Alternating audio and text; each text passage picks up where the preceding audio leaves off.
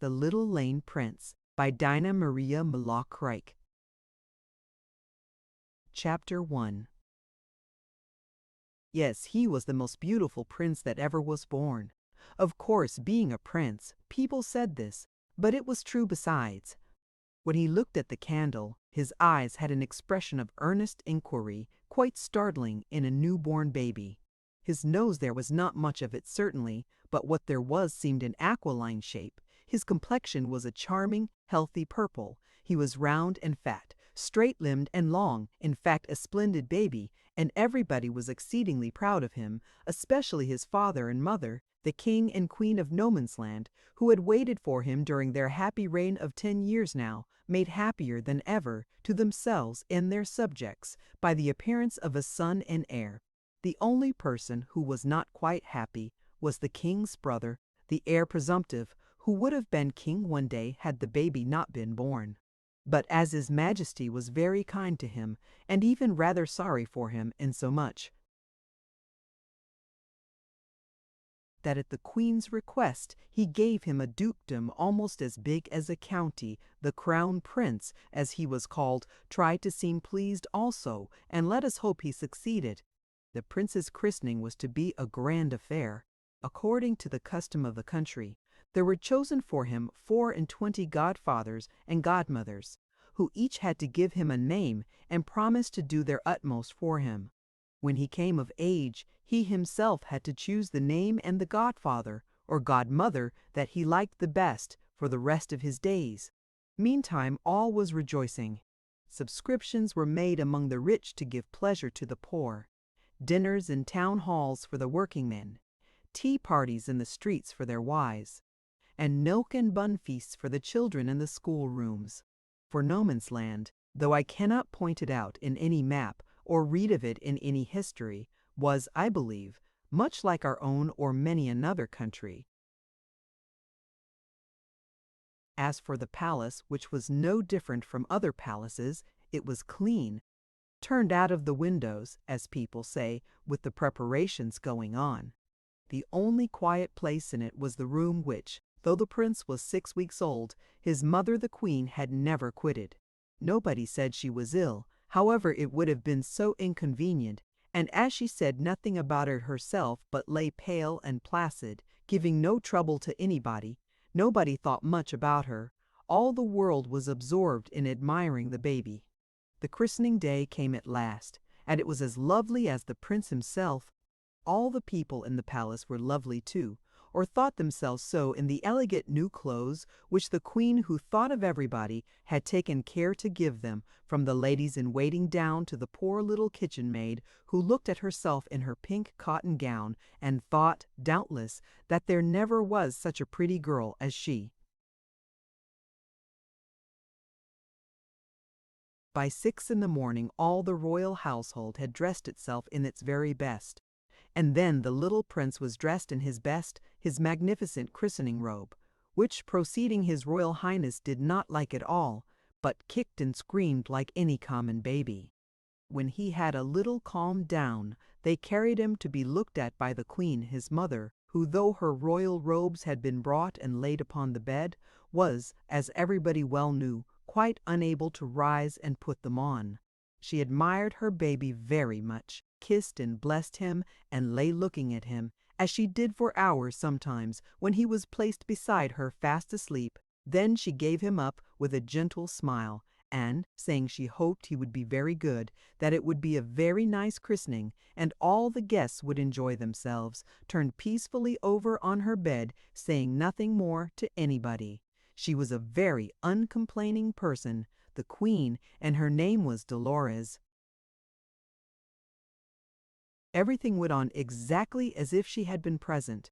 All, even the king himself, had grown used to her absence, for she was not strong, and for years had not joined in any gaieties. She always did her royal duties, but as to pleasures, they could go on quite well without her, or it seemed so. The company arrived, great and notable persons in this and neighboring countries. Also the 24 godfathers and godmothers, who had been chosen with care, as the people who would be most useful to His Royal Highness should he ever want friends, which did not seem likely.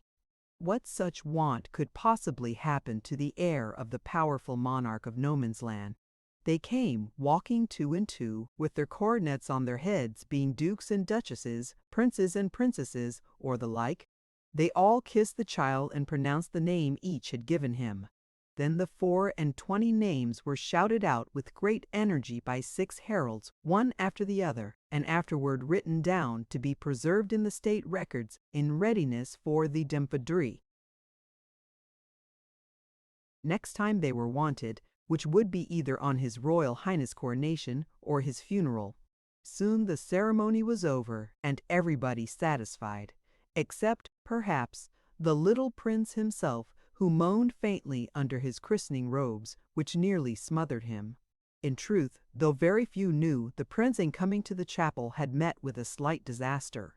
His nurse, not his ordinary one, but the state nursemaid, an elegant and fashionable young lady of rank, whose duty it was to carry him to and from the chapel, had been so occupied in arranging her train with one hand, while she held the baby with the other, that she stumbled and let him fall just at the foot of the marble staircase.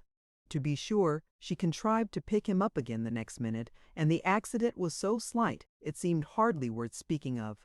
Consequently, nobody did speak of it. The baby had turned deadly pale, but did not cry, so no person, a step or two behind, could discover anything wrong. Afterward, even if he had moaned, the silver trumpets were loud enough to drown his voice. It would have been a pity to let anything trouble such a day of felicity. So, after a minute's pause, the procession had moved on. Such a procession tiaras in blue and silver, pages in crimson and gold, and a troop of little girls in dazzling white, carrying baskets of flowers, which they strewed all the way before the nurse and child, finally the 24 godfathers and godmothers, as proud as possible, and so splendid to look at that they would have quite extinguished their small godson, merely a heap of lace and muslin with a baby face inside, had it not been for a canopy of white satin and ostrich feathers, which was held over him. Thus, with the sun shining on them through the painted windows, they stood, the king and his train on one side, the prince and his attendants on the other, as pretty a sight as ever was seen out of fairyland. "It's just like fairyland," whispered the eldest little girl to the next eldest, as she shook the last rose out of her basket. "And I think the only thing the prince wants now is a fairy godmother." "Does he?"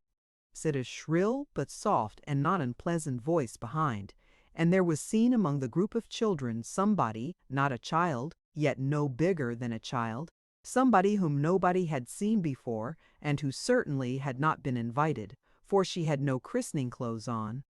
She was a little old woman dressed all in gray gown, gray hooded cloak of a material excessively fine, and a tint that seemed perpetually changing, like the gray of an evening sky.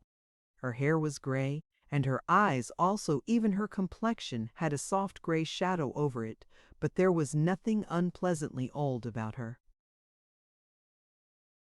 And her smile was as sweet and childlike as the prince's own, which stole over his pale little face the instant she came near enough to touch him. "Take care! Don't let the baby fall again." The grand young lady nurse started, flushing angrily. "Who spoke to me? How did anybody know? I mean, what business has anybody?" Then frightened, but still speaking in a much sharper tone than I hope young ladies of rank are in the habit of speaking, "Old woman, you will be kind enough not to say the baby, but the prince." "Keep away. His Royal Highness is just going to sleep." "Nevertheless, I must kiss him. I am his godmother." "You!" cried the elegant lady nurse. "You!" repeated all the gentlemen and ladies in waiting. "You!" echoed the heralds and pages, and they began to blow the silver trumpets in order to stop all further conversation.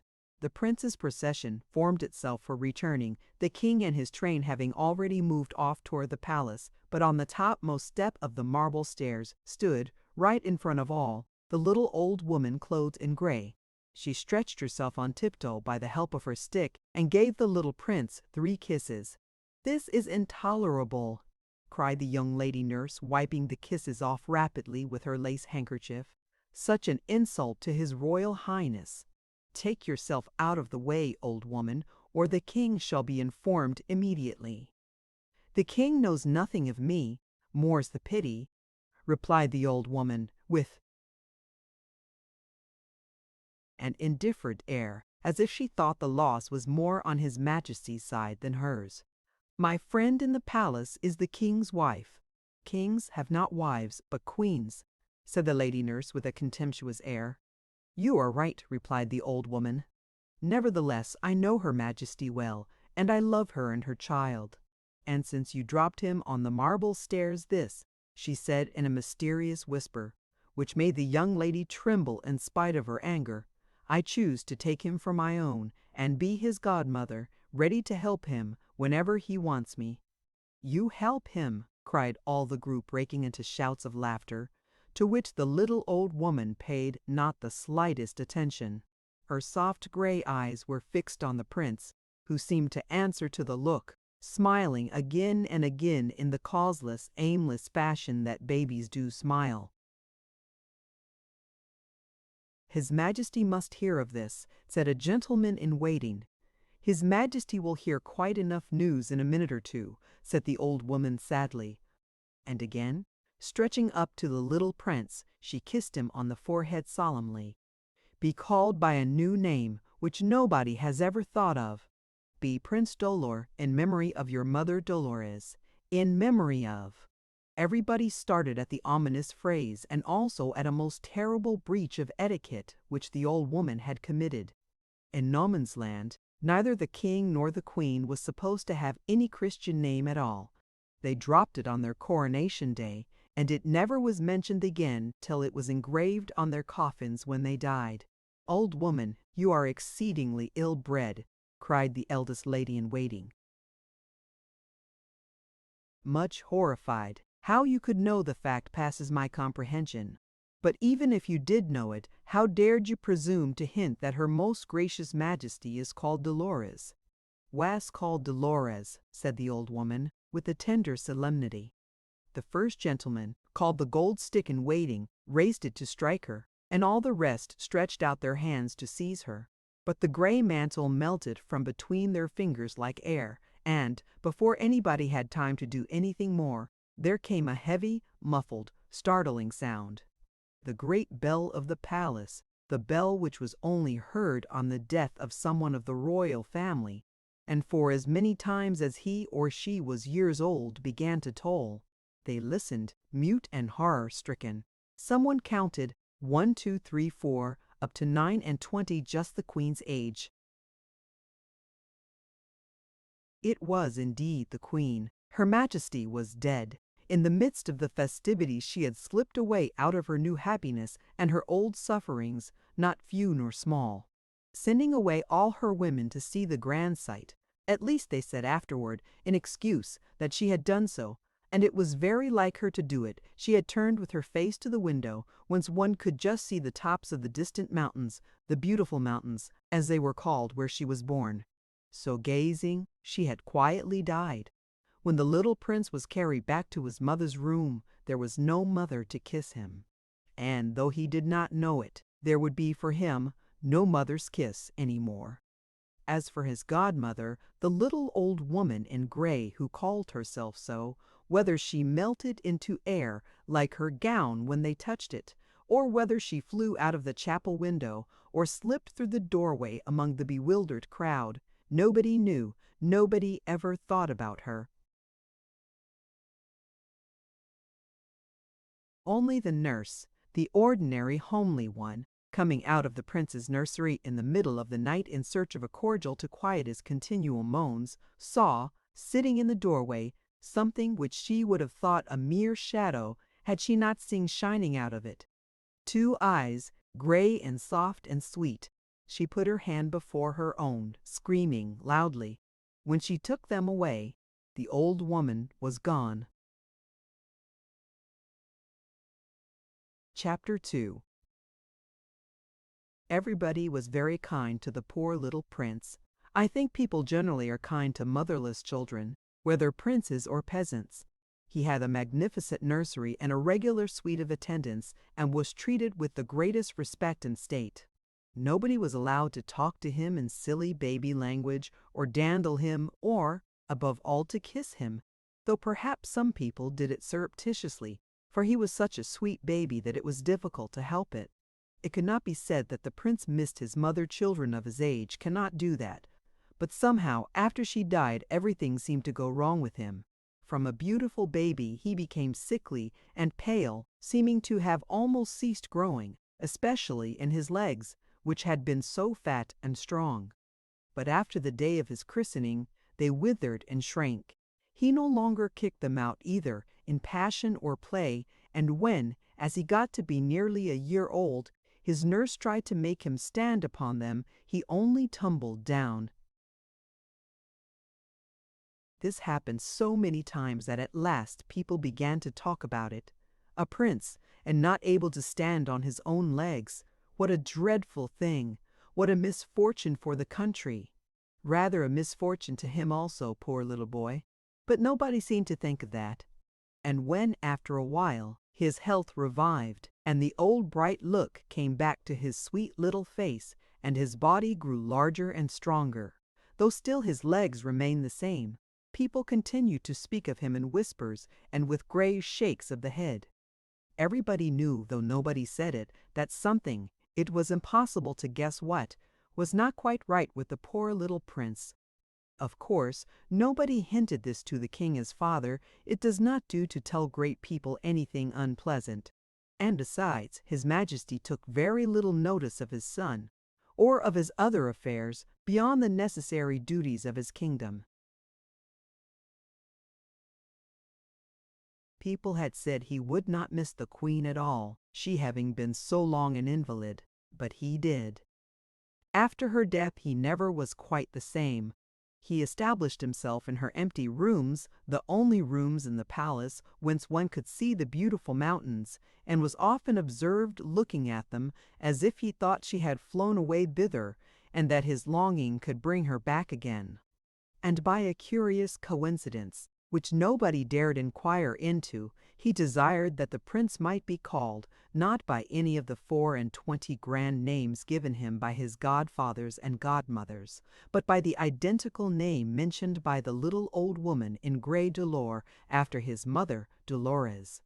Once a week, according to established state custom, the prince, dressed in his very best, was brought to the king his father for half an hour, but his majesty was generally too ill and too melancholy to pay much heed to the child. Only once, when he and the crown prince, who was exceedingly attentive to his royal brother, were sitting together, with Prince Dolor playing in a corner of the room, dragging himself about with his arms rather than his legs, and sometimes trying feebly to crawl from one chair to another. It seemed to strike the father that all was not right with his son. "How old is his Royal Highness?" said he suddenly to the nurse. 2 years, 3 months, and 5 days, please your majesty."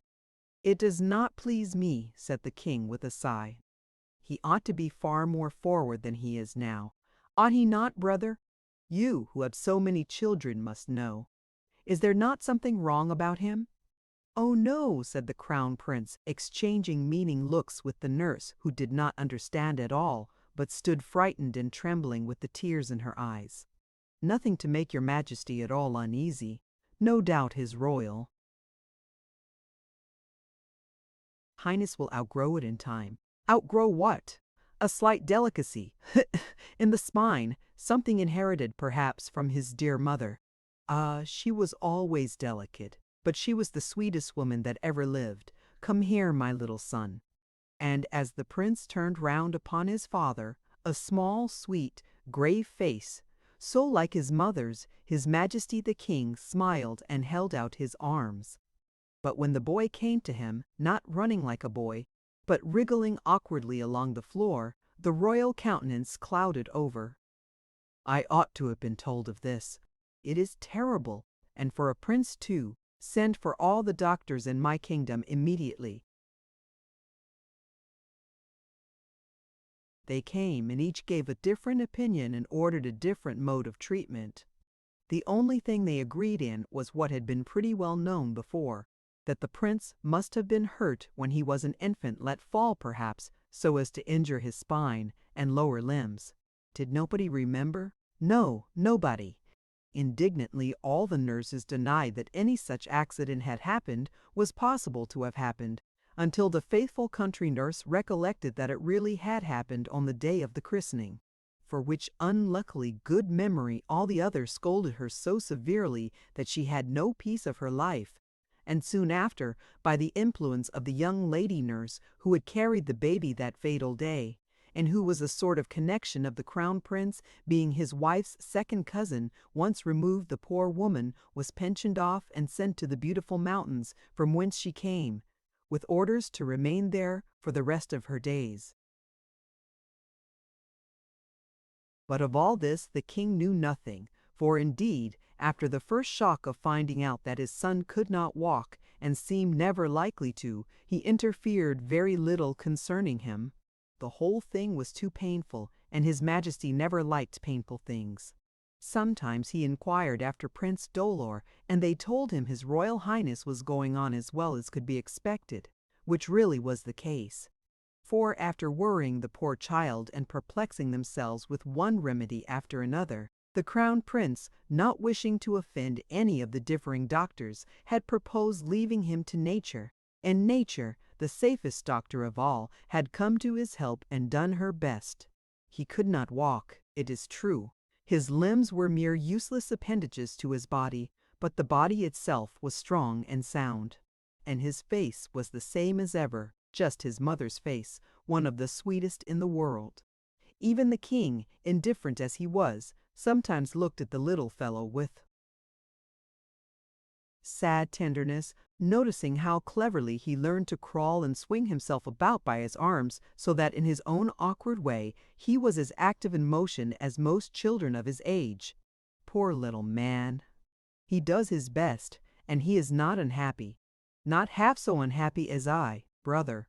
Addressing the crown prince, who was more constant than ever in his attendance upon the sick monarch, if anything should befall me, I have appointed you regent. In case of my death, you will take care of my poor little boy. Certainly, certainly, but do not let us imagine any such misfortune. I assure your Majesty everybody will assure you that it is not in the least likely. He knew, however, and everybody knew, that it was likely, and soon after it actually did happen.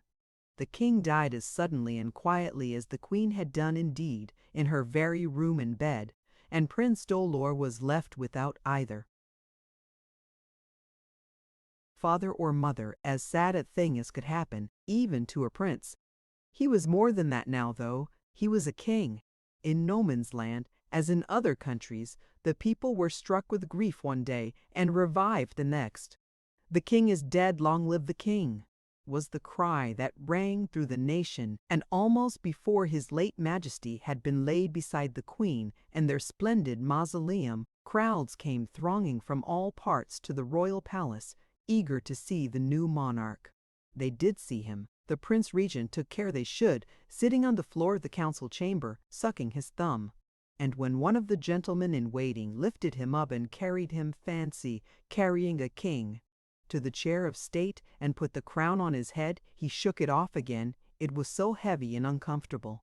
Sliding down to the foot of the throne, he began playing with the golden lions that supported it, stroking their paws and putting his tiny fingers into their eyes and laughing as if he had at last found something to amuse him. "There's a fine cane for you," said the first lord in waiting, a friend of the prince regent's, the crown prince that used to be, who in the deepest mourning stood silently beside the throne of his young nephew. He was a handsome man, very grand and clever looking. What a king! Who can never stand to receive his subjects, never walk in processions, who to the last day of his life will have to be carried about like a baby. Very unfortunate. Exceedingly unfortunate, repeated the second lord. It is always bad for a nation when its king is a child, but such a child a permanent cripple, if not worse. Let us hope not worse, said the First Lord in a very hopeless tone, and looking toward the regent, who stood erect and pretended to hear nothing. "I have heard that these sort of children with very large heads and great broad foreheads and staring eyes are well, let us hope for the best and be prepared for the worst. In the meantime, I swear," said the Crown Prince, coming forward and kissing the hilt of his sword, "I swear to perform my duties as regent, to take all care of His Royal Highness's Majesty, I mean," with a grand bow to the little child, who laughed innocently back again. "And I will do my humble best to govern the country. Still, if the country has the slightest objection, but the Crown Prince being generalissimo, having the whole army at his beck and call, so that he could have begun a civil war in no time, the country had, of course, not the slightest objection. So the king and queen slept together in peace, and Prince Dolor reigned over the land, that is, his uncle did, and everybody said what a fortunate thing it was for the poor little prince to have such a clever uncle to take care of him. All things went on as usual. Indeed, after the regent had brought his wife and her 7 sons, and established them in the palace, rather better than usual. For they gave such splendid entertainments, and made the capital so lively, that trade revived, and the country was said to be more flourishing than it had been for a century. Whenever the regent and his sons appeared, they were received with shouts, "Long live the Crown Prince! Long live the royal family!" And in truth, they were very fine children, the whole 7 of them, and made a great show when they rode out together on 7 beautiful horses, one height above another, down to the youngest on his tiny black pony, no bigger than a large dog. As for the other child, His Royal Highness Prince Dolor, for somehow people soon ceased to call him His Majesty, which seems such a ridiculous title for a poor little fellow, a helpless cripple with only head and trunk, and no legs to speak of. He was seen very seldom by anybody. Sometimes people daring enough to peer over the high wall of the palace garden noticed there, carried in a footman's arms, or drawn in a chair, or left to play on the grass, often with nobody to mind him, a pretty little boy with a bright, intelligent face and large, melancholy eyes. No, not exactly melancholy, for they were his mother's, and she was by no means sad-minded, but thoughtful and dreamy.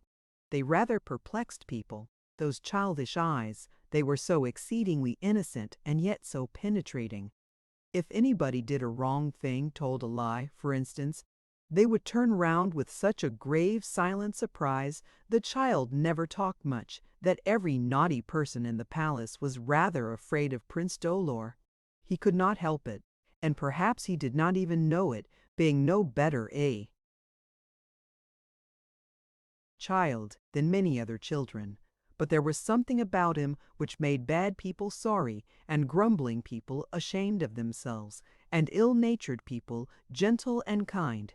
I suppose because they were touched to see a poor little fellow who did not in the least know what had befallen him, or what lay before him, living his baby life, as happy as the day is long. Thus, whether or not he was good himself, the sight of him and his affliction made other people good, and, above all, made everybody love him so much so that his uncle the regent began to feel a little uncomfortable. Now, I have nothing to say against uncles in general. They are usually very excellent people and very convenient to little boys and girls. Even the cruel uncle of the Babes in the Wood I believe to be quite an exceptional character. And this cruel uncle of whom I am telling was, I hope, an exception too. He did not mean to be cruel. If anybody had called him so, he would have resented it extremely. He would have said that what he did was done entirely for the good of the country. But he was a man who had always been accustomed to consider himself first and foremost, believing that whatever he wanted was sure to be right, and therefore he ought to have it. So he tried to get it, and got it too, as people like him very often do. Whether they enjoy it when they have it is another question. Therefore he went one day to the council chamber, determined on making a speech and informing the ministers and the country at large that the young king was in failing health, and that it would be advisable to send him for a time to the beautiful mountains. Whether he really meant to do this, or whether it occurred to him afterward that there would be an easier way of attaining his great desire, the crown of no man's land, is a point which I cannot decide. But soon after, when he had obtained an order in council to send the king away, which was done in great state, with a guard of honor composed of 2 whole regiments of soldiers, the nation learned, without much surprise, that the poor little prince, nobody ever called him king, now had gone a much longer journey than to the beautiful mountains. He had fallen ill on the road, and died within a few hours. At least so declared the physician in attendance and the nurse who had been sent to take care of him. They brought his coffin back in great state and buried it in the mausoleum with his parents. So Prince Duller was seen no more. The country went into deep mourning for him, and then forgot him, and his uncle reigned in his stead. That illustrious personage accepted his crown with great decorum and wore it with great dignity to the last. But whether he enjoyed it or not, there is no evidence to show. Chapter 3. And what of the little lame prince, whom everybody seems so easily to have forgotten? Not everybody. There were a few kind souls, mothers of families, who had heard his sad story, and some servants about the palace, who had been familiar with his sweet ways. These many a time sighed and said, "Poor Prince Dolor." Or, looking at the beautiful mountains, which were visible all over no man's land, though few people ever visited them, "Well, perhaps His Royal Highness is better where he is than even there." They did not know, indeed, hardly anybody did know, that beyond the mountains, between them and the sea, lay a tract of country, barren, level, bare, except for short, stunted grass, and here and there a patch of tiny flowers. Not a bush, not a tree, not a resting place for bird or beast was in that dreary plain. In summer the sunshine fell upon it hour after hour with a blinding glare. In winter the winds and rains swept over it unhindered, and the snow came down steadily, noiselessly, covering it from end to end in one great white sheet, which lay for days and weeks unmarked by a single footprint. Not a pleasant place to live in, and nobody did live there, apparently. The only sign that human creatures had ever been near the spot was one large round tower which rose up in the center of the plain, and might be seen all over it if there had been anybody to see, which there never was. Rose right up out of the ground, as if it had grown of itself, like a mushroom. But it was not at all mushroom-like. On the contrary, it was very solidly built. In form it resembled the Irish round towers, which have puzzled people for so long, nobody being able to find out when, or by whom, or for what purpose they were made, seemingly for no use at all, like this tower. It was circular, of very firm brickwork, with neither doors nor windows until near the top, when you could perceive some slits in the wall through which one might possibly creep in or look out. Its height was nearly 100 feet, and it had a battlemented parapet showing sharp against the sky. As the plain was quite desolate, almost like a desert, only without sand, and led to nowhere except the still more desolate sea-coast, nobody ever crossed it.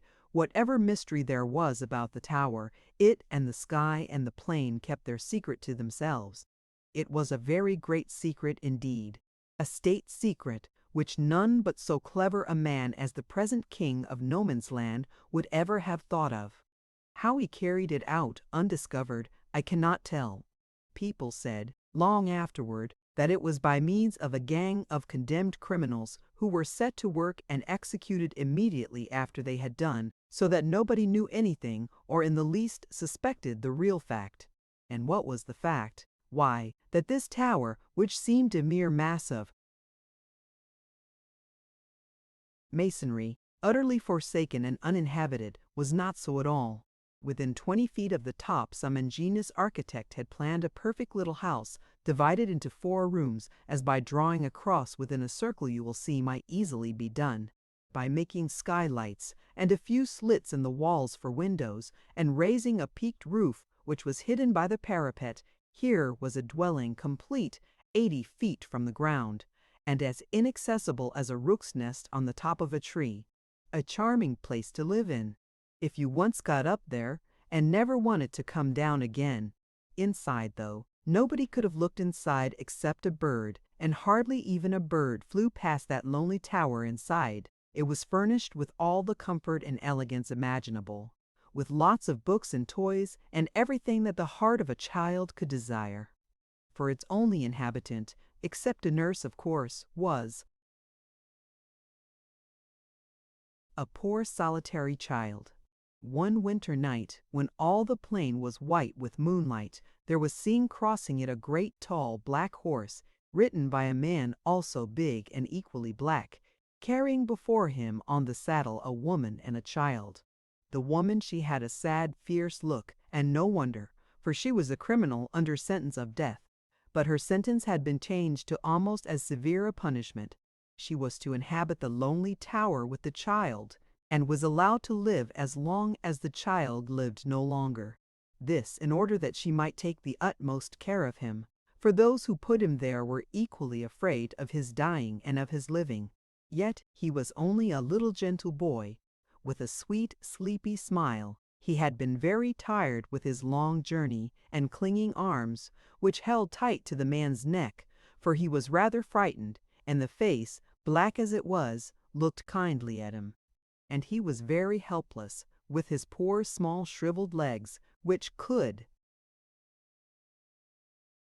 neither stand nor run away. For the little forlorn boy was Prince Dullor. He had not been dead at all, or buried either. His grand funeral had been a mere pretense, a wax figure having been put in his place, while he himself was spirited away under charge of these 2, the condemned woman and the black man. The latter was deaf and dumb, so could neither tell nor repeat anything. When they reached the foot of the tower, there was light enough to see a huge chain dangling from the parapet, but dangling only halfway. The deaf mute took from his saddle wallet a sort of ladder, arranged in pieces like a puzzle, fitted it together, and lifted it up to meet the chain. Then he mounted to the top of the tower, and slung from it a sort of chair, in which the woman and the child placed themselves, and were drawn up, never to come down again as long as they lived. Leaving them there, the man descended the ladder, took it to pieces again, and packed it in his pack, mounted the horse, and disappeared across the plain. Every month they used to watch for him, appearing like a speck in the distance. He fastened his horse to the foot of the tower and climbed it as before, laden with provisions and many other things. He always saw the prince, so as to make sure that the child was alive and well, and then went away until the following month. While his first childhood lasted, Prince Dullor was happy enough. He had every luxury that even a prince could need, and the one thing wanting, love, never having known, he did not miss. His nurse was very kind to him, though she was a wicked woman. But either she had not been quite so wicked as people said, or she grew better through being shut up continually with a little innocent child who was dependent upon her for every comfort and pleasure of his life. It was not an unhappy life. There was nobody to tease or ill-use him, and he was never ill. He played about from room to room. There were 4 rooms: parlor, kitchen, his nurse's bedroom, and his own. Learned to crawl like a fly, and to jump like a frog, and to run about on all 4s, almost as fast as a puppy. In fact, he was very much like a puppy or a kitten, as thoughtless and as merry, scarcely ever cross, though sometimes a little weary. As he grew older, he occasionally liked to be quiet for a while, and then he would sit at the slits of windows, which were, however, much bigger than they looked from the bottom of the tower, and watch the sky above and the ground below, with the storms sweeping over and the sunshine coming and going, and the shadows of the clouds running races across the blank plain. By and by he began to learn lessons. Not that his nurse had been ordered to teach him, but she did it partly to amuse herself.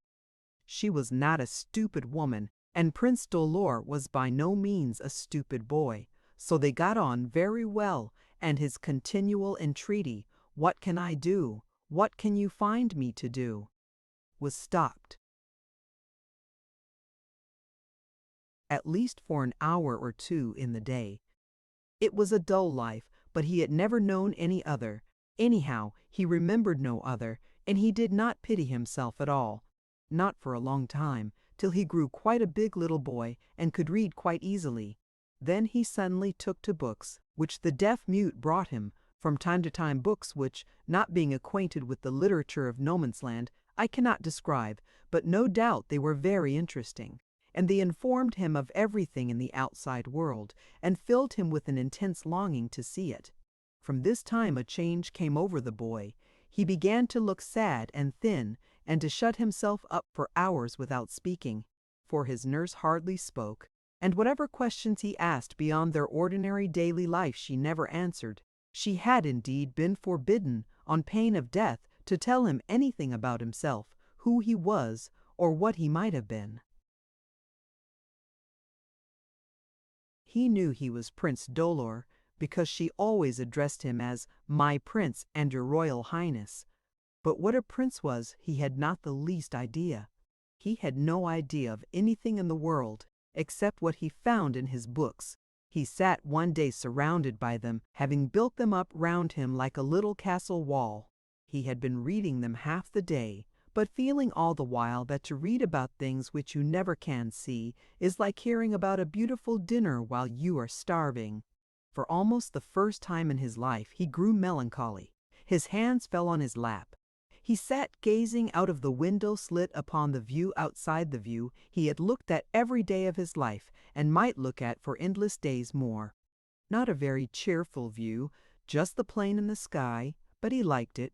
He used to think, if he could only fly out of that window, up to the sky or down to the plain, how nice it would be. Perhaps when he died his nurse had told him once, in anger, that he would never leave the tower till he died. He might be able to do this. Not that he understood much what dying meant, but it must be a change, and any change seemed to him a blessing. And I wish I had somebody to tell me all about it, about that and many other things. Somebody that would be fond of me, like my poor white kitten. Here the tears came into his eyes, for the boy's one friend, the one interest of his life, had been a little white kitten, which the deaf-mute, kindly smiling, once took out of his pocket and gave him, the only living creature Prince Dolor had ever seen. For 4 weeks it was his constant plaything and companion, till one moonlight night it took a fancy for wandering, climbed onto the parapet of the tower, dropped over and disappeared. It was not killed, he hoped, for cats have 9 lives. Indeed, he almost fancied he saw it pick itself up and scamper away. But he never caught sight of it more. Yes, I wish I had something better than a kitten. A person, a real live person, who would be fond of me and kind to me. Oh, I want somebody dreadfully, dreadfully. As he spoke, there sounded behind him a slight tap, tap, tap, as of a stick or a cane, and twisting himself round, he saw, what do you think he saw? Nothing either frightening or ugly, but still exceedingly curious. A little woman, no bigger than he might himself have been, had his legs grown like those of other children, but she was not a child, she was an old woman. Her hair was gray, and her dress was gray, and there was a gray shadow over her wherever she moved. But she had the sweetest smile, the prettiest hands, and when she spoke it was in the softest voice imaginable. My dear little boy. And dropping her cane, the only bright and rich thing about her, she laid those 2 tiny hands on his shoulders. My own little boy, I could not come to you until you had said you wanted me, but now you do want me. Here I am. And you are very welcome, madam, replied the prince, trying to speak politely, as princes always did in books, and I am exceedingly obliged to you. May I ask who you are?" "Perhaps my mother." For he knew that little boys usually had a mother, and had occasionally wondered what had become of his own. "No," said the visitor, with a tender, half-sad smile, putting back the hair from his forehead and looking right into his eyes. "No, I am not your mother, though she was a dear friend of mine, and you are as like her as ever you can be. Will you tell her to come and see me then?" "She cannot, but I dare say she knows all about you, and she loves you very much, and so do I, and I want to help you all I can, my poor little boy." "Why do you call me poor?" asked Prince Dolor in surprise. The little old woman glanced down on his legs and feet, which he did not know were different from those of other children, and then at his sweet, bright face, which, though he knew not that either, was exceedingly different from many children's faces, which are often so fretful, cross, sullen. Looking at him, instead of sighing, she smiled. "I beg your pardon, my prince," said she. "Yes, I am a prince, and my name is Dolor. Will you tell me yours, madam?" The little old woman laughed like a chime of silver bells. "I have not got a name, or rather, I have so many names that I don't know which to choose. However, it was I who gave you yours, and you will belong to me all your days. I am your godmother." "Hurrah!" cried the little prince. "I am glad I belong to you, for I like you very much. Will you come and play with me?" So they sat down together and played. By and by they began to talk. "Are you very dull here?" asked the little old woman. "Not particularly, thank you, godmother. I have plenty to eat and drink, and my lessons to do, and my books to read, lots of books." "And you want nothing?" "Nothing. Yes, perhaps, if you please, godmother, could you bring me just one more thing?" "What sort of thing?" "A little boy to play with." The old woman looked very sad. "Just the thing, alas I, which I cannot give you. My child, I cannot alter your lot in any way, but I can help you to bear it." "Thank you, but why do you talk of bearing it?" "I have nothing to bear." "My poor little man," said the old woman in the very tenderest tone of her tender voice. "Kiss me." "What is kissing?" asked the wondering child. His godmother took him in her arms and embraced him many times. By and by he kissed her back again, at first awkwardly and shyly, then with all the strength of his warm little heart. "You are better to cuddle than even my white kitten, I think. Promise me that. You will never go away." "I must, but I will leave a present behind me, something as good as myself to amuse you, something that will take you wherever you want to go, and show you all that you wish to see." "What is it?" "A traveling cloak." The prince's countenance fell. "I don't want a cloak, for I never go out. Sometimes nurse hoists me on to the roof, and carries me round by the parapet, but that is all. I can't walk, you know, as she does." "The more reason why you should ride. And besides, this traveling cloak, hush, she's coming." There sounded outside the room door a heavy step, and a grumpy voice, and a rattle of plates and dishes. "It's my nurse, and she is bringing my dinner, but I don't want dinner at all. I only want you." "Will her coming drive you away, godmother?" "Perhaps, but only for a little while." "Never mind. All the bolts and bars in the world couldn't keep me out. I'd fly in at the window, or down through the chimney. Only wish for me, and I come." "Thank you," said Prince Dolor, but almost in a whisper, for he was very uneasy at what might happen next. His nurse and his godmother, what would they say to one another? How would they look at one another? Two such different faces, one harsh-lined, sullen, cross, and sad, the other sweet and bright and calm as a summer evening before the dark begins. When the door was flung open, Prince Dolor shut his eyes, trembling all over.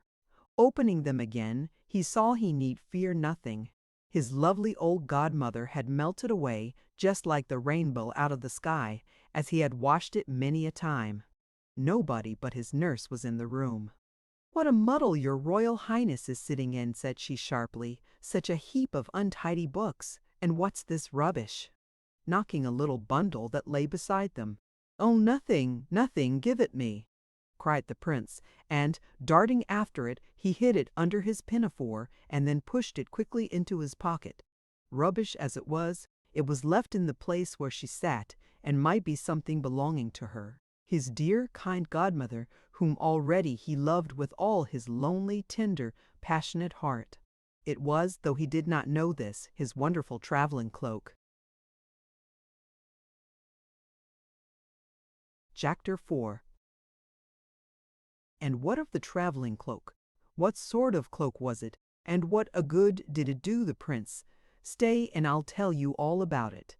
Outside, it was the commonest looking bundle imaginable, shabby and small, and the instant Prince Dolor touched it, it grew smaller still, dwindling down till he could put it in his trouser's pocket like a handkerchief rolled up into a ball.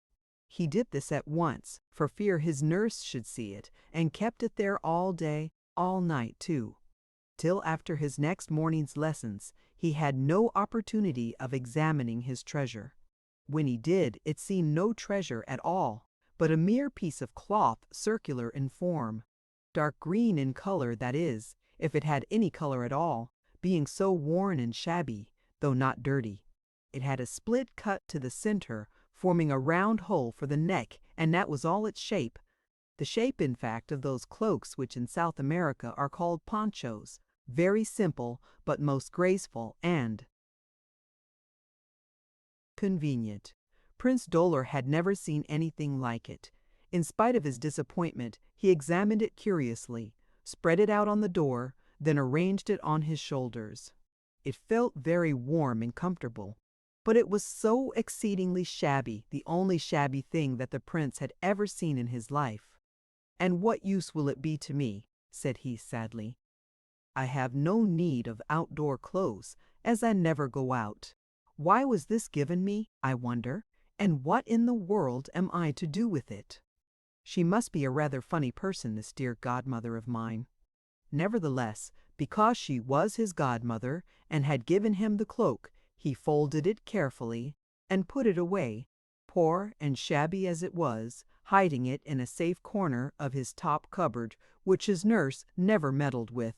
He did not want her to find it, or to laugh at it, or at his godmother, as he felt sure she would if she knew all. There it lay, and by he forgot all about it. Nay, I am sorry to say that, being but a child, and not seeing her again, he almost forgot his sweet old godmother, or thought of her only as he did of the angels or fairies that he read of in his books, and of her visit as if it had been a mere dream of the night. There were times, certainly, when he recalled her, of early mornings like that morning when she appeared beside him, and late evenings when the gray twilight reminded him of the color of her hair and her pretty soft garments. Above all, when, waking in the middle of the night, with the stars peering in at his window, or the moonlight shining across his little bed, he would not have been surprised to see her standing beside it, looking at him with those beautiful tender eyes, which seemed to have a pleasantness and comfort in them different from any heavy had he had it of not. But she never came, and gradually she slipped out of his memory, only a boy's memory after all, until something happened which made him remember her and want her as he had never wanted anything before. Prince Dolor fell ill. He caught his nurse, could not tell how a complaint common to the people of No Man's Land, called the doldrums, as unpleasant as measles or any other of our complaints, and it made him restless, cross, and disagreeable. Even when a little better, he was too weak to enjoy anything, but lay all day long on his sofa, fidgeting his nurse extremely while, in her intense terror lest he might die, she fidgeted him still more. At last, seeing he really was getting well, she left him to himself, which he was most glad of, in spite of his dullness and dreariness. There he lay, alone, quite alone. Now and then an irritable fit came over him, in which he longed to get up and do something, or to go somewhere would have liked to imitate his white kitten jumped down from the tower and run away, taking the chance of whatever might happen. Only one thing, alas, was likely to happen, for the kitten, he remembered, had 4 active legs, while I wonder what my godmother meant when she looked at my legs and sighed so bitterly. I wonder why I can't walk straight and steady like my nurse, only I wouldn't like to have her great, noisy, clumping shoes. Still, it would be very nice to move about quickly, perhaps to fly, like a bird, like that string of birds I saw the other day skimming across the sky, one after the other. These were the passage birds, the only living creatures that ever crossed the lonely plain, and he had been much interested in them, wondering whence they came and whither they were going. How nice it must be to be a bird. If legs are no good, why cannot one have wings? People have wings when they die, perhaps. I wish I were dead, that I do. I am so tired, and nobody cares for me. Nobody ever did care for me, except perhaps my godmother. Godmother dear, had you quite forsaken me? He stretched himself wearily, gathered himself up, and dropped his head upon his hands. As he did so, he felt somebody kiss him at the back of his neck, and, turning, found that he was resting, not on the sofa pillows, but on a warm shoulder, that of the little old woman clothed in gray. How glad he was to see her! How he looked into her kind eyes and felt her hands, to see if she were all real and alive. Ben put both his arms round her neck and kissed her as if he would never have done kissing. "Stop, stop!" cried she, pretending to be smothered. "I see you have not forgotten my teachings. Kissing is a good thing in moderation, only just let me have breath to speak one word." "A dozen," he said. "Well then, tell me all that has happened to you since I saw you, or rather, since you saw me, which is quite a different thing." "Nothing has happened." "Nothing ever does happen to me," answered the prince dolefully. "And are you very dull, my boy?" "So dull that I was just thinking whether I could not jump down to the bottom of the tower, like my white kitten." "Don't do that, not being a white kitten." "I wish I were. I wish I were anything but what I am." "And you can't make yourself any different, nor can I do it either. You must be content to stay just what you are." The little old woman said this very firmly but gently, too, with her arms round his neck and her lips on his forehead. It was the first time the boy had ever heard anyone talk like this, and he looked up in surprise, but not in pain, for her sweet manner softened the hardness of her words. "Now, my prince, for you are a prince and must behave as such, let us see what we can do. How much I can do for you, or show you how to do for yourself. Where is your traveling cloak?" Prince Dolor blushed extremely. I put it away in the cupboard. I suppose it is there still. You have never used it. You dislike it." He hesitated, wishing to be impolite. "Don't you think it's just a little old and shabby for a prince?" The old woman laughed long and loud, though very sweetly. "Prince indeed! Why, if all the princes in the world craved for it, they couldn't get it, unless I gave it them.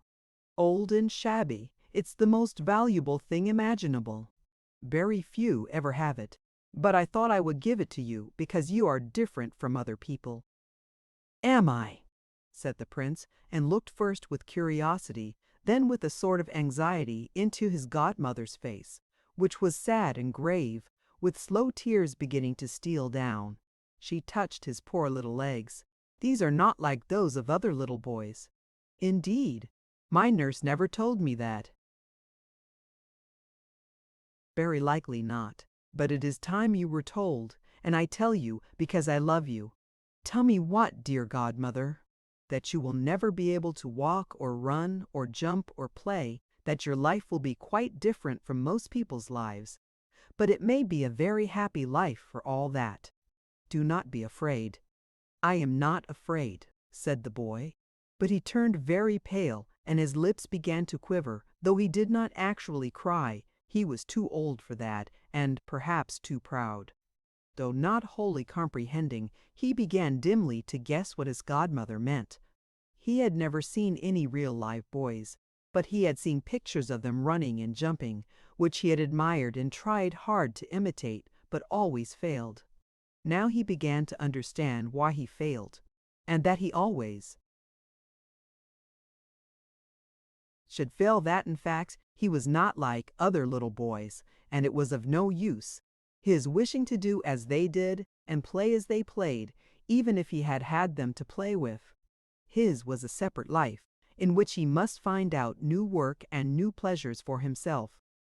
The sense of the inevitable, as grown-up people call it, that we cannot have things as we want them to be, but as they are, and that we must learn to bear them and make the best of them. This lesson, which everybody has to learn soon or late, came, alas, sadly soon, to the poor boy.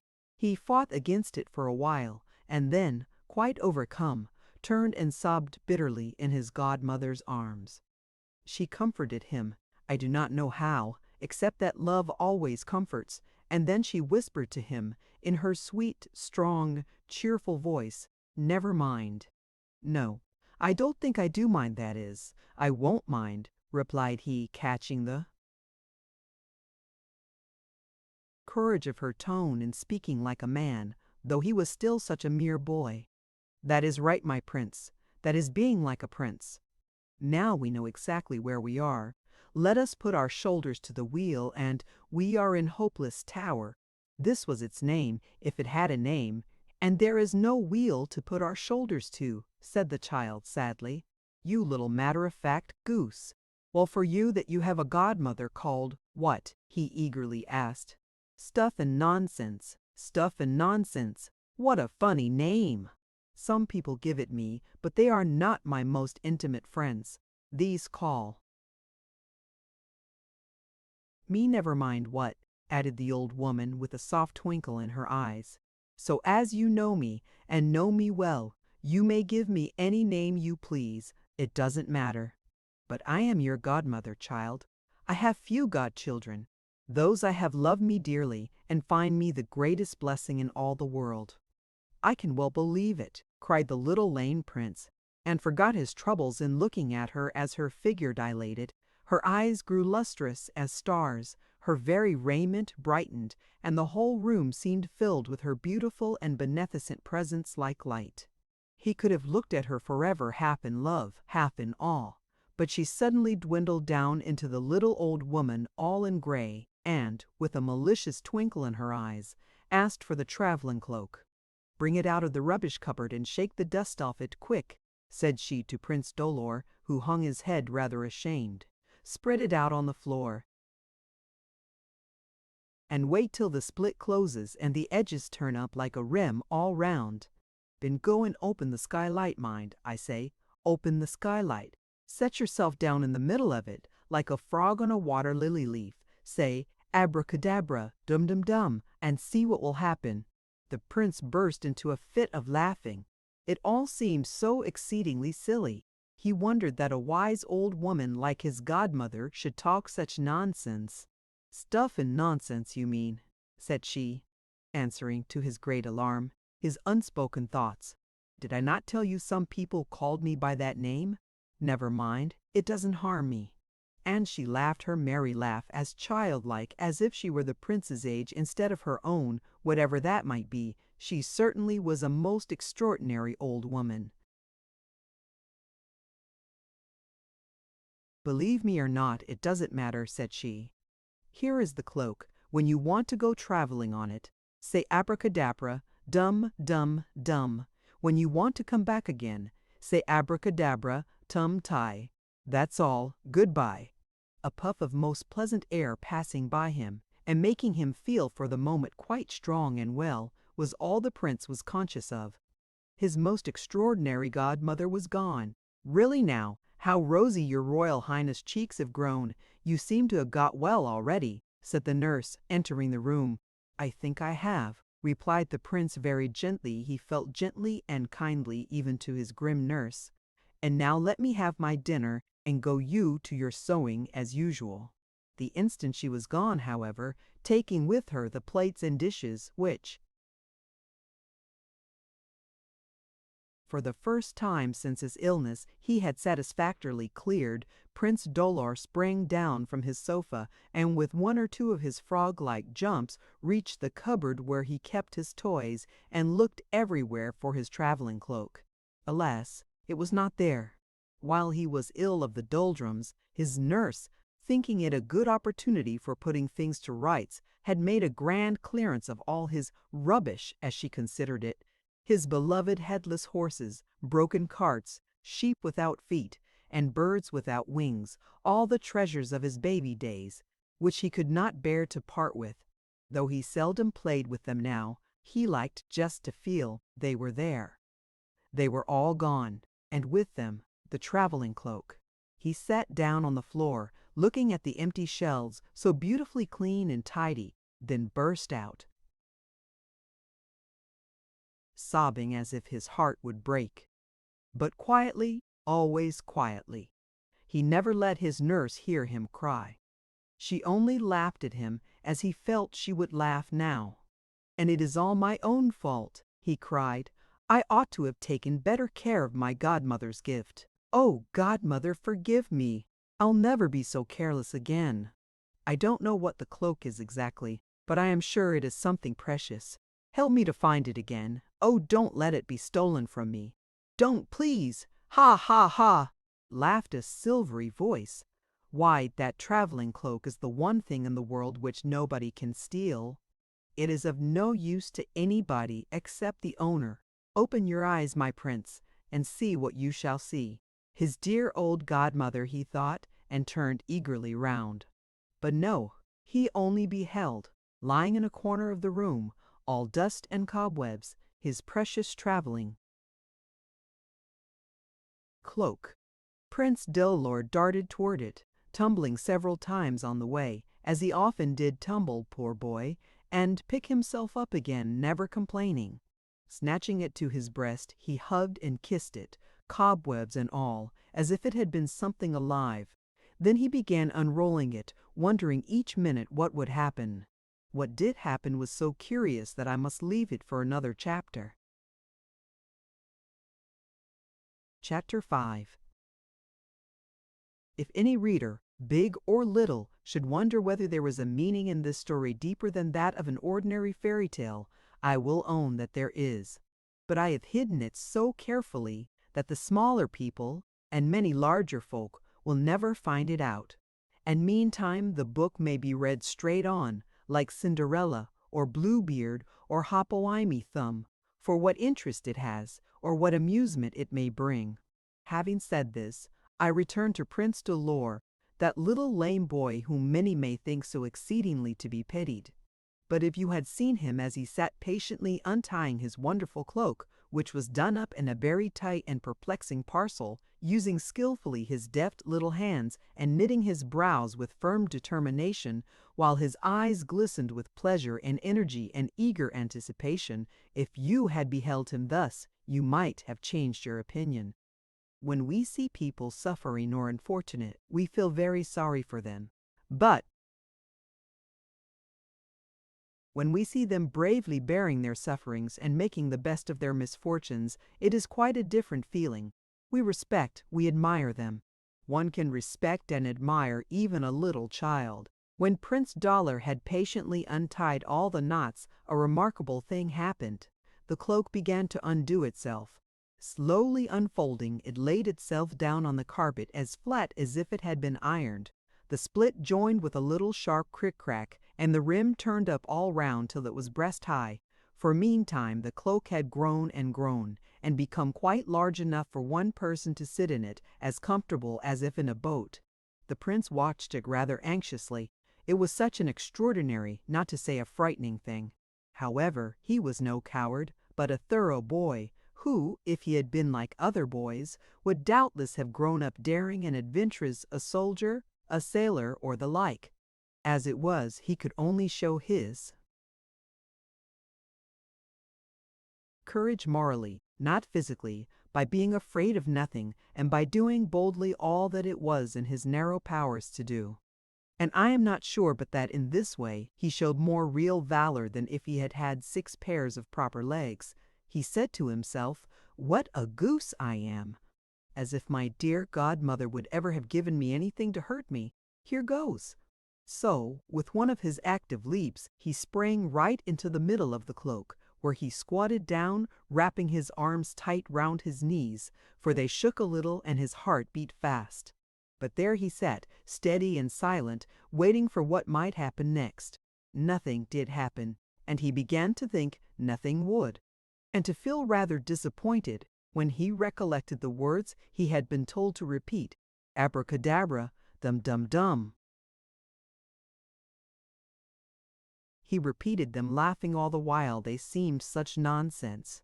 And then, now I don't expect anybody to believe what I am going to relate, though a good many wise people have believed a good many sillier things. And as seeing's believing, and I never saw it, I cannot be expected implicitly to believe it myself, except in a sort of a way. And yet there is truth in it for some people. The cloak rose, slowly and steadily, at first only a few inches, then gradually higher and higher, till it nearly touched the skylight. Prince Dolor's head actually bumped against the glass, or would have done so had he not crouched down, crying, "Oh, please don't hurt me," in a most melancholy voice. Then he suddenly remembered his godmother's express command, "Open the skylight." Regaining his courage at once, without a moment's delay he lifted up his head and began searching for the bolt, the cloak meanwhile remaining perfectly still, balanced in the air. But the minute the window was opened, out it sailed right out into the clear, fresh air, with nothing between it and the cloudless blue. Prince Dolor had never felt any such delicious sensation before. I can understand it. Cannot you?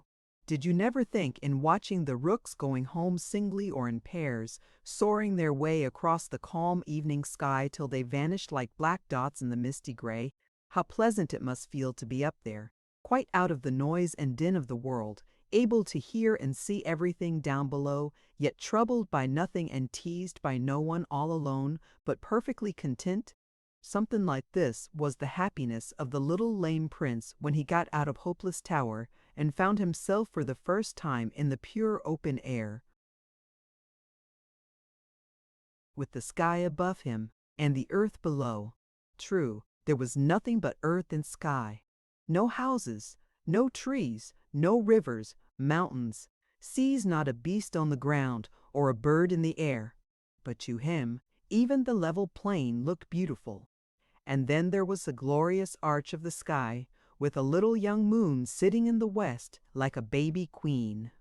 And the evening breeze was so sweet and fresh it kissed him like his godmother's kisses, and by, a few stars came out first, 2 or 3, and then quantities, so that when he began to count them, he was utterly bewildered.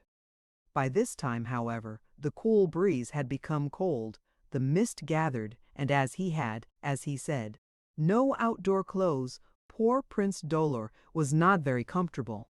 The dews fell damp on his curls. He began to shiver. "Perhaps I had better go home," thought he. But how? For in his excitement the other words which his godmother had told him to use had slipped his memory. They were only a little different from the first, but in that slight difference all the importance lay. As he repeated his abracadabra, trying ever so many other syllables after it, the cloak only went faster and faster, skimming on through the dusky, empty air. The poor little prince began to feel frightened. What if his wonderful traveling cloak should keep on thus traveling, perhaps to the world's end, carrying with it a poor, tired, hungry boy, who, after all, was beginning to think there was something very pleasant in supper and bed? "Dear godmother," he cried pitifully, "do help me. Tell me just this once, and I'll never forget again." Instantly the words came rushing into his head. Abracadabra, tum-tum-tie. Was that it? Ah! Yes, for the cloak began to turn slowly. He repeated the charm. Again, more distinctly and firmly, when it gave a gentle dip like a nod of satisfaction and immediately started back as fast as ever in the direction of the tower. He reached the skylight, which he found exactly as he had left it, and slipped in, cloak and all, as easily as he had got out. He had scarcely reached the floor, and was still sitting in the middle of his traveling cloak, like a frog on a water-lily leaf, as his godmother had expressed it, when he heard his nurse's voice outside. "Bless us, what has become of your Royal Highness all this time, to sit stupidly here at the window till it is quite dark, and leave the skylight open too? Prince, what can you be thinking of? You are the silliest boy I ever knew." "Am I?" said he absently, and never heeding her crossness, for his only anxiety was lest she might find out anything. She would have been a very clever person to have done so. The instant Prince Dolor got off it, the cloak folded itself up into the tiniest possible parcel, tied all its own knots, and rolled itself of its own accord into the farthest and darkest corner of the room. If the nurse had seen it, which she didn't, she would have taken it for a mere bundle of rubbish not worth noticing. Shutting the skylight with an angry bang, she brought in the supper and lit the candles with her usual unhappy expression of countenance. But Prince Dolor hardly saw it. He only saw, hid in the corner where nobody else would see it, his wonderful traveling cloak. And though his supper was not particularly nice, he ate it heartily, scarcely hearing a word of his nurse's grumbling, which tonight seemed to have taken the place of her sullen silence.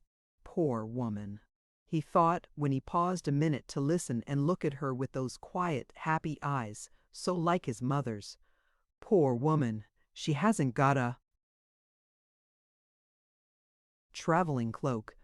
And when he was left alone at last, and crept into his little bed, where he lay awake a good while, watching what he called his sky garden, all planted with stars like flowers, his chief thought was, "I must be up very early tomorrow morning and get my lessons done, and then I'll go traveling all over the world on my beautiful cloak."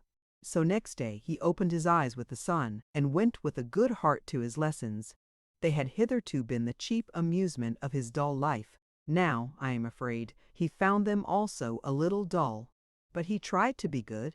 I don't say Prince Dolor always was good, but he generally tried to be, and when his mind went wandering after the dark, dusty corner where lay his precious treasure, he resolutely called it back again. "For," he said, "how ashamed my godmother would be of me if I grew up a stupid boy." But the instant lessons were done, and he was alone in the empty room, he crept across the floor, undid the shabby little bundle, his fingers trembling with eagerness, climbed on the chair, and thence to the table, so as to unbar the skylight. He forgot nothing now, said his magic charm, and was away out of the window, as children say, in a few minutes less than no time. Nobody missed him. He was accustomed to sit so quietly always that his nurse, though only in the next room, perceived no difference. And besides, she might have gone in and out a dozen times, and it would have been just the same. She never could have found out his absence. For what do you think the clever godmother did? She took a quantity of moonshine, or some equally convenient material, and made an image, which she set on the window-sill reading, or by the table drawing, where it looked so like Prince Dolor that any common observer would never have guessed the deception, and even the boy would have been puzzled to know which was the image and which was himself. And all this while the happy little fellow was away, floating in the air on his magic cloak, and seeing all sorts of wonderful things, or they seemed wonderful to him, who had hitherto seen nothing at all. First, there were the flowers that grew on the plain, which, whenever the cloak came near enough, he strained his eyes to look at. They were very tiny, but very beautiful, white saxifrage, and yellow lotus, and ground thistles, purple and bright, with many others the names of which I do not know. No more did Prince Dolor, though he tried to find them out by recalling any pictures he had seen of them. But he was too far off, and though it was pleasant enough to admire them as brilliant patches of color, still he would have liked to examine them all. He was, as a little girl I know once said of a playfellow, a very examining boy. I wonder, he thought, whether I could see better through a pair of glasses like those my nurse reads with and takes such care of. How I would take care of them too if I only had a pair. Immediately he felt something queer and hard fixing itself to the bridge of his nose. It was a pair of the prettiest gold spectacles ever seen, and looking downward he found that, though ever so high above the ground, he could see every minute blade of grass, every tiny bud and flower, nay, even the insects that walked over them. Thank you, he cried, in a gush of gratitude to anybody or everybody, but especially to his dear godmother, who he felt sure had given him this new present. He amused himself with it for ever so long, with his chin pressed on the rim of the cloak, gazing down upon the grass, every square foot of which was a mine of wonders. Then, just to rest his eyes, he turned them up to the sky, the blue, bright, empty sky, which he had looked at so often and seen nothing. Now surely there was something, a long, black, wavy line, moving on in the distance, not by chance as the clouds move apparently, but deliberately, as if it were alive. He might have seen it before he almost thought he had, but then he could not tell what it was. Looking at it through his spectacles, he discovered that it really was alive, being a long string of birds, flying one after the other, their wings moving steadily and their heads pointed in one direction as steadily as if each were a little ship, guided invisibly by an unerring helm. "They must be the passage birds flying seaward," cried the boy, who had read a little about them, and had a great talent for putting two and two together and finding out all he could. "Oh, how I should like to see them quite close, and know where they come from and whither they are going. How I wish I knew everything in all the world." A silly speech for even an examining little boy to make, because as we grow older, the more we know, the more we find out there is to know. And Prince Duller blushed when he had said it and hoped nobody had heard him. Apparently somebody had, however, for the cloak gave a sudden bound forward, and presently he found himself high in the air, in the very middle of that band of aerial travelers who had no magic cloak to travel on nothing except their wings. Yet there they were, making their fearless way through the sky. Prince Dolor looked at them as one after the other they glided past him, and they looked at him, those pretty swallows, with their changing necks and bright eyes, as if wondering to meet in mid-air such an extraordinary sort of bird. "Oh, I wish I were going with you, you lovely creatures. I'm getting so tired of this dull plain and the dreary and lonely tower. I do so want to see the world. Pretty swallows, dear swallows, tell me what it looks like, the beautiful, wonderful world." But the swallows flew past him steadily, slowly pursuing their course, as if inside each little head had been a mariner's compass, to guide them safe over land and sea, direct to the place where they wished to go. The boy looked after them with envy. For a long time he followed with his eyes the faint wavy black line as it floated away, sometimes changing its curves a little, but never deviating from its settled course till it vanished entirely out of sight. Then he settled himself down in the center of the cloak, feeling quite sad and lonely. "I think I'll go home," said he, and repeated his abracadabra, tum-tum-tie, with a rather heavy heart. The more he had, the more he wanted, and it is not always one can have everything one wants, at least, at the exact minute one craves for it, not even though one is a prince and has a powerful and beneficent godmother. He did not like to vex her by calling for her and telling her how unhappy he was, in spite of all her goodness.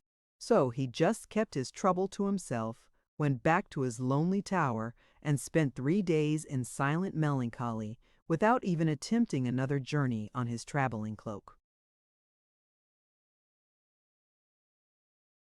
Chapter 6.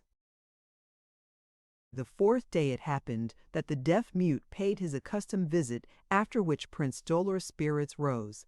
They always did when he got the new books, which, just to relieve his conscience, the king of No Man's Land regularly sent to his nephew, with many new toys also, though the latter were disregarded now. Toys, indeed! "When I'm a big boy," said the prince with disdain, and would scarcely condescend to mount a rocking horse which had come somehow or other, "I can't be expected to explain things very exactly, packed on the back of the other, the great black horse, which stood and fed contentedly at the bottom of the tower." Prince Dollar leaned over and looked at it, and thought how grand it must be to get upon its back, this grand live steed, and ride away, like the pictures of knights. "Suppose I was a knight," he said to himself, "then I should be obliged to ride out and see the world." But he kept all these thoughts to himself, and just sat still, devouring his new books till he had come to the end of them all. It was a repast not unlike the Barmecide's feast which you read of in the Arabian Nights, which consisted of very elegant but empty dishes, or that supper of Sancho Panza in Don Quixote, where, the minute the smoking dishes came on the table, the physician waved his hand and they were all taken away. Thus almost all the ordinary delights of boy life had been taken away from, or rather never given to, this poor little prince. "I wonder," he would sometimes think, "I wonder what it feels like to be on the back of a horse, galloping away, or holding the reins in a carriage and tearing across the country, or jumping a ditch, or running a race, such as I read of or see in pictures. What a lot of things there are that I should like to do, but first I should like to go and see the world. I'll try." Apparently it was his godmother's plan always to let him try, and try hard, before he gained anything. This day the knots that tied up his traveling cloak were more than usually troublesome, and he was a full half-hour before he got out into the open air, and found himself floating merrily over the top of the tower. Hitherto, in all his journeys, he had never let himself go out of sight of home, for the dreary building, after all, was home he remembered no other. But now he felt sick of the very look of his tower, with its round, smooth walls and level battlements. "Off we go," cried he, when the cloak stirred itself with a slight, slow motion, as if waiting his orders. "Anywhere, anywhere, so that I am away from here and out into the world." As he spoke, the cloak, as if seized suddenly with a new idea, bounded forward and went skimming through the air faster than the very fastest railway train. "Gee up, gee up!" cried Prince Dolor in great excitement. "This is as good as riding a race." And he patted the cloak as if it had been a horse, that is, in the way he supposed horses ought to be patted, and tossed his head back to meet the fresh breeze, and pulled his coat collar up and his hat down, as he felt the wind grow keener and colder than anything he had ever known. "What does it matter, though?" said he. "I'm a boy, and boys ought not to mind anything." Still, for all his good will, by and by he began to shiver exceedingly.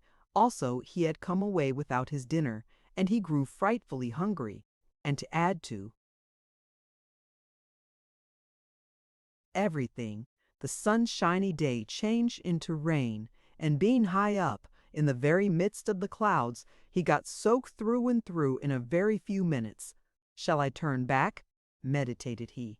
"Suppose I say abracadabra." Here he stopped, for already the cloak gave an obedient lurch, as if it were expecting to be sent home immediately.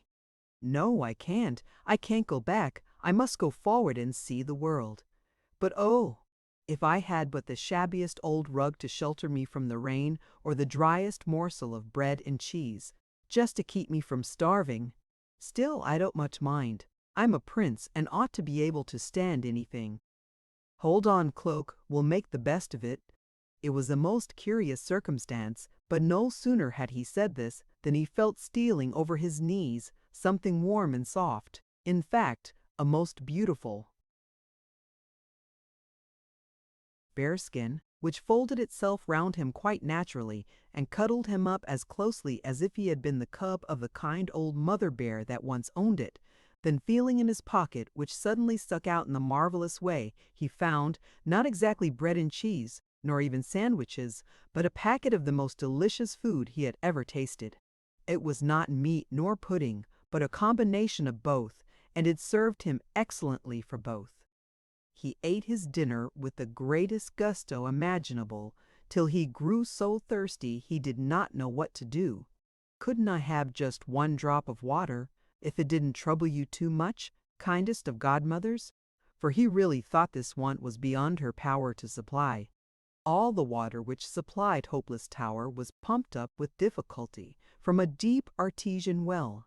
There were such things known in No Man's Land, which had been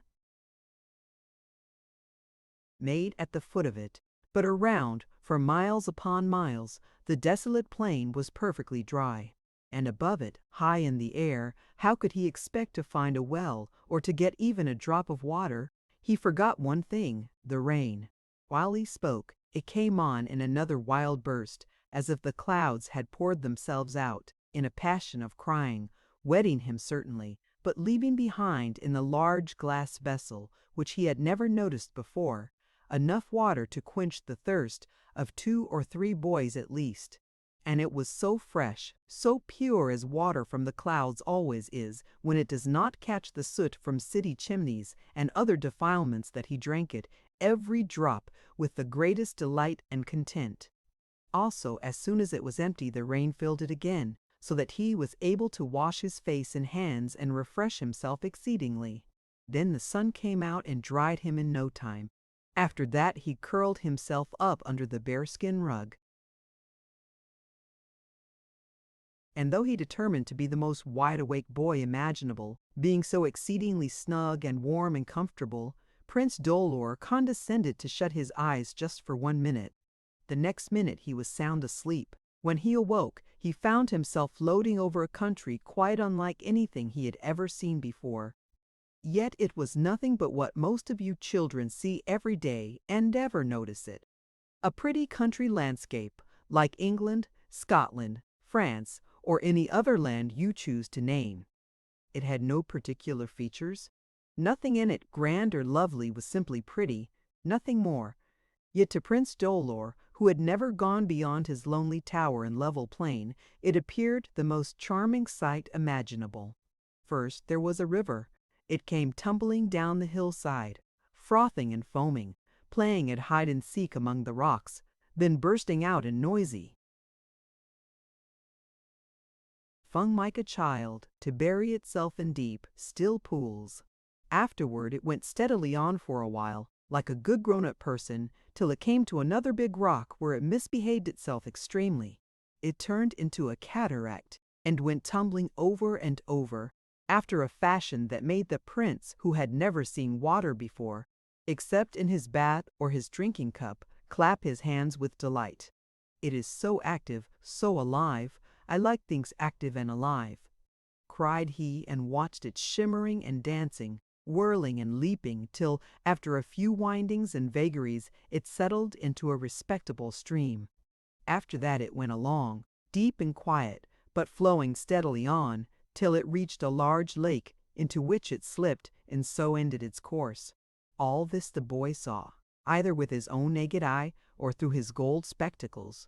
He saw also, as in a picture, beautiful but silent, many other things which struck him with wonder, especially a grove of trees. Only think, to have lived to his age, which he himself did not know, as he did not know his own birthday, and never to have seen trees.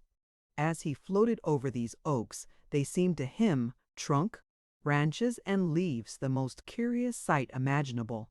"If I could only get nearer, so as to touch them," said he, and immediately the obedient cloak ducked down. Prince Dolor made a snatch at the topmost twig of the tallest tree, and caught a bunch of leaves in his hand. Just a bunch of green leaves such as we see in myriads, watching them bud, grow, fall, and then kicking them along on the ground as if they were worth nothing. Yet how wonderful they are, every one of them a little different. I don't suppose you could ever find 2 leaves exactly alike in form, color, and size no more than you could find 2 faces alike, or 2 characters exactly the same. The plan of this world is infinite similarity and yet infinite variety. Prince Dolor examined his leaves with the greatest curiosity, and also a little caterpillar that he found walking over one of them. He coaxed it to take an additional walk over his finger, which it did with the greatest dignity and decorum, as if it, Mr. Caterpillar, were the most important individual in existence. It amused him for a long time, and when a sudden gust of wind blew it overboard, leaves and all, he felt quite disconsolate. Still, there must be many live creatures in the world besides caterpillars. I should like to see a few of them. The cloak gave a little dip down as if to say, "All right, my prince," and bore him across the oak forest to a long fertile valley called in Scotland a strath, and in England a weald, but what they call it in the tongue of no man's land I do not know. It was made up of cornfields, pasture fields, lanes, hedges, brooks, and ponds. Also, in it were what the prince desired to see, a quantity of living creatures, wild and tame. Cows and horses, lambs and sheep fed in the meadows. Pigs and fowls walked about the farmyards, and in lonelier places hares scudded, rabbits burrowed, and pheasants and partridges, with many other smaller birds, inhabited the fields and woods. Through his wonderful spectacles the prince could see everything, but, as I said, it was a silent picture. He was too high up to catch anything except a faint murmur, which only aroused his anxiety to hear more. "I have as good as 2 pairs of eyes," he thought. "I wonder if my godmother would give me a second pair of ears." Scarcely had he spoken than he found lying on his lap the most curious little parcel, all done up in silvery paper. And it contained, what do you think? Actually a pair of silver ears, which, when he tried them on, fitted so exactly over his own that he hardly felt them, except for the difference they made in his hearing. There is something which we listen to daily and never notice. I mean the sounds of the visible world, animate and inanimate. Winds blowing, waters flowing, trees stirring, insects whirring. Dear me, I am quite unconsciously writing rhyme with the various cries of birds and beasts, lowing cattle, bleating sheep, grunting pigs, and cackling hens, all the infinite discords that somehow or other make a beautiful harmony. We hear this, and are so accustomed to it that we think nothing of it. But Prince Dolor, who had lived all his days in the dead silence of Hopeless Tower, heard it for the first time. And oh, if you had seen his face, he listened, as if he could never have done listening. And he looked and looked, as if he could not gaze enough. Above all, the motion of the animals delighted him. Cows walking, horses galloping, little lambs and calves running. Races across the meadows were such a treat for him to watch, he that was always so quiet.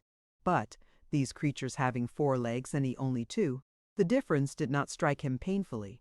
Still, by and by, after the fashion of children, and I fear of many big people too, he began to want something more than he had, something fresh and new. "Godmother," he said, having now begun to believe that, whether he saw her or not, he could always speak to her with full confidence that she would hear him, "Godmother, all these creatures I like exceedingly, but I should like better to see a creature like myself. Couldn't you show me just one little boy?" There was a sigh behind him. It might have been only the wind, and the cloak remained so long balanced, motionless in air, that he was half afraid his godmother had forgotten him, or was offended with him for asking too much. Suddenly a shrill whistle startled him, even through his silver ears, and looking downward, he saw start up from behind a bush on a common something, neither a sheep, nor a horse, nor a cow, nothing upon 4 legs. This creature had only 2, but they were long, straight, and strong, and it had a lithe, active body and a curly head of black hair set upon its shoulders. It was a boy, a shepherd boy, about the prince's own age. But oh, so different! Not that he was an ugly boy, though his face was almost as red as his hands, and his shaggy hair matted like the backs of his own sheep. He was rather a nice-looking lad, and seemed so bright and healthy and good-tempered, jolly would be the word. only I am not sure if they have such a one in the elegant language of no man's land. That the little prince watched him with great admiration. Might he come and play with me? I would drop down to the ground to him, or fetch him up to me here. Oh, how nice it would be if I only had a little boy to play with me. But the cloak, usually so obedient to his wishes, disobeyed him now. There were evidently some things which his godmother either could not or would not give. The cloak hung stationary, high in air, never attempting to descend. The shepherd lad evidently took it for a large bird, and, shading his eyes, looked up at it, making the prince's heart beat fast. However, nothing ensued. The boy turned round, with a long, loud whistle, seemingly his usual and only way of expressing his feelings. He could not make the thing out exactly. It was a rather mysterious affair, but it did not trouble him much. He was not an examining boy. Then, stretching himself, for he had been evidently half asleep, he began flopping his shoulders with his arms to wake and warm himself, while his dog, a rough collie, who had been guarding the sheep meanwhile, began to jump upon him, barking with delight. "Down, Snap, down, stop that, or I'll thrash you," the prince heard him say, though with such a rough, hard voice and queer pronunciation that it was difficult to make the words out. "Ho-oh, let's warm ourselves by a race." They started off together, boy and dog barking and shouting, till it was doubtful which made the more noise or ran the faster. A regular steeplechase it was, first across the level common, greatly disturbing the quiet sheep, and then tearing away across country, scrambling through hedges and leaping ditches, and tumbling up and down over plowed fields.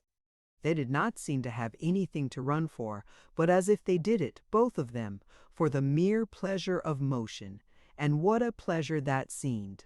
To the dog, of course, but scarcely less so to the boy. How he skimmed along over the ground, his cheeks glowing and his hair flying, and his legs, oh, what a pair of legs he had! Prince Dolor watched him with great intentness and in a state of excitement almost equal to that of the runner himself for a while. Then the sweet pale face grew a trifle paler, the lips began to quiver, and the eyes to fill.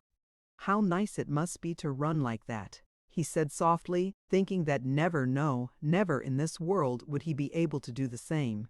Now he understood what his godmother had meant when she gave him his traveling cloak, and why he had heard that sigh. He was sure it was hers when he had asked to see just one little boy.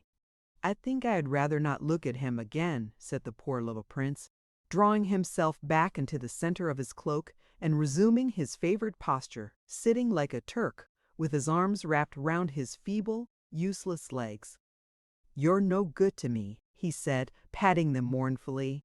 "You never will be any good to me. I wonder why I had you at all. I wonder why I was born at all,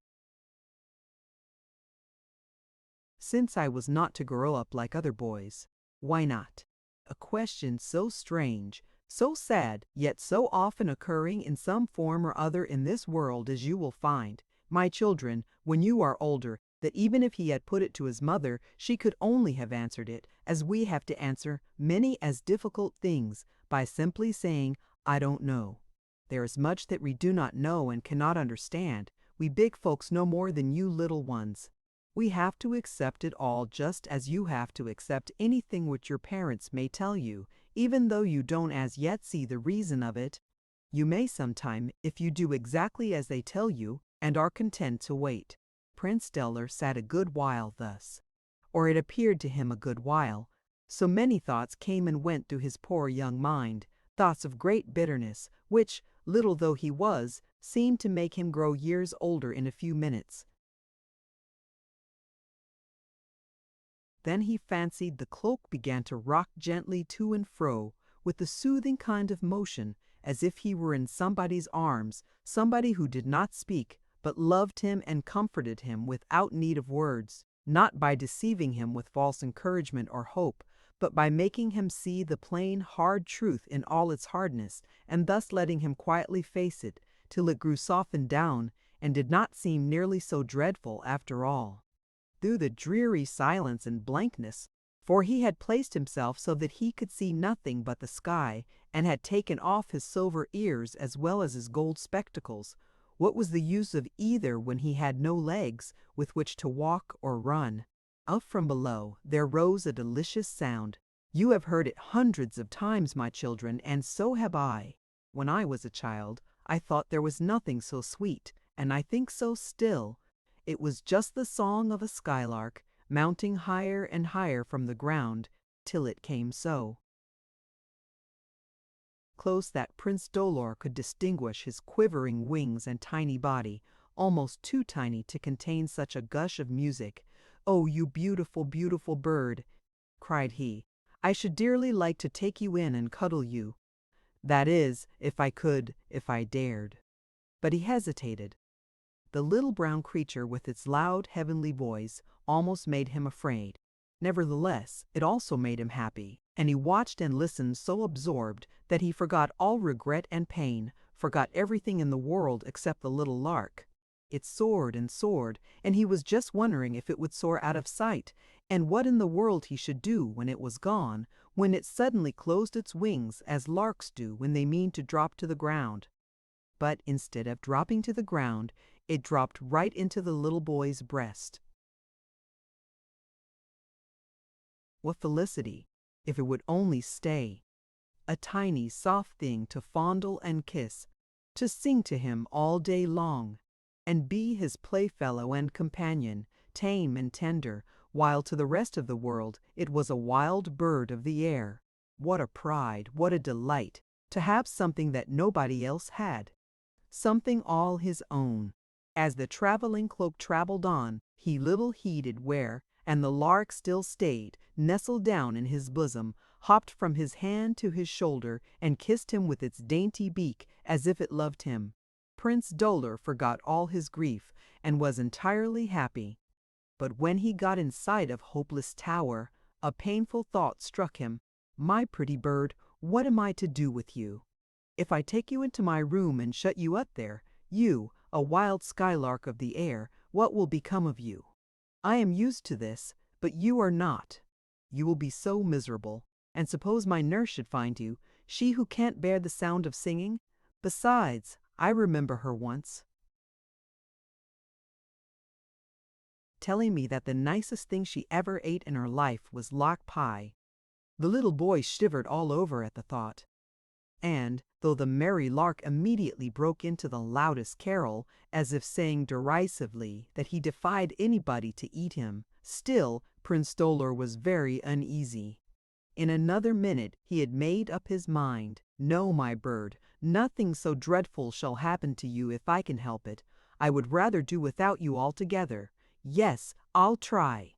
Fly away, my darling, my beautiful. Goodbye, my merry, merry bird." Opening his two caressing hands, in which, as if for protection, he had folded it, he let the lark go. It lingered a minute, perching on the rim of the cloak and looking at him with eyes of almost human tenderness. Then away it flew, far up into the blue sky. It was only a bird. But some time after, when Prince Dolor had eaten his supper somewhat drearily, except for the thought that he could not possibly sup off lark pie now and gone quietly to bed, the old familiar little bed where he was accustomed to sleep or lie awake contentedly thinking, suddenly he heard outside the window a little faint carol, faint but cheerful even though it was the middle of the night. The dear little lark, it had not flown away after all, and it was truly the most extraordinary bird, for, unlike ordinary larks, it kept hovering about the tower in the silence and darkness of the night, outside the window or over the roof. Whenever he listened for a moment, he heard it singing still. He went to sleep as happy as a king. Chapter 7. Happy as a king. How far kings are happy, I could not say. No more than could Prince Dolor, though he had once been a king himself. But he remembered nothing about it, and there was nobody to tell him, except his nurse, who had been forbidden upon pain of death to let him know anything about his dead parents, or the king his uncle, or indeed any part of his own history. Sometimes he speculated about himself, whether he had had a father and mother as other little boys had what they had been like, and why he had never seen them. But, knowing nothing about them, he did not miss them only once or twice, reading pretty stories about little children and their mothers, who helped them when they were in difficulty and comforted them when they were sick. He, feeling ill and dull and lonely, wondered what had become of his mother, and why she never came to see him. Then, in his history lessons, of course, he read about kings and princes and the putters, governments of different countries, and the events that happened there. And though he but faintly took in all this, still he did take it in a little, and worried his young brain about it, and perplexed his nurse with questions, to which she returned sharp and mysterious answers, which only set him thinking the more. He had plenty of time for thinking. After his last journey in the traveling cloak, the journey which had given him so much pain, his desire to see the world somehow faded away.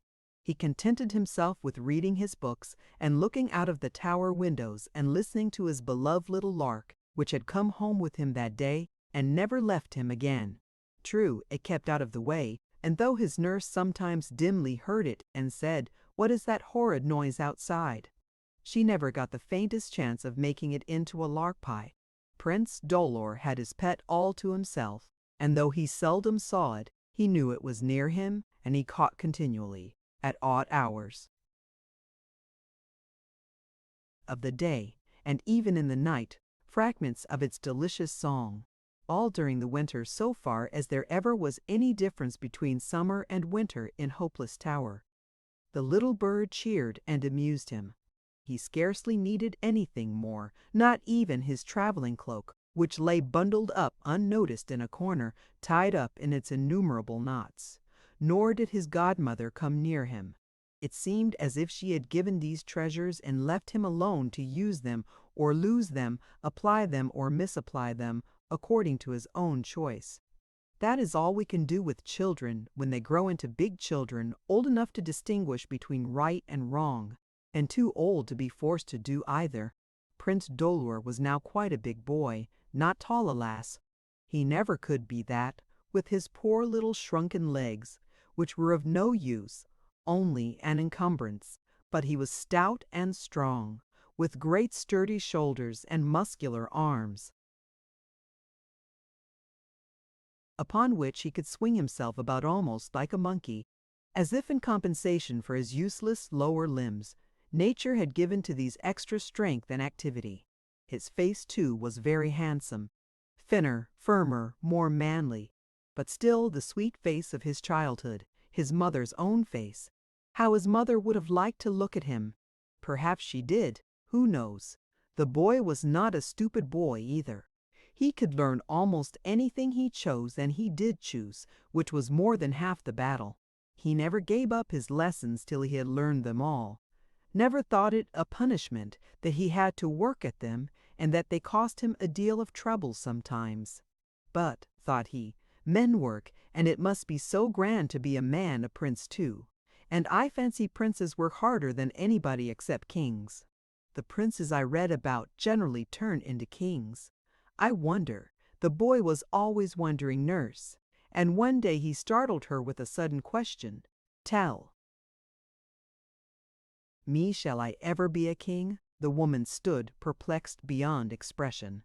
So long a time had passed by since her crime, if it were a crime, and her sentence, that she now seldom thought of either. Even her punishment to be shut up for life in Hopeless Tower she had gradually got used to. Used also to the little lame prince, her charge, whom at first she had hated, though she carefully did everything to keep him alive, since upon him her own life hung. But latterly she had ceased to hate him and, in a sort of way, almost loved him at least, enough to be sorry for him, an innocent child, imprisoned here till he grew into an old man, and became a dull, worn-out creature like herself. Sometimes, watching him, she felt more sorry for him than even for herself. And then, seeing she looked a less miserable and ugly woman, he did not shrink from her as usual. He did not now. "Nurse, dear nurse," said he, "I don't mean to vex you, but tell me, what is a king? Shall I ever be one?" When she began to think less of herself and more of the child, the woman's courage increased.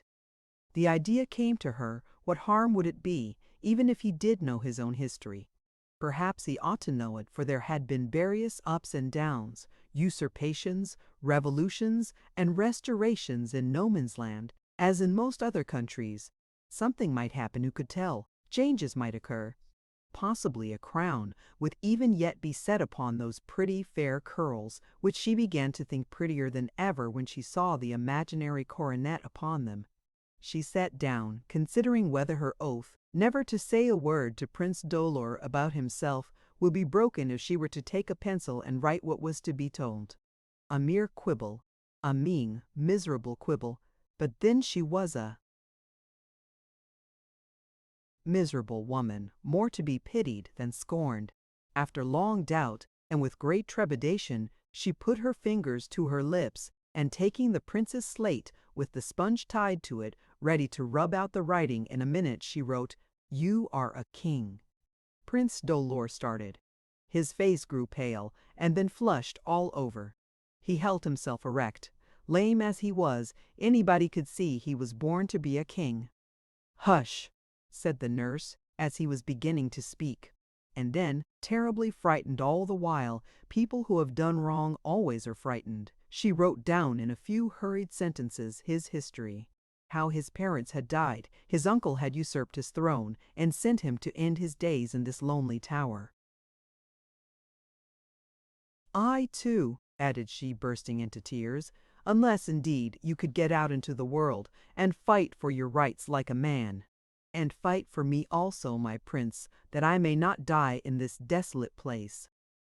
"Poor old nurse," said the boy compassionately, for somehow, boy as he was, when he heard he was born to be a king, he felt like a man, like a king who could afford to be tender because he was strong. He scarcely slept that night, and even though he heard his little lark singing in the sunrise, he barely listened to it. Things more serious and important had taken possession of his mind. "Suppose," thought he, "I were to do as she says, and go out in the world, no matter how it hurts me, the world of people, active people, as that boy I saw, they might only laugh at me, poor helpless creature that I am, but still I might show them I could do something.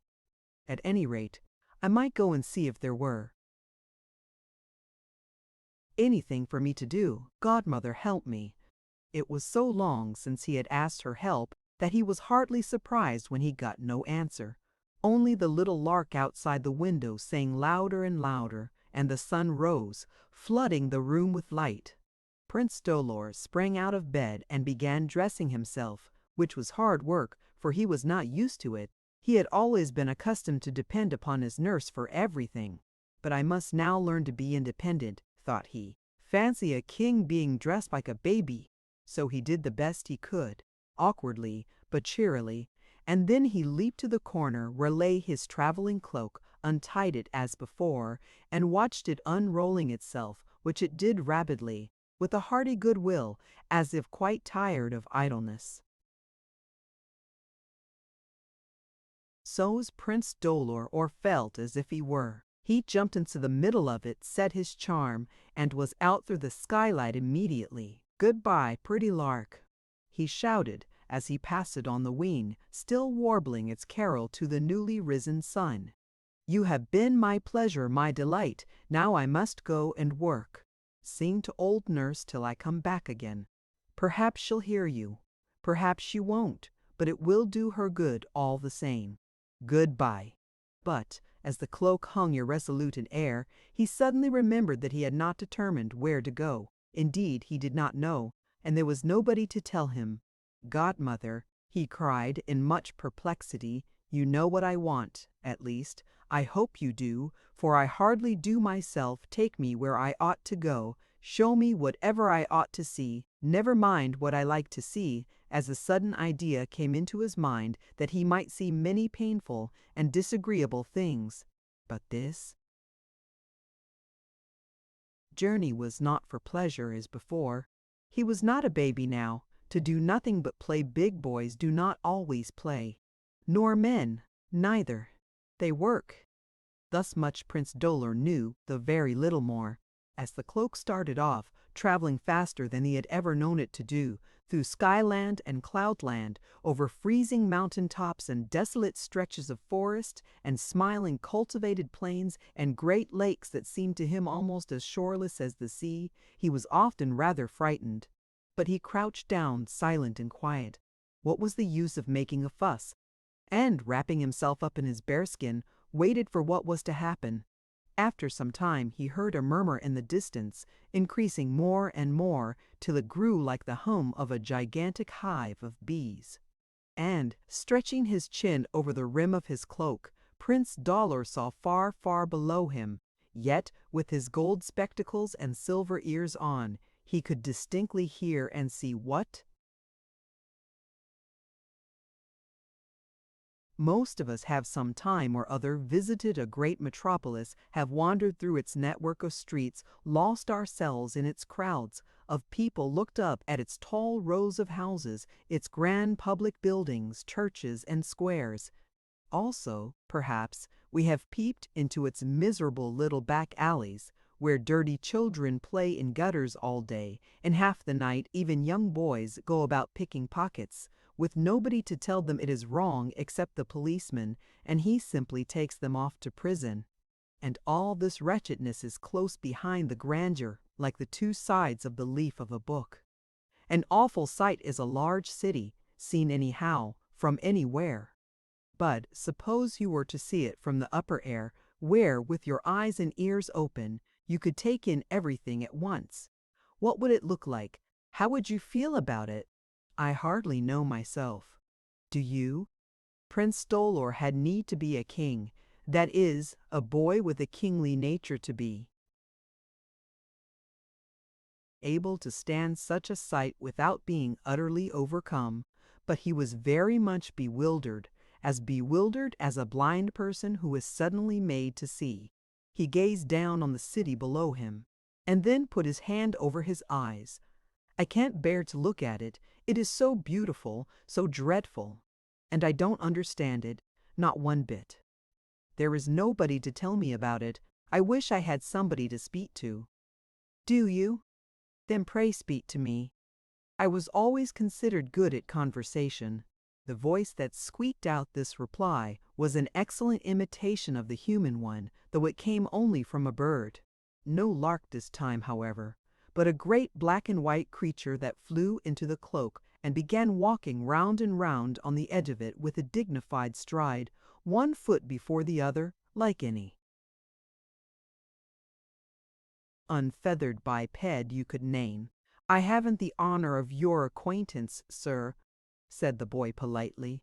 Ma'am, if you please. I'm a mother bird, and my name is Mag, and I shall be happy to tell you everything you want to know, for I know a great deal, and I enjoy talking. My family is of great antiquity. We have built in this palace for hundreds, that is to say, dozens of years. I am intimately acquainted with the king, the queen, and the little princes and princesses, also the maids of honor, and all the inhabitants of the city. I talk a good deal, but I always talk sense, and I dare say I should be exceedingly useful to a poor little ignorant boy like you. I am a prince, said the other gently. All right, and I am a magpie. You will find me a most respectable bird. I have no doubt of it, was the polite answer, though he thought in his own mind that Mag must have a very good opinion of herself. But she was a lady and a stranger, so of course he was civil to her. She settled herself at his elbow and began to chatter away, pointing out with one skinny claw, while she balanced herself on the other, every object of interest, evidently believing, as no doubt all its inhabitants did, that there was no capital in the world like the great metropolis of No Man's Land. I have not seen it and therefore cannot describe it. so we will just take it upon trust and suppose it to be, like every other fine city, the finest city that ever was built. Mag said so, and of course she knew. Nevertheless, there were a few things in it which surprised Prince Dolor, and, as he had said, he could not understand them at all. One half the people seemed so happy and busy hurrying up and down the full streets, or driving lazily along the parks in their grand carriages, while the other half were so wretched and miserable. Can't the world be made a little more level? I would try to do it if I were a king. But you're not the king, only a little goose of a boy, returned the magpie loftily, and I'm here not to explain things, only to show them. Shall I show you the royal palace? It was a very magnificent palace. It had terraces and gardens, battlements and towers. It extended over acres of ground and had in it rooms enough to accommodate half the city. Its windows looked in all directions, but none of them had any particular view except a small one, high up toward the roof, which looked out on the beautiful mountains. But since the queen died there, it had been closed, boarded up indeed, the magpie said. It was so little and inconvenient that nobody cared to live in it. Besides, the lower apartments, which had no view, were magnificent, worthy of being inhabited by the king. I should like to see the king, said Prince Dolor. Chapter 8. What, I wonder, would be people's idea of a king? What was Prince Dolor's? Perhaps a very splendid personage, with a crown on his head and a scepter in his hand, sitting on a throne and judging the people. Always doing right and never wrong, the king can do no wrong, was a law laid down in olden times. Never cross, or tired, or sick, or suffering. Perfectly handsome and well-dressed, calm and good-tempered, ready to see and hear everybody, and discourteous to nobody, all things always going well with him, and nothing unpleasant ever happening. This probably was what Prince Dolor expected to see. And what did he see? But I must tell you how he saw it. Ah, said the magpie, no levee today. The king is ill, though his majesty does not wish it to be generally known. It would be so very inconvenient. He can't see you, but perhaps you might like to go and take a look at him in a way I often do? It is so very amusing. Amusing indeed. The prince was just now too much excited to talk much. Was he not going to see the king, his uncle, who had succeeded his father and dethroned himself, had stepped into all the pleasant things that he, Prince Dolor, ought to have had, and shut him up in a desolate tower? What was he like, this great, bad, clever man? Had he got all the things he wanted, which another ought to have had, and did he enjoy them? Nobody knows, answered the magpie, just as if she had been sitting inside the prince's heart, instead of on the top of his shoulder. He is a king, and that's enough. For the rest, nobody knows. As she spoke, Mag flew down onto the palace roof, where the cloak had rested, settling down between the great stacks of chimneys as comfortably as if on the ground. She pecked at the tiles with her beak. Truly, she was a wonderful bird, and immediately a little hole opened, a sort of door, through which could be seen distinctly the chamber below. Now look in, my prince, make haste, for I must soon shut it up again. But the boy hesitated. Isn't it rude? Won't they think us intruding? Oh dear, no. There's a hole like this in every palace. Dozens of holes, indeed. Everybody knows it, but nobody speaks of it. Intrusion. Why, though the royal family are supposed to live shut up behind stone walls ever so thick, all the world knows that they live in a glass house where everybody can see them and throw a stone at them. Now pop down on your knees and take a peep at His Majesty. His Majesty. The prince gazed eagerly down into a large room, the largest room he had ever beheld, with furniture and hangings grander than anything he could have ever imagined. A stray sunbeam coming through a crevice of the darkened windows struck across the carpet, and it was the loveliest carpet ever woven, just like a bed of flowers to walk over. only nobody walked over it, the room being perfectly empty and silent. "Where is the king?" asked the puzzled boy. "There," said Mag, pointing with one wrinkled claw to a magnificent bed, large enough to contain 6 people. In the center of it, just visible under the silken counterpane, quite straight and still, with its head on the lace pillow, lay a small figure, something like waxwork, fast asleep, very fast asleep. There was a number of sparkling rings on the tiny yellow hands that were curled a little, helplessly, like a baby's, outside the coverlet. The eyes were shut, the nose looked sharp and thin, and the long gray beard hid the mouth and lay over the breast, a sight not ugly nor frightening, only solemn and quiet. And so very silent, 2 little flies buzzing about the curtains of the bed being the only audible sound. "Is that the king?" whispered Prince Dolor. "Yes," replied the bird. He had been angry, furiously angry, ever since he knew how his uncle had taken the crown and sent him, a poor little helpless child, to be shut up for life, just as if he had been dead. Many times the boy had felt as if, king as he was, he should like to strike him, this great, strong, wicked man. Why, you might as well have struck a baby. How helpless he lay, with his eyes shut and his idle hands folded. They had no more work to do, bad or good. "What is the matter with him?" asked the prince. "He is dead," said the magpie with a croak. No, there was not the least use in being angry with him now. On the contrary, the prince felt almost sorry for him, except that he looked so peaceful with all his cares at rest. And this was being dead, so even kings died? Well, well, he hadn't an easy life, folks say, for all his grandeur. Perhaps he is glad it is over. Goodbye, your majesty."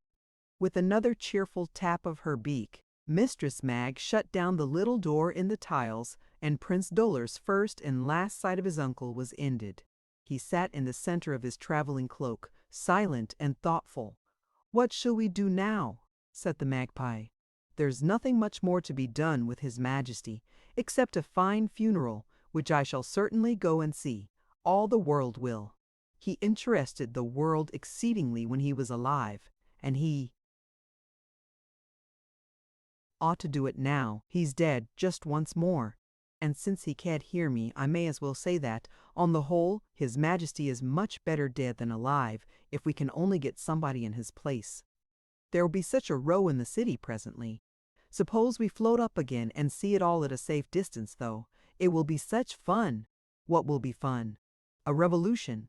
Whether anybody except the magpie would have called it fun, I don't know. But it certainly was a remarkable scene. As soon as the cathedral bell began to toll and the minute guns to fire, announcing to the kingdom that it was without a king, the people gathered in crowds, stopping at street corners to talk together. The murmur now and then rose into a shout, and the shout into a roar. When Prince Dolor, quietly floating in upper air, caught the sound of their different and opposite cries, it seemed to him as if the whole city had gone mad together. Long live the king! The king is dead. Down with the king! Down with the crown and the king too! Hurrah for the republic! Hurrah for no government at all! Such were the shouts which traveled up to the traveling cloak. And then began, oh, what a scene! When you children are grown men and women, or before, you will hear and read in books about what are called revolutions.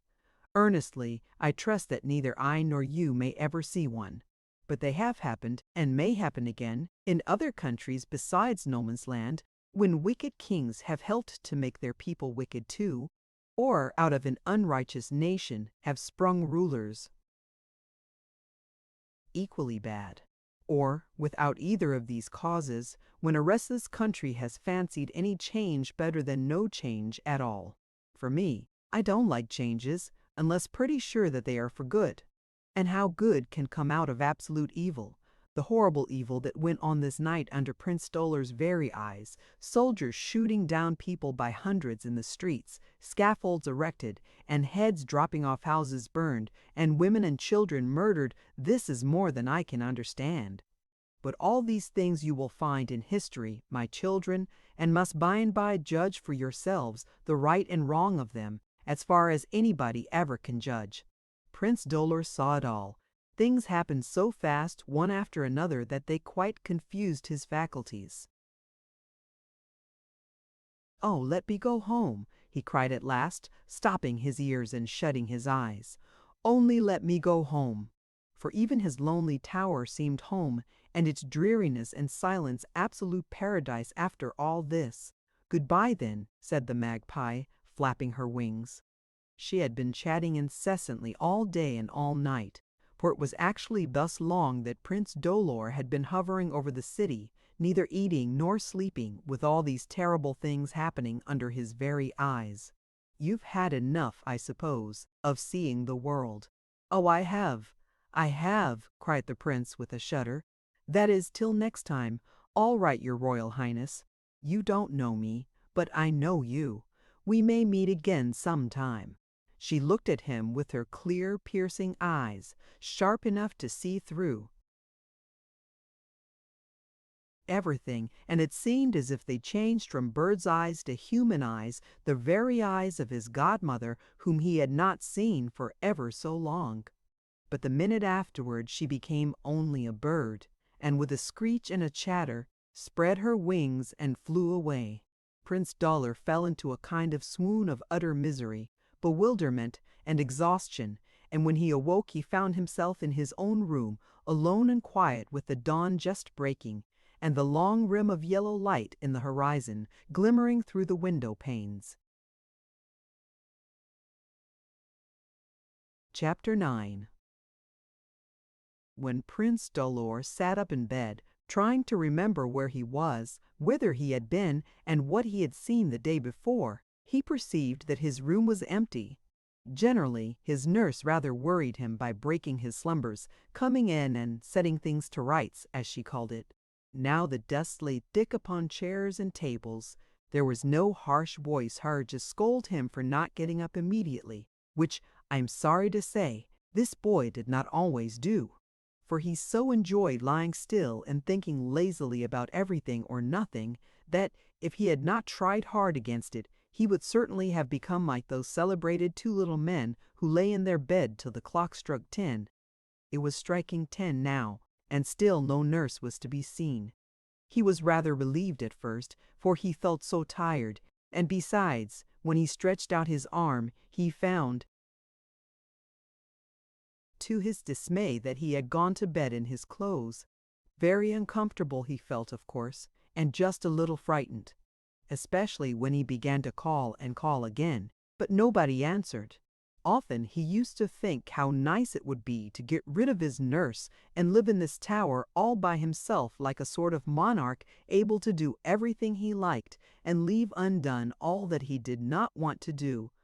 But now that this seemed really to have happened, he did not like it at all. "Nurse, dear nurse, please come back," he called out. "Come back, and I will be the best boy in all the land."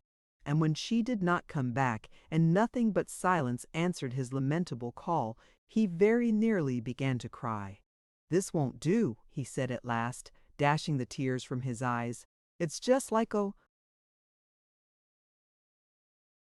baby, and I'm a big boy, shall be a man some day. What has happened, I wonder? I'll go and see." He sprang out of bed, not to his feet, alas, but to his poor little weak knees, and crawled on them from room to room. All the 4 chambers were deserted, not forlorn or untidy, for everything seemed to have been done for his comfort. The breakfast and dinner things were laid, the food spread in order. He might live like a prince, as the proverb is, for several days. But the place was entirely forsaken. There was evidently not a creature but himself in the solitary tower. A great fear came upon the poor boy. Lonely as his life had been, he had never known what it was to be absolutely alone. A kind of despair seized him, no violent anger or terror, but a sort of patient desolation. "What in the world am I to do?" thought he, and sat down in the middle of the floor, half inclined to believe that it would be better to give up entirely, lay himself down and die. This feeling, however, did not last long, for he was young and strong and, I said before, by nature a very courageous boy. There came into his head, somehow or other, a proverb that his nurse had taught him. The people of No Man's Land were very fond of proverbs. For every evil under the sun, there is a remedy, or there's none. If there is one, try to find it. If there isn't, never mind it. I wonder, is there a remedy now, and could I find it? Cried the prince, jumping up and looking out of the window. No help there. He only saw the broad, bleak, sunshiny plain. That is, at first. But by and by, in the circle of mud that surrounded the base of the tower, he perceived distinctly the marks of a horse's feet, and just in the spot where the deaf-mute was accustomed to tie up his great black charger, while he himself ascended, there lay the remains of a bundle of hay and a feed of corn. Yes, that's it. He has come and gone, taking nurse away with him. Poor nurse! How glad she would be to go! That was Prince Dolor's first thought. His second, wasn't it natural? Was a passionate indignation at her cruelty, at the cruelty of all the world toward him, a poor little helpless boy. Then he determined, forsaken as he was, to try and hold on to the last, and not to die as long as he could possibly help it. Anyhow, it would be easier to die here than out in the world, among the terrible doings which he had just beheld, from the midst of which, it suddenly struck him, the deaf-mute had come, contriving somehow to make the nurse understand that the king was dead, and she need have no fear in going back to the capital, where there was a grand revolution and everything turned upside down. So of course she had gone. I hope she'll enjoy it, miserable woman, if they don't cut off her head too. And then a kind of remorse smote him for feeling so bitterly toward her, after all the years she had taken care of him, grudgingly perhaps, and coldly. Still she had taken care of him, and that even to the last, for, as I have said, all his 4 rooms were as tidy as possible, and his meals laid out, that he might have no more trouble than could be helped.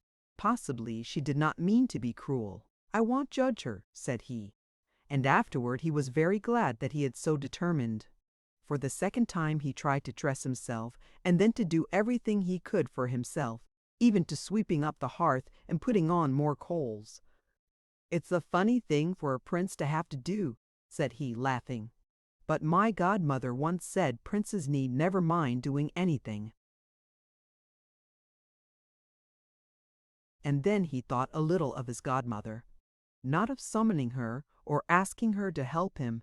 She had evidently left him to help himself, and he was determined to try his best to do it, being a very proud and independent boy, but he remembered her tenderly and regretfully, as if even she had been a little hard upon him, poor, forlorn boy that he was.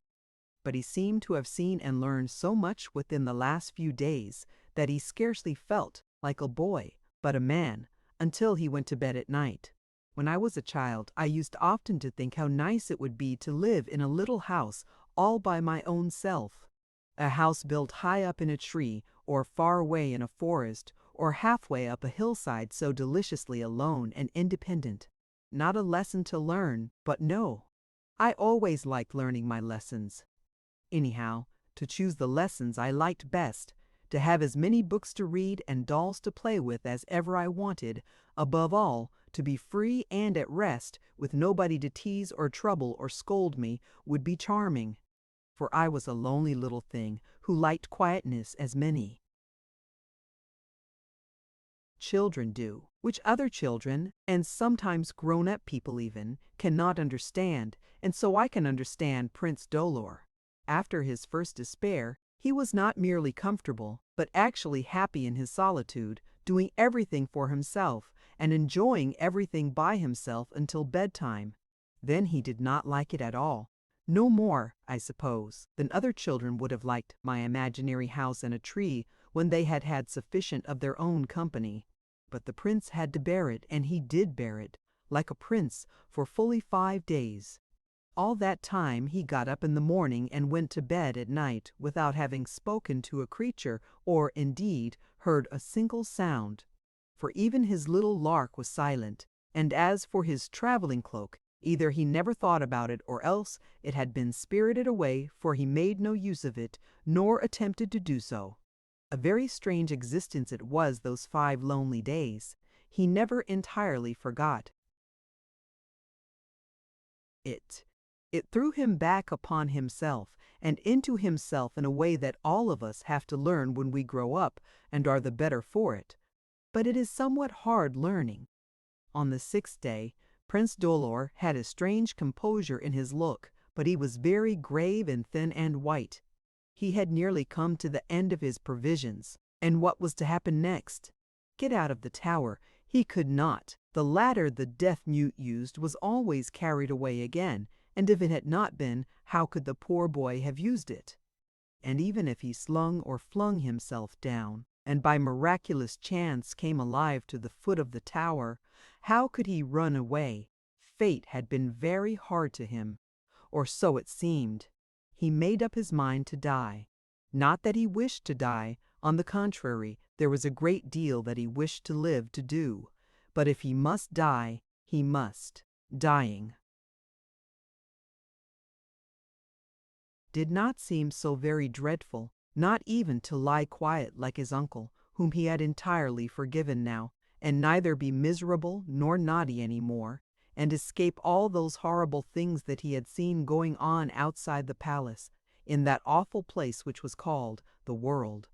"It's a great deal nicer here," said the poor little prince, and collected all his pretty things round him, his favorite pictures, which he thought he should like to have near him when he died, his books and toys. No, he had ceased to care for toys now. He only liked them because he had done so as a child. And there he sat very calm and patient, like a king in his castle, waiting for the end.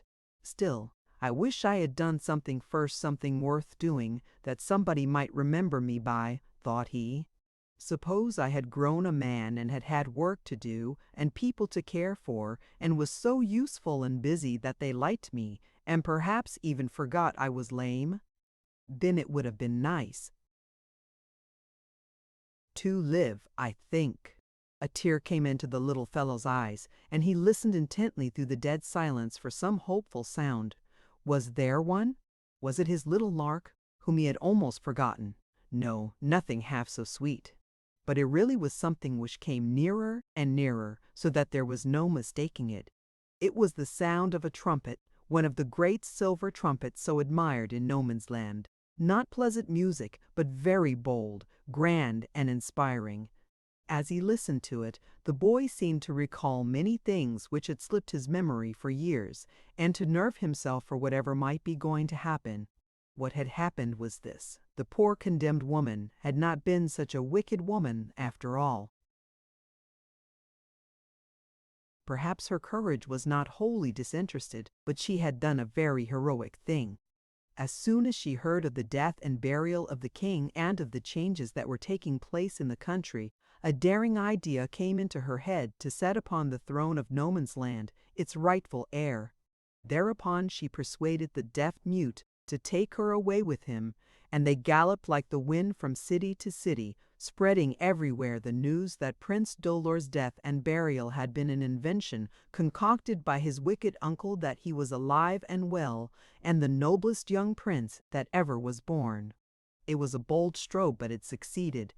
The country, weary perhaps of the late king's harsh rule, and yet glad to save itself from the horrors of the last few days, and the still further horrors of no rule at all, and having no particular interest in the other young princes, jumped at the idea of this prince, who was the son of their late good king and the beloved Queen Dolores. "Hurrah for Prince Dolor! Let Prince Dolor be our sovereign!" rang from end to end of the kingdom. Everybody tried to remember what a dear baby he once was, how like his mother, who had been so sweet and kind, and his father the finest-looking king that ever reigned. Nobody remembered his lameness, or, if they did, they passed it over as a matter of no consequence. They were determined to have him reign over them, boy as he was, perhaps just because he was a boy, since in that case the great nobles thought they should be able to do as they liked with the country. Accordingly, with a fickleness not confined to the people of No Man's Land, no sooner was the late king laid in his grave than they pronounced him to have been a usurper, turned all his family out of the palace, and left it empty for the reception of the new sovereign, whom they went to fetch with great rejoicing. A select body of lords, gentlemen, and soldiers traveling night and day in solemn procession to the country until they reached Hopeless Tower.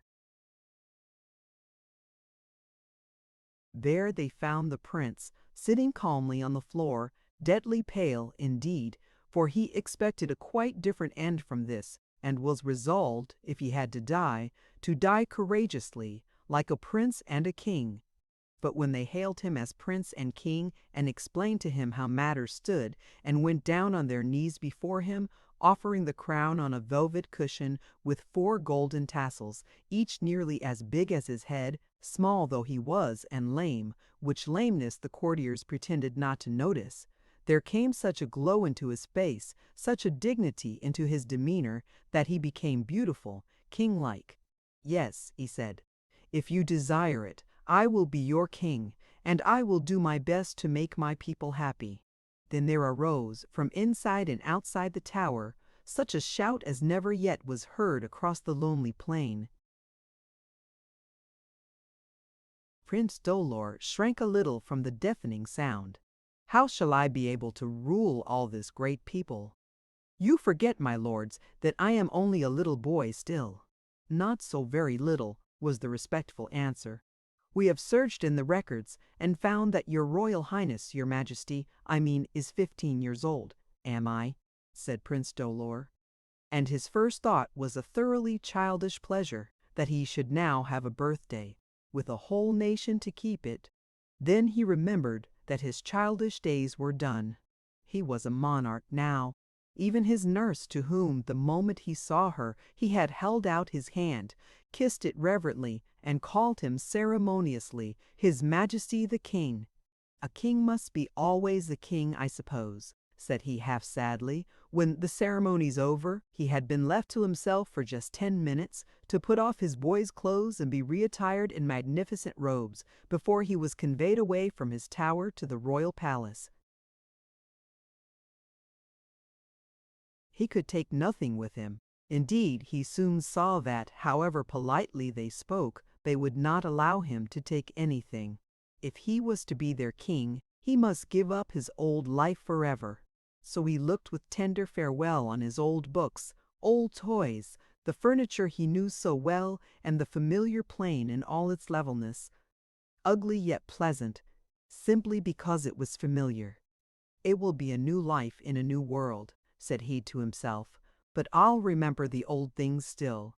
And oh, if before I go I could but once see my dear old godmother."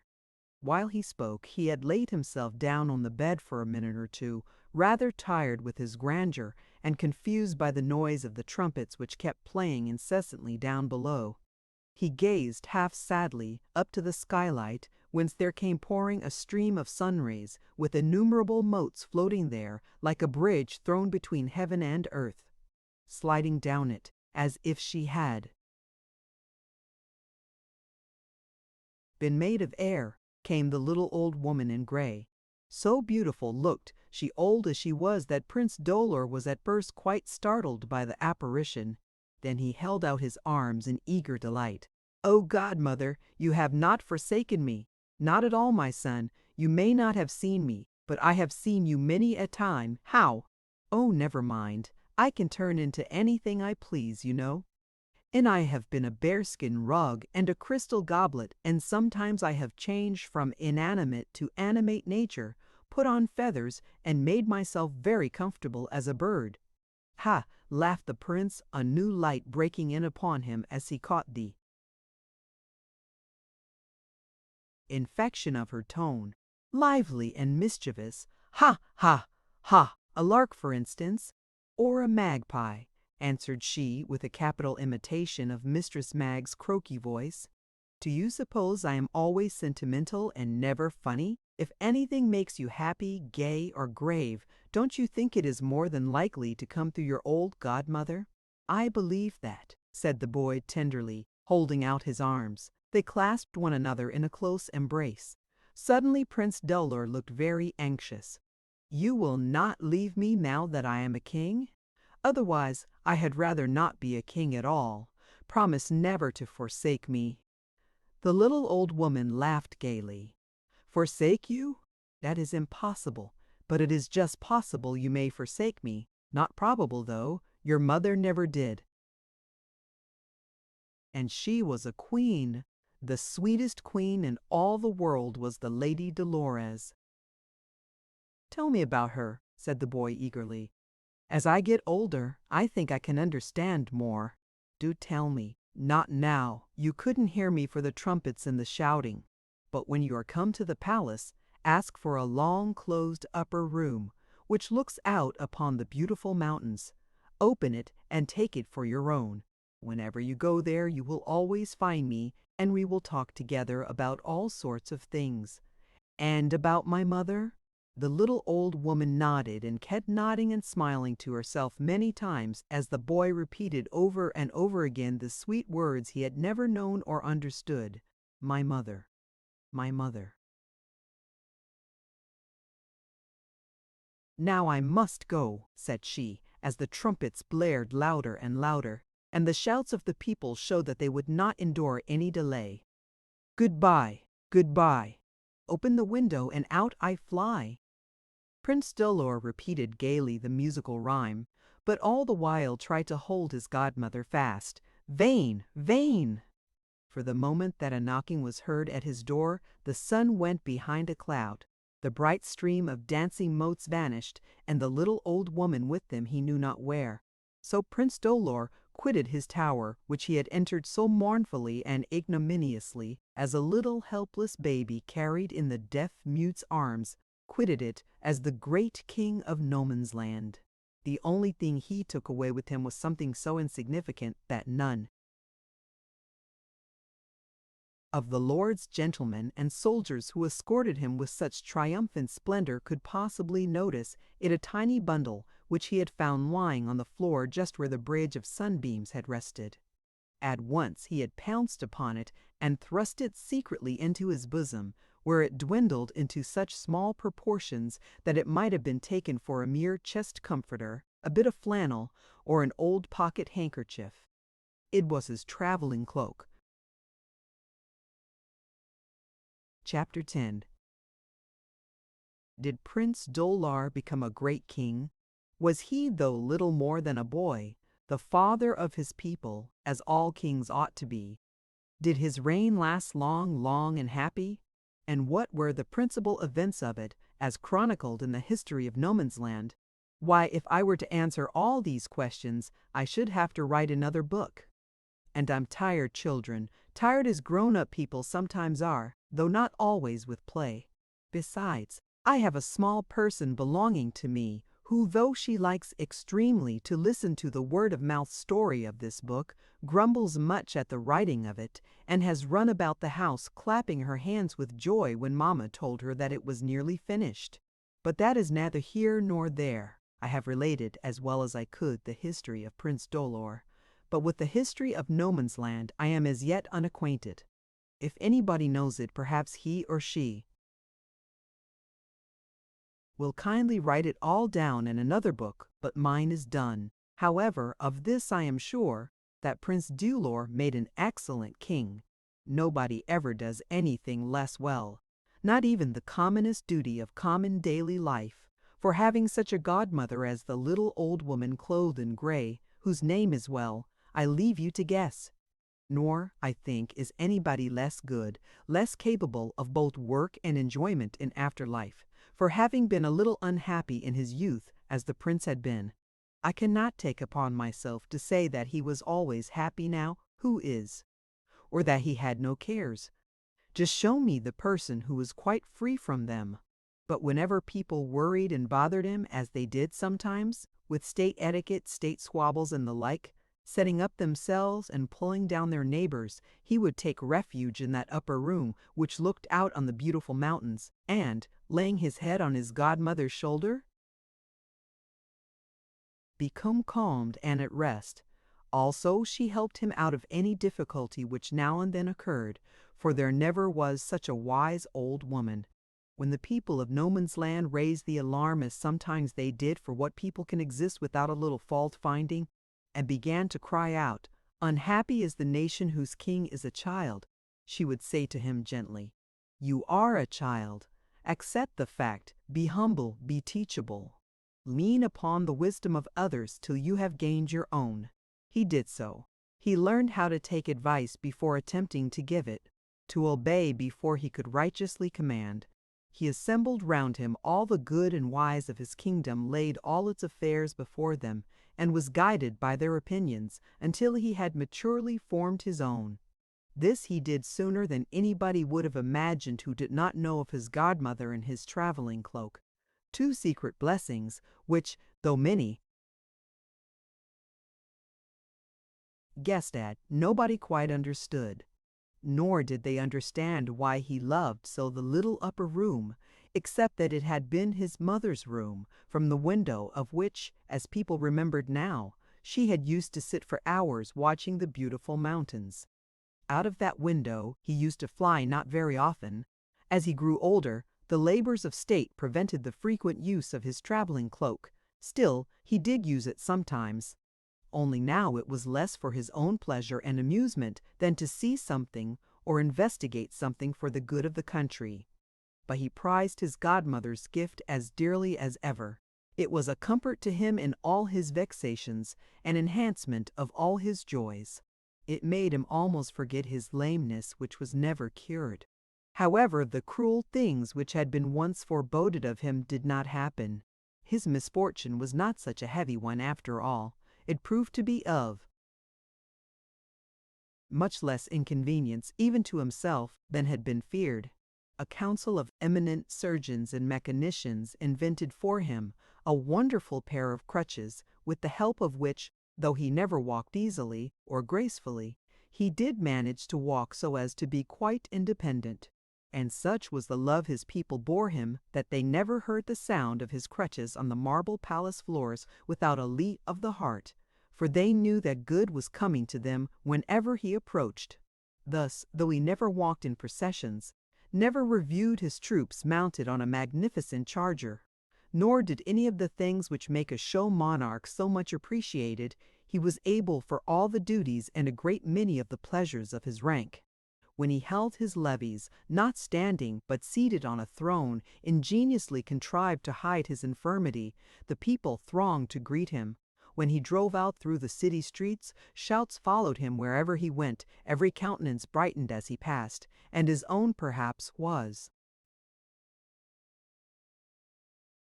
the brightest of all. First because, accepting his affliction as inevitable, he took it patiently. Second, because, being a brave man, he bore it bravely, trying to forget himself and live out of himself, and in and for other people. Therefore other people grew to love him so well that I think hundreds of his subjects might have been found who were almost ready to die for their poor lame king. He never gave them a queen. When they implored him to choose one, he replied that his country was his bride, and he desired no other. But perhaps the real reason was that he shrank from any change, and that no wife in all the world would have been found so perfect, so lovable, so tender to him in all his weaknesses as his beautiful old godmother. His 24 other godfathers and godmothers, or as many of them as were still alive, crowded round him as soon as he ascended the throne. He was very civil to them all, but adopted none of the names they had given him, heaping to the one by which he had been always known, though it had now almost lost its meaning. For King Dolor was one of the happiest and cheerfulest men alive. He did a good many things, however, unlike most men and most kings, which a little astonished his subjects.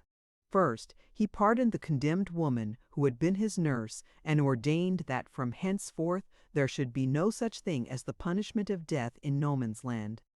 All capital criminals were to be sent to perpetual imprisonment in Hopeless Tower and the plain round about it, where they could do no harm to anybody, and might in time do a little good, as the woman had done. Another surprise he shortly afterward gave the nation. He recalled his uncle's family, who had fled away in terror to another country, and restored them to all their honors in their own. By and by he chose the eldest son of his eldest cousin, who had been dead a year, and had him educated in the royal palace as the heir to the throne. This little prince was a quiet, unobtrusive boy, so that everybody wondered at the king's choosing him when there were so many more. But as he grew into a fine young fellow, good and brave, they agreed that the king judged more wisely than they. Not a lame prince either, His Majesty observed one day, watching him affectionately, for he was the best runner, the highest leaper, the keenest and most active sportsman in the country. One cannot make oneself, but one can sometimes help a little in the making of somebody else. It is well. This was said, not to any of his great lords and ladies, but to a good old woman, his first homely nurse, whom he had sought for far and wide, and at last found in her cottage among the beautiful mountains. He sent for her to visit him once a year, and treated her with great honor until she died. He was equally kind, though somewhat less tender, to his other nurse, who, after receiving her pardon, returned to her native town and grew into a great lady, and I hope a good one. But as she was so grand a personage now, any little faults she had did not show. Thus King Dolor's reign passed year after year, long and prosperous. Whether he were happy as a king is a question no human being can decide. But I think he was, because he had the power of making everybody about him happy, and did it too. Also because he was his godmother's godson, and could shut himself up with her whenever he liked, in that quiet little room in view of the beautiful mountains, which nobody else ever saw or cared to see. They were too far off, and the city lay so low. But there they were, all the time. No change ever came to them. And I think, at any day throughout his long reign, the king would sooner have lost his crown than have lost sight of the beautiful mountains. In course of time, when the little prince, his cousin, was grown into a tall young man, capable of all the duties of a man, His Majesty did one of the most extraordinary acts ever known in a sovereign beloved by his people and prosperous in his reign. He announced that he wished to invest his heir with the royal purple at any rate, for a time while he himself went away on a distant journey, whither he had long desired to go. Everybody marveled, but nobody opposed him. Who could oppose the good king, who was not a young king now? And besides, the nation had a great admiration for the young regent and possibly a lurking pleasure in change. So there was a fixed day when all the people whom it would hold assembled in the great square of the capital to see the young prince installed solemnly in his new duties and undertaking his new vows. He was a very fine young fellow, tall and straight as a poplar tree, with a frank, handsome face, a great deal handsomer than the king, some people said, but others thought differently. However, as His Majesty sat on his throne, with his gray hair falling from underneath his crown, and a few wrinkles showing in spite of his smile, there was something about his countenance which made his people, even while they shouted, regard him with a tenderness mixed with awe. He lifted up his thin, slender hand, and there came a silence over the vast crowd immediately. Then he spoke, in his own accustomed way, using no grand words, but saying what he had to say in the simplest fashion, though with a clearness that struck their ears like the first song of a bird in the dusk of the morning. My people, I am tired. I want to rest. I have had a long reign, and done much work at least, as much as I was able to do. Many might have done it better than I, but none with a better will. Now I leave it to others. I am tired, very tired. Let me go home." There arose a murmur of content or discontent none could well tell. Then it died down again, and the assembly listened silently once more. "I am not anxious about you, my people, my children," continued the king. "You are prosperous and at peace. I leave you in good hands. The Prince Regent will be a fitter king for you than I." "No, no, no," rose the universal shout, and those who had sometimes found fault with him shouted louder than anybody. But he seemed as if he heard them not. "Yes, yes," said he, as soon as the tumult had a little subsided, and his voice sounded firm and clear, and some very old people, who boasted of having seen him as a child, declared that his face took a sudden change, and grew as young and sweet as that of the little Prince Dolor. "Yes, I must go. It is time for me to go. Remember me sometimes, my people, for I have loved you well, and I am going a long way, and I do not think I shall come back any more." He drew a little bundle out of his breast pocket, a bundle that nobody had ever seen before. It was small and shabby looking, and tied up with many knots, which untied themselves in an instant. With a joyful countenance, he muttered over it a few half-intelligible words. Then so suddenly that even those nearest to his majesty could not tell how it came about, the king was away floating right up in the air upon something, they knew not what, except that it appeared to be as safe and pleasant as the wings of a bird.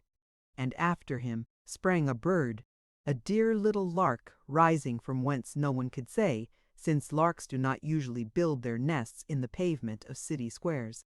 But there it was, a real lark, singing far over their heads, louder and clearer and more joyful as it vanished further into the blue sky. Shading their eyes and straining their ears, the astonished people stood until the whole vision disappeared like a speck in the clouds, the rosy clouds that overhung the beautiful mountains. King Dolor was never again beheld or heard of in his own country. But the good he had done there lasted for years and years. He was long missed, and deeply mourned, at least, so far as anybody could mourn one who was gone on such a happy journey. Whither he went, or who went with him, it is impossible to say. But I myself believe that his godmother took him on his traveling cloak to the beautiful mountains. What he did there, or where he is now, who can tell? I cannot. But one thing I am quite sure of, that wherever he is perfectly happy. And so, when I think of him, am I the invisible Prinsan? There were a king and queen who were dotingly fond of their only son, notwithstanding that he was equally deformed in mind and person. The king was quite sensible of the evil disposition of his son, but the queen, in her excessive fondness, saw no fault whatever in her dear Furibon, as he was named. The surest way to win her favor was to praise Furibon for charms he did not possess. When he came of age to have a governor, the king made choice of a prince who had an ancient right to the crown, but was not able to support it. This prince had a son, named Leander, handsome, accomplished, amiable in every respect, the opposite of Prince Furibon. The two were frequently together, which only made the deformed prince more repulsive. One day, certain ambassadors having arrived from a far country, the prince stood in a gallery to see them, when, taking Leander for the king's son, they made their obeisance to him, treating Furibon as a mere dwarf, at which the latter was so offended that he drew his sword and would have done them a mischief had not the king just then appeared. As it was, the affair produced a quarrel, which ended in Leander's being sent to a far-away castle belonging to his father. There, however, he was quite happy, for he was a great lover of hunting, fishing, and walking. He understood painting, read much, and played upon several instruments, so that he was glad to be freed from the fantastic humors of Furibon. One day, as he was walking in the garden, finding the heat increase, he retired into a shady grove and began to play upon the flute to amuse himself. As he played, he felt something wind about his leg, and looking down saw a great adder, he took his handkerchief, and catching it by the head was going to kill it. But the adder, looking steadfastly in his face, seemed to beg his pardon. At this instant, one of the gardeners happened to come to the place where Leander was, and spying the snake, cried out to his master, "Hold him fast, sir. It is but an hour since we ran after him to kill him. It is the most mischievous creature in the world." Leander, casting his eyes a second time upon the snake, which was speckled with 1,000 extraordinary colors, perceived the poor creature still looked upon him with an aspect that seemed to implore compassion, and never tried in the least to defend itself. "Though thou hast such a mind to kill it," said he to the gardener, "yet as it came to me for refuge, I forbid thee to do it any harm, for I will keep it, and when it has cast its beautiful skin I will let it go." He then returned home, and carrying the snake with him, put it into a large chamber, the key of which he kept himself, and ordered bran, milk, and flowers to be given to it, for its delight and sustenance, so that never was snake so happy. Leander went sometimes to see it, and when it perceived him, it made haste to meet him, showing him all the little marks of love and gratitude of which a poor snake was capable, which did not a little surprise him, though he took no further notice of it. In the meantime, all the court ladies were extremely troubled at his absence, and he was the subject of all their discourse. "Alas!" cried they, "there is no pleasure at court, since Leander is gone, of whose absence the wicked Furibon is the cause." Furibon also had his parasites, for his power over the queen made him feared. They told him what the ladies said, which enraged him to such a degree that in his passion he flew to the queen's chamber and vowed he would kill himself before her face if she did not find means to destroy Leander. The queen, who also hated Leander because he was handsomer than her son, replied that she had long looked upon him as a traitor, and therefore would willingly consent to his death, to which purpose she advised Furibon to go a-hunting with some of his confidants, and contrive it so that Leander should make one of the party. "Then," said she, "you may find some way to punish him for pleasing everybody." Furibon understood her, and accordingly went a-hunting. And Leander, when he heard the horns and the hounds, mounted his horse and rode to see who it was. But he was surprised to meet the prince so unexpectedly. He alighted immediately and saluted him with respect, and Furibon received him more graciously than usual, and bade follow him. All of a sudden he turned his horse and rode another way, making a sign to the ruffians to take the first opportunity to kill him, but before he had got quite out of sight, a lion of prodigious size, coming out of his den, leaped upon Furibon. All his followers fled, and only Leander remained, who, attacking the animal sword in hand, by his valor and agility saved the life of his most cruel enemy, who had fallen in a swoon from fear. When he recovered, Leander presented him his horse to remount. Now, any other than such a wretch would have been grateful, but Furibon did not even look upon him. Nay, mounting the horse, he rode in quest of the ruffians, to whom he repeated his orders to kill him. They accordingly surrounded Leander, who, setting his back to a tree, behaved with so much bravery that he laid them all dead at his feet. Furibon, believing him by this time slain, rode eagerly up to the spot. When Leander saw him, he advanced to meet him. "Sir," said he, "if it was by your order that these assassins came to kill me, I am sorry I made any defense." "You are an insolent villain," replied Furibon, "and if ever you come into my presence again, you shall surely die." Leander made no answer, but retired sad and pensive to his own home, where he spent the night in pondering what was best for him to do, for there was no likelihood he should be able to defend himself against the power of the king's son. Therefore he at length concluded he would travel abroad and see the world. Being ready to depart, he recollected his snake, and, calling for some milk and fruits, carried them to the poor creature for the last time, but on opening the grawl, door, he perceived an extraordinary luster in one corner of the room, and casting his eye on the place he was surprised to see a lady whose noble and majestic air made him immediately conclude she was a princess of royal birth. Her habit was of purple satin, embroidered with pearls and diamonds. She advanced toward him with a gracious smile. "Young prince," said she, "you find no longer your pet snake, but me, the fairy Gentilla, ready to requite your generosity. For know that we fairies live 100 years in flourishing youth, without diseases, without trouble or pain, and this term being expired, we become snakes for 8 days. During that time it is not in our power to prevent any misfortune that may befall us, and if we happen to be killed, we never revive again. But these 8 days being expired, we resume our usual form and recover our beauty, our power, and our riches. Now you know how much I am obliged to your goodness, and it is but just that I should repay my debt of gratitude. Think how I can serve you and depend on me."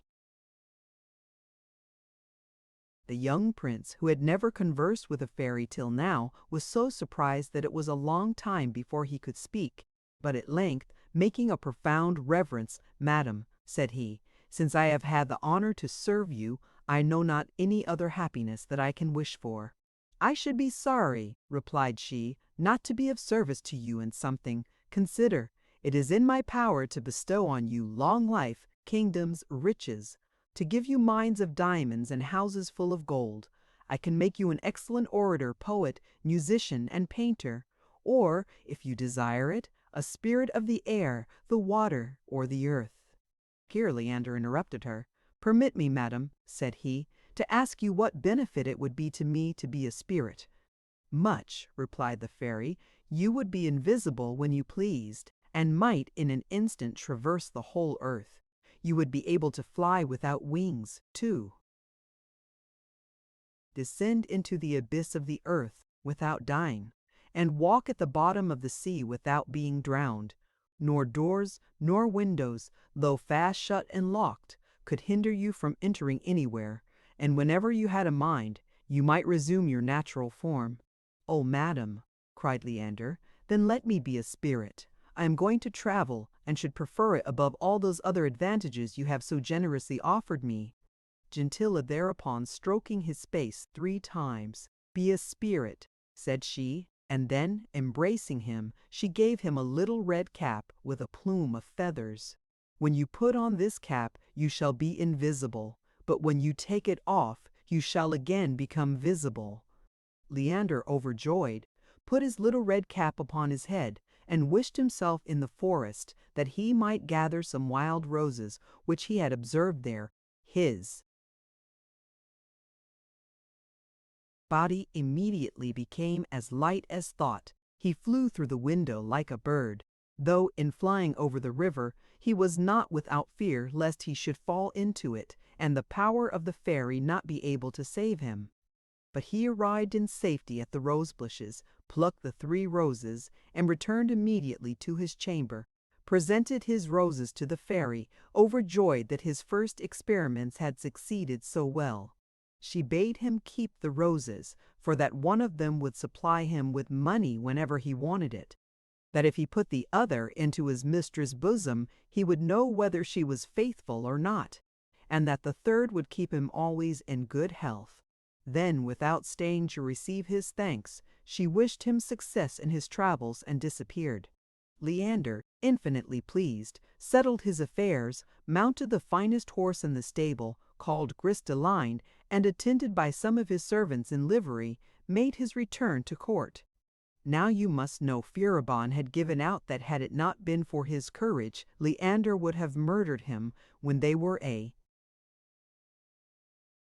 hunting. So the king, being importuned by the queen, gave orders that Leander should be apprehended. But when he came, he showed so much courage and resolution that Furibon ran to the queen's chamber and prayed her to order him to be seized. The queen, who was extremely diligent in everything that her son desired, went immediately to the king. Furibon, being impatient to know what would be resolved, followed her, but stopped at the door and laid his ear to the keyhole, putting his hair aside that he might the better hear what was said. At the same time, Leander entered the court hall of the palace with his red cap upon his head, and perceiving Furibon listening at the door of the king's chamber, he took a nail and a hammer and nailed his ear to the door. Furibon began to roar, so that the queen, hearing her son's voice, ran and opened the door, and pulling it hastily, tore her son's ear from his head. Half out of her wits, she set him in her lap, took up his ear, kissed it, and clapped it again upon its place. But the invisible Leander, seizing upon a handful of twigs with which they corrected the king's little dogs, gave the queen several lashes upon her hands, and her son as many on the nose, upon which the queen cried out, "Murder! Murder!" And the king looked about, and the people came running in, but nothing was to be seen. Some cried that the queen was mad, and that her madness proceeded from her grief to see that her son had lost one ear. And the king was as ready as any to believe it, so that when she came near him he avoided her, which made a very ridiculous scene. Leander, then leaving the chamber, went into the garden, and there, assuming his own shape, he boldly began to pluck the queen's cherries, apricots, strawberries, and flowers, though he knew she set such a high value on them that it was as much as a man's life was worth to touch one. The gardeners, all amazed, came and told their majesties that Prince Leander was making havoc of all the fruits and flowers in the queen's gardens. "What insolence!" said the queen, then turning to Furibon, "My pretty child, forget the pain of thy ear but for a moment, and fetch that vile wretch hither. Take our guards, both horse and foot, seize him and punish him as he deserves." Furibon, encouraged by his mother, and attended by a great number of armed soldiers, entered the garden and saw Leander, who, taking refuge under a tree, pelted them all with oranges. But when they came running toward him, thinking to have seized him, he was not to be seen. He had slipped behind Furibon, who was in a bad condition already. But Leander played him one trick more, for he pushed him down upon the gravel walk, and frightened him so that the soldiers had to take him up, carry him away, and put him to bed. Satisfied with this revenge, he returned to his servants, who waited for him, and giving them money, sent them back to his castle, that none might know the secret of his red cap and roses. As yet he had not determined whither to go. However, he mounted his fine horse, Gris de Line, and, laying the reins upon his neck, let him take his own road. At length he arrived in a forest, where he stopped to shelter himself from the heat. He had not been above a minute there before he heard a lamentable noise of sighing and sobbing, and looking about him, beheld a man who ran, stopped, then ran again, sometimes crying, sometimes silent, then tearing his hair, then thumping his breast like some unfortunate madman. Yet he seemed to be both handsome and young. His garments had been magnificent, but he had torn them all to tatters. The prince, moved with compassion, made toward him, and mildly accosted him. "Sir," said he, "your condition appears so deplorable that I must ask the cause of your sorrow, assuring you of every assistance in my power." "Oh, sir," answered the young man, "nothing can cure my grief. This day my dear mistress is to be sacrificed to a rich old ruffian of a husband who will make her miserable." "Does she love you, then?" asked Leander. "I flatter myself so," answered the young man. "Where is she?" continued Leander. "In the castle at the end of this forest," replied the lover. "Very well," said Leander. "Stay you here till I come again, and in a little while I will bring you good news." He then put on his little red cap and wished himself in the castle.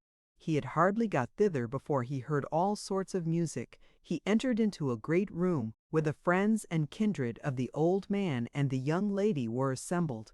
No one could look more amiable than she, but the paleness of her complexion, the melancholy that appeared in her countenance, and the tears that now and then dropped, as it were by stealth, from her eyes, betrayed the trouble of her mind. Leander now became invisible, and placed himself in a corner of the room. He soon perceived the father and mother of the bride, and coming behind the mother's chair, whispered in her ear, "If you marry your daughter to that old dotard before 8 days are over, you shall certainly die." The woman, frightened to hear such a terrible sentence pronounced upon her, and yet not know from whence it came, gave a loud shriek and dropped upon the floor. Her husband asked what ailed her. She cried that she was a dead woman if the marriage of her daughter went forward, and therefore she would not consent to it for all the world. Her husband laughed at her and called her a fool, but the invisible Leander, accosting the man, threatened him in the same way, which frightened him so terribly that he also insisted on the marriage being broken off. When the lover complained, Leander trod hard upon his gouty toes and rang such an alarm in his ears that, not being able any longer to hear himself speak, away he limped, glad enough to go. The real lover soon appeared, and he and his fair mistress fell joyfully into one another's arms, the parents consenting to their union. Leander, assuming his own shape, appeared at the hall door, as if he were a stranger drawn thither by the report of this extraordinary wedding. From hence he travelled on, and came to a great city, where, upon his arrival, he understood there was a great and solemn procession, in order to shut up a young woman against her will among the Vestal nuns. The prince was touched with compassion, and thinking the best use he could make of his cap was to redress public wrongs and relieve the oppressed, he flew to the temple, where he saw the young woman, crowned with flowers, clad in white, and with her dishevelled hair flowing about her shoulders.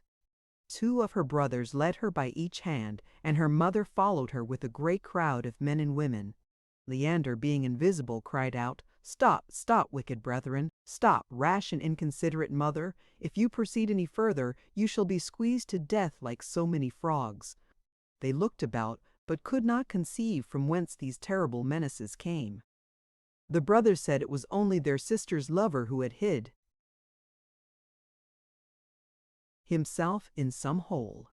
At which Leander, in wrath, took a long cudgel, and they had no reason to say the blows were not well laid on. The multitude fled, the Vestals ran away, and Leander was left alone with the victim. Immediately he pulled off his red cap and asked her wherein he might serve her. She answered him that there was a certain gentleman whom she would be glad to marry, but that he wanted an estate. Leander then shook his rose so long that he supplied them with 10 millions, after which they were married and lived happily together. But his last adventure was the most agreeable. Entering into a wide forest, he heard lamentable cries. Looking about him every way, at length he spied 4 men well armed, who were carrying away by force a young lady 13 or 14 years of age, upon which, making up to them as fast as he could, "What harm has that girl done?" said he. "Ha, ha, my little master," cried he who seemed to be the ringleader of the rest, "who bade you inquire?" "Let her alone," said Leander, "and go about your business." "Oh, yes, to be sure," cried they, laughing, whereupon the prince, alighting, put on his red cap, not thinking it otherwise prudent to attack 4 who seemed strong enough to fight a dozen. One of them stayed to take care of the young lady, while the 3 others went after Gratelan, who gave them a great deal of unwelcome exercise. Meantime the young lady continued her cries and complaints. "Oh, my dear princess," said she, "how happy was I in your palace! Did you but know my sad misfortune, you would send your Amazons to rescue poor Abricotina." Leander, having listened to what she said, without delay seized the ruffian that held her, and bound him fast to a tree before he had time or strength to defend himself. He then went to the second, and taking him by both arms, bound him in the same manner to another tree. In the meantime, Abricotina made the best of her good fortune, and betook herself to her heels, not knowing which way she went. But Leander, missing her, called out to his horse, Gratelan, who by 2 kicks with his hoof rid himself of the 2 ruffians who had pursued him. One of them had his head broken, and the other 3 of his ribs. And now Leander only wanted to overtake Abricotina, for he thought her so handsome that he wished to see her again. he found her leaning against a tree. When she saw Gristeline coming toward her, "How lucky am I," cried she. "This pretty little horse will carry me to the palace of pleasure." Leander heard her, though she saw him not. He rode up to her. Gristeline stopped, and when Abricotina mounted him, Leander clasped her in his arms and placed her gently before him. Oh, how great was Abricotina's fear to feel herself fast embraced and yet see nobody. She durst not stir, and shut her eyes for fear of seeing a spirit. But Leander took off his little cap. "How comes it, fair Abricotina," said he, "that you are afraid of me, who delivered you out of the hands of the ruffians?" With that she opened her eyes, and knowing him again, "Oh, sir," said she, "I am infinitely obliged to you, but I was afraid, for I felt myself held fast and could see no one." "Surely," replied Leander, "the danger you have been in has disturbed you and cast a mist before your eyes." Abricotina would not seem to doubt him, though she was otherwise extremely sensible. And after they had talked for some time of indifferent things, Leander requested her to tell him her age, her country, and by what accident she fell into the hands of the ruffians. "Know then, sir," said she, "there was a certain very great fairy married to a prince who wearied of her. She therefore banished him from her presence, and established herself and daughter in the island of Calm Delights. The princess, who is my mistress, being very fair, has many lovers, among others one named Furibon, whom she detests. He it was whose ruffians seized me today when I was wandering in search of a stray parrot. Accept, noble prince, my best thanks for your valor, which I shall never forget." Leander said how happy he was to have served her, and asked if he could not obtain admission into the island. Abricotina assured him this was impossible, and therefore he had better forget all about it. While they were thus conversing, they came to the bank of a large river. Abricotina alighted with a nimble jump from the horse. "Farewell, sir," said she to the prince, making a profound reverence. "I wish you every happiness." "And I," said Leander, "wish that I may now and then have a small share in your remembrance." So saying, he galloped away and soon entered into the thickest part of the wood, near a river, where he unbridled and unsaddled Gristeline. Then, putting on his little cap, wished himself in the island of Calm Delights, and his wish was immediately accomplished. The palace was of pure gold, and stood upon pillars of crystal and precious stones, which represented the zodiac and all the wonders of nature, all the arts and sciences, the sea, with all the variety of fish therein contained, the earth, with all the various creatures which it produces, the chases of Diana and her nymphs, the noble exercises of the Amazons, the amusements of a country life, flocks of sheep with their shepherds and dogs, the toils of agriculture, harvesting, gardening. And among all this variety of representations there was neither man nor boy to be seen, not so much as a little winged Cupid. So highly had the princess been incensed against her inconstant husband as not to show the least favor to his fickle sex. "Abricotina did not deceive me," said Leander to himself. "They have banished from hence the very idea of men. Now let us see what they have lost by it." With that he entered into the palaces, and at every step he took he met with objects so wonderful that when he had once fixed his eyes upon them, he had much ado to take them off again. He viewed a vast number of these apartments, some full of china, no less fine than curious, others lined with porcelain, so delicate that the walls were quite transparent.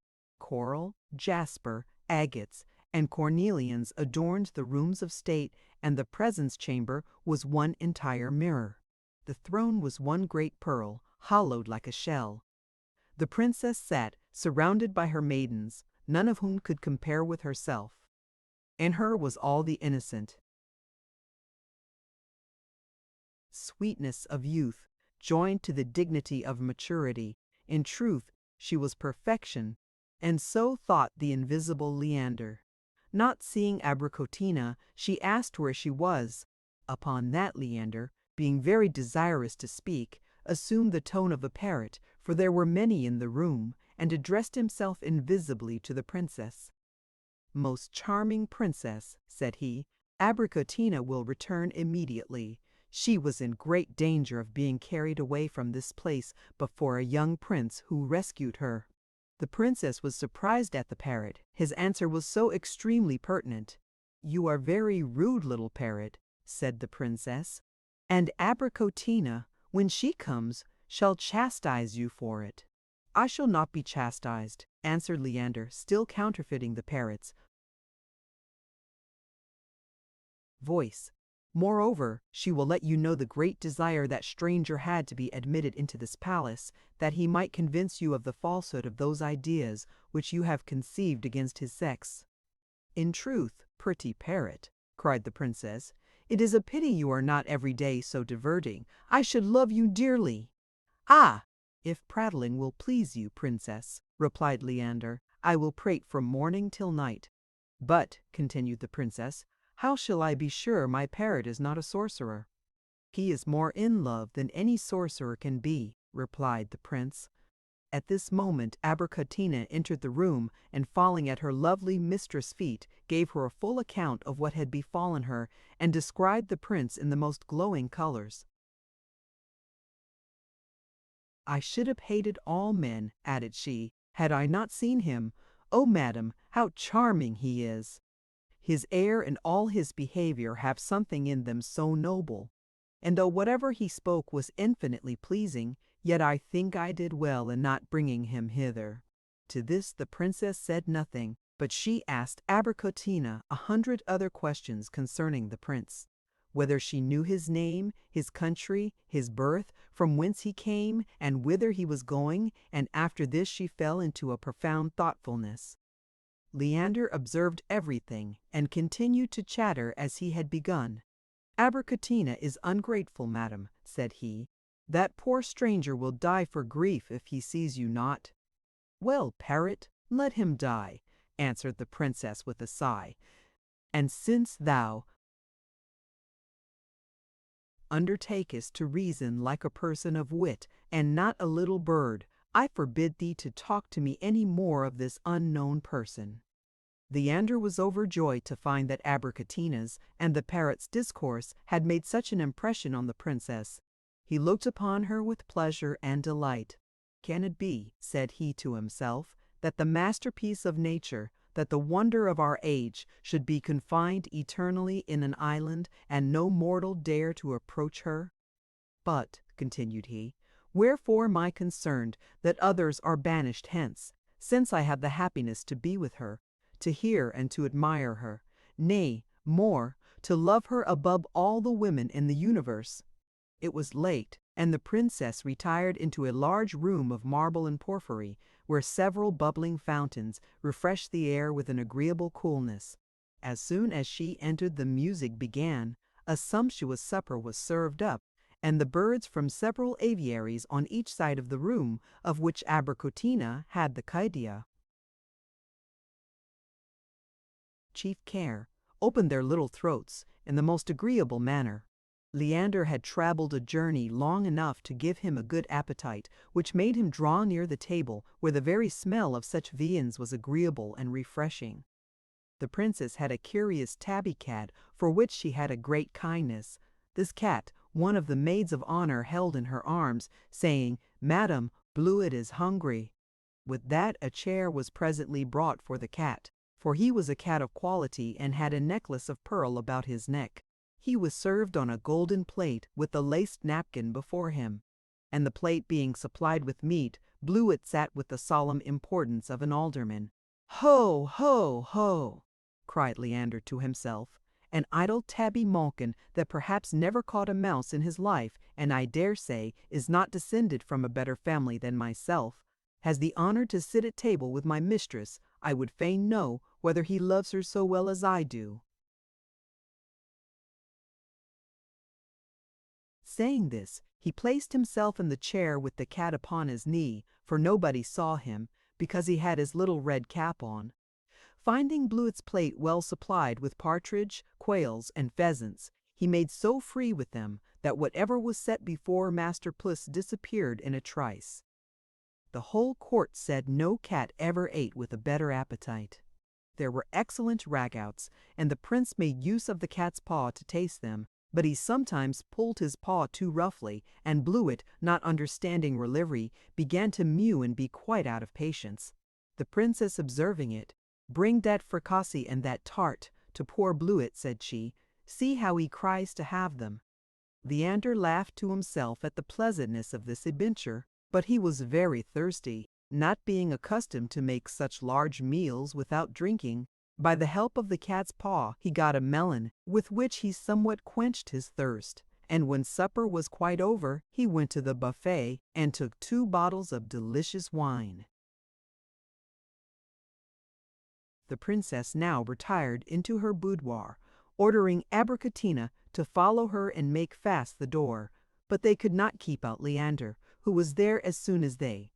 However, the princess, believing herself alone with her confidante, Abricotina, said she, "Tell me truly, did you exaggerate in your description of the unknown prince, for methinks it is impossible he should be as amiable as you say?" "Madam," replied the damsel, "if I have failed in anything, it was in coming short of what was due to him." The princess sighed and was silent for a time, then resuming her speech, "I am glad," said she, "thou didst not bring him with thee." "But, madam," answered Abricotina, who was a cunning girl, and already penetrated her mistress' thoughts, "suppose he had come to admire the wonders of these beautiful mansions, what harm could he have done us? Will you live eternally unknown in the corner of the world, concealed from the rest of humankind? Of what use is all your grandeur, pomp, magnificence, if nobody sees it?" "Hold thy peace, prattler," replied the princess, "and do not disturb that happy repose which I have enjoyed so long." Abricotina durst make no reply, and the princess, having waited her answer for some time, asked her whether she had anything to say. Abricotina then said she thought it was to very little purpose, her mistress having sent her picture to the courts of several princes, where it only served to make those who saw it miserable, that everyone would be desirous to marry her, and as she could not marry them all, indeed none of them, it would make them desperate. "Yet for all that," said the princess, "I could wish my picture were in the hands of this same stranger." "Oh, madam," answered Abricotina, "is not his desire to see you violent enough already? Would you augment it?" "Yes," cried the princess, "a certain impulse of vanity, which I was never sensible of till now, has bred this foolish fancy in me." Leander heard all this discourse, and lost not a tittle of what she said. Some of her expressions gave him hope, others absolutely destroyed it. The princess presently asked Abricotina whether she had seen anything extraordinary during her short travels. "Madam," said she, "I passed through one forest where I saw certain creatures that resembled little children. They skip and dance upon the trees like squirrels. They are very ugly, but have wonderful agility and address." "I wish I had one of them," said the princess, "but if they are so nimble as you say they are, it is impossible to catch one." Leander, who passed through the same forest, knew what Abricotina meant, and presently wished himself in the place. He caught a dozen of little monkeys, some bigger, some less, and all of different colors, and with much ado put them into a large sack. Then, wishing himself at Paris, where, he had heard, a man might have everything for money, he went and bought a little gold chariot. He taught 6 green monkeys to draw it. They were harnessed with fine traces of flame-colored morocco leather. He went to another place, where he met with 2 monkeys of merit, the most pleasant of which was called Briscambril, the other Pierceforest, both very spruce and well educated. He dressed Briscambril like a king and placed him in the coach. Pierceforest he made the coachman. The others were dressed like pages, all which he put into his sack, coach and all. The princess, not being gone to bed, heard a rumbling of a little coach in the long gallery, at the same time Her ladies came to tell her that the king of the dwarfs was arrived, and the chariot immediately entered her chamber with all the monkey train. The country monkeys began to show 1,000 tricks, which far surpassed those of Briscambril and Pierceforest. To say the truth, Leander conducted the whole machine. He drew the chariot where Briscambril sat arrayed as a king, and making him hold a box of diamonds in his hand, he presented it with a becoming grace to the princess. The princess' surprise may be easily imagined. Moreover, Briscambril made a sign for Pierceforest to come and dance with him. The most celebrated dancers were not to be compared with them in activity. But the princess, troubled that she could not guess from whence this curious present came, dismissed the dancers sooner than she would otherwise have done, though she was extremely pleased with them. Leander, satisfied with having seen the delight the princess had taken in beholding the monkeys, thought of nothing now but to get a little repose, which he greatly wanted. He stayed some time in the great gallery. Afterward, going down a pair of stairs and finding a door open, he entered into an apartment the most delightful that ever was seen. There was in it a bed of cloth of gold, enriched with pearls, intermixed with rubies and emeralds, for by this time there appeared daylight sufficient for him to view and admire the magnificence of this sumptuous furniture. Having made fast the door, he composed himself to sleep. Next day he rose very early, and looking about on every side, he spied a painter's palette, with colors ready per palette and pencils. Remembering what the princess had said to Abricotina touching her own portrait, he immediately, for he could paint as well as the most excellent masters, seated himself before a mirror, and drew his own picture first, then, in an oval, that of the princess. He had all her features so strong in his imagination that he had no occasion for her sitting, and as his desire to please her had set him to work, never did portrait bear a stronger resemblance. He had painted himself upon one knee, holding the princess's picture in one hand, and in the other a label with this inscription, "She is better in my heart." When the princess went into her cabinet, she was amazed to see the portrait of a man, and she fixed her eyes upon it with so much the more surprise, because she also saw her own with it, and because the words which were written upon the label afforded her ample room for curiosity. She persuaded herself that it was Abricotina's doing, and all she desired to know was whether the portrait was real or imaginary. Rising in haste, she called Abricotina, while the invisible Leander, with his little red cap, slipped into the cabinet, impatient to know what passed. The princess bade Abricotina look upon the picture and tell her what she thought of it. After she had viewed it, "I protest," said she, "'tis the picture of that generous stranger to whom I am indebted for my life. Yes, yes, I'm sure it is he. His very features, shape, and hair." "Thou pretendest surprise," said the princess, "but I know it was thou thyself who put it there." "Who? I, madam?" replied Abricotina. "I protest I never saw the picture before in my life. Should I be so bold as to conceal from your knowledge a thing that so nearly concerns you? And by what miracle could I come by it? I never could paint, nor did any man ever enter this place, yet here he is painted with you." "Some spirit, then, must have brought it hither," cried the princess. "How I tremble for fear, madam," said Abricotina. "Was it not rather some lover? And therefore, if you will take my advice, let us burn it immediately." "'Twere a pity to burn it," cried the princess, sighing. "A finer piece, methinks, cannot adorn my cabinet." And saying these words, she cast her eyes upon it.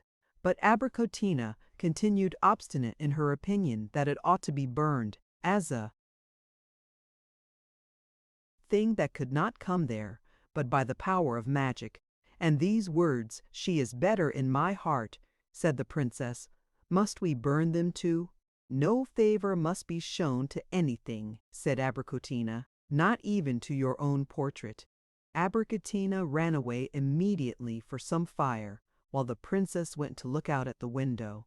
Leander, unwilling to let his performance be burned, took this opportunity to convey it away without being perceived.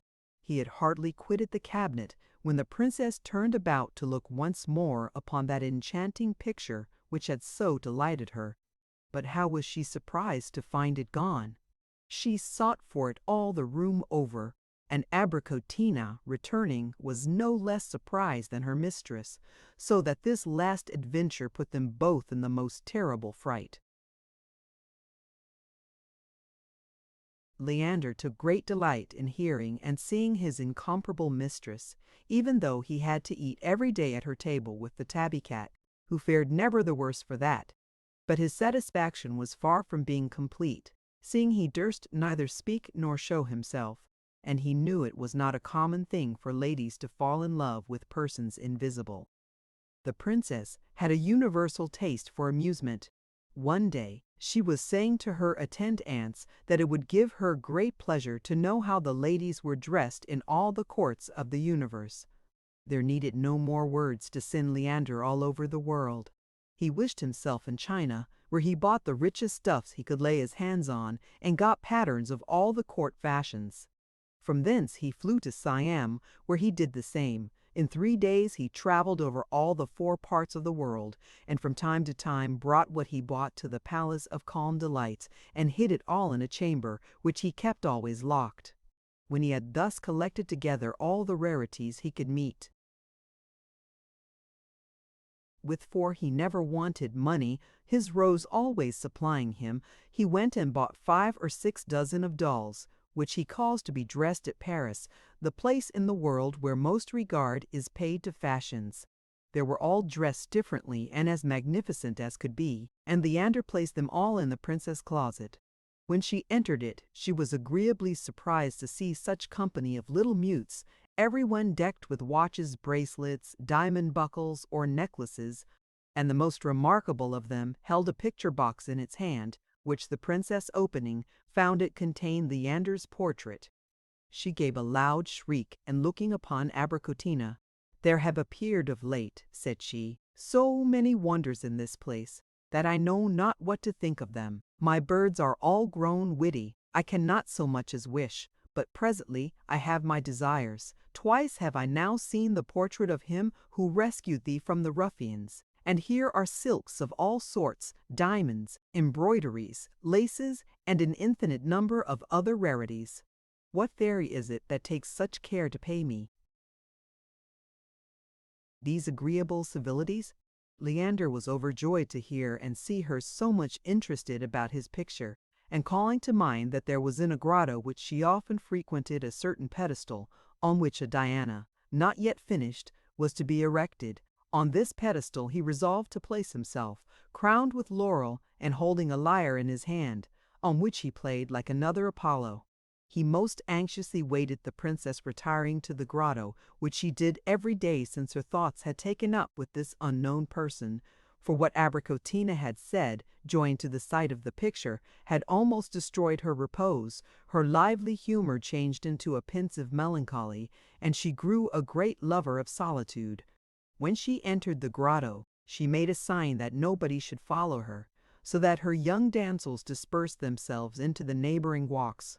The princess threw herself upon a bank of green turf, sighed, wept, and even talked, but so softly that Leander could not hear what she said. He had put his red cap on that she might not see him at first, but having taken it off, she beheld him standing on the pedestal. At first she took him for a real statue, for he observed exactly the attitude in which he had placed himself, without moving so much as a finger. She beheld with a kind of pleasure intermixed with fear, but pleasure soon dispelled her fear, and she continued to view the pleasing figure which so exactly resembled life. The prince, having tuned his lyre, began to play, at which the princess, greatly surprised, could not resist the fear that seized her. She grew pale and fell into a swoon. Leander leaped from the pedestal, and putting on his little red cap that he might not be perceived, took the princess in his arms, and gave her all the assistance that his zeal and tenderness could inspire. At length she opened her charming eyes, and looked about in search of him, but she could perceive nobody, yet she felt somebody who held her hands, kissed them, and bedewed them with his tears. It was a long time before she durst speak, and her spirits were in a confused agitation between fear and hope. She was afraid of the spirit, but loved the figure of the unknown. At length she said, "Courtly Invisible, why are you not the person I desire you should be?" At these words, Leander was going to declare himself, but durst not do it yet. "For," thought he, "if I again affright the object I adore and make her fear me, she will not love me." This consideration caused him to keep silence. The princess then, believing herself alone, called Abricotina and told her all the wonders of the animated statue, that it had played divinely, and that the invisible person had given her great assistance when she lay in a swoon. "What pity 'tis," said she, "that this person should be so frightful, for nothing can be more amiable or acceptable than his behavior." "Who told you, madam," answered Abricotina, "that he is frightful? If he is the youth who saved me, he is beautiful as Cupid himself." "If Cupid and the unknown are the same," replied the princess, blushing, "I could be content to love Cupid, but alas! how far am I from such a happiness! I love a mere shadow, and this fatal picture, joined to what thou hast told me, have inspired me with inclinations so contrary to the precepts which I received from my mother, that I am daily afraid of being punished for them." "Oh, madam," said Abricotina, interrupting her, "have you not troubles enough already? Why should you anticipate afflictions which may never come to pass?" It is easy to imagine what pleasure Leander took in this conversation. In the meantime, the little Furibon, still enamored of the princess whom he had never seen, expected with impatience the return of the 4 servants whom he had sent to the island of Calm Delights. One of them at last came back, and after he had given the prince a particular account of what had passed, told him that the island was defended by Amazons, and that unless he sent a very powerful army, it would be impossible to get into it. The king his father was dead, and Furibon was now lord of all. Disdaining, therefore, any repulse, he raised an army of 400,000 men, and put himself at the head of them, appearing like another Tom Thumb upon a war horse. Now when the Amazons perceived his mighty host, they gave the princess notice of it, who immediately dispatched away her trusty Abricotina to the kingdom of the fairies, to beg her mother's instructions as to what she should do to drive the little Furibon from her territories. But Abricotina found the fairy in an angry humor. "Nothing that my daughter does," said she, "escapes my knowledge. The Prince Leander is now in her palace. He loves her, and she has a tenderness for him. All my cares and precepts have not been able to guard her from the tyranny of love, and she is now under its fatal dominion. But it is the decree of destiny, and I must submit. Therefore, Abricotina, begone, nor let me hear a word more of a daughter whose behavior has so much displeased me."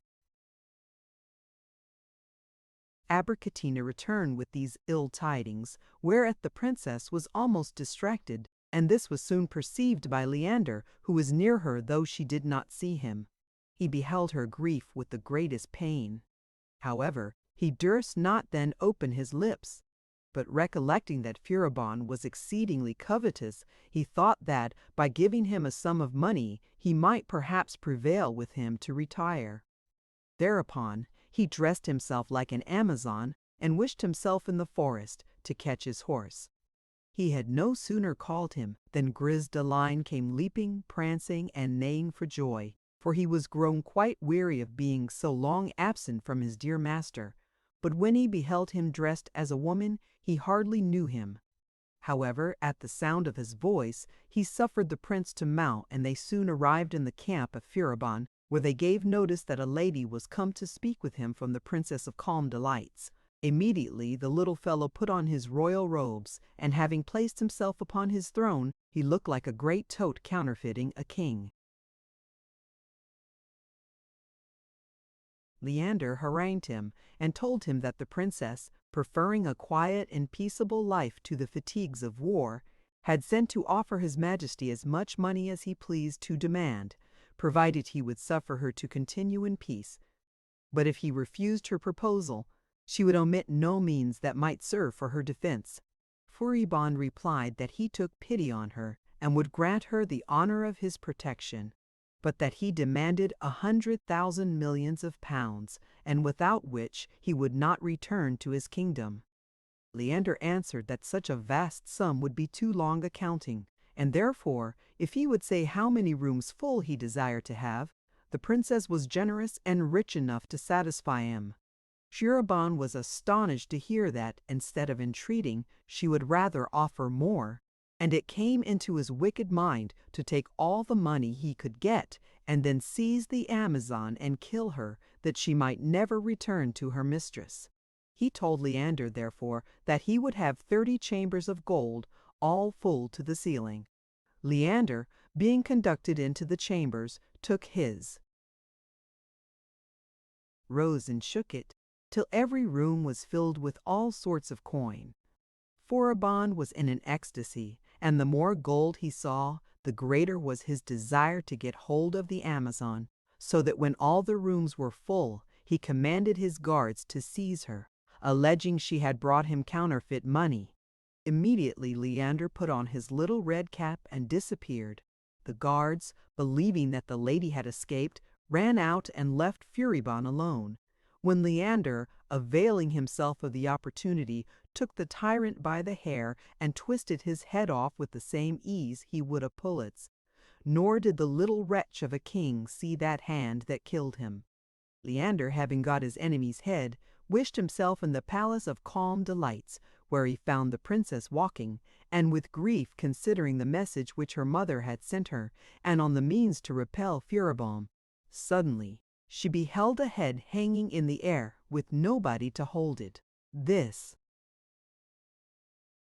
prodigy astonished her so that she could not tell what to think of it, but her amazement was increased when she saw the head laid at her feet, and heard a voice utter these words: "Charming princess, cease your fear of Furibon, whose head see here."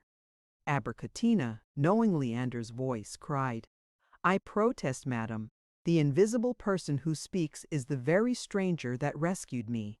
The princess seemed astonished, but yet pleased. "Oh," said she, "if it be true that the invisible and the stranger are the same person, I confess I shall be glad to make him my acknowledgments." Leander, still invisible, replied, "I will yet do more to deserve them," and so saying he returned to Furibon's army, where the report of the king's death was already spread throughout the camp. As soon as Leander appeared there in his usual habit, everybody knew him. All the officers and soldiers surrounded him, uttering the loudest acclamations of joy.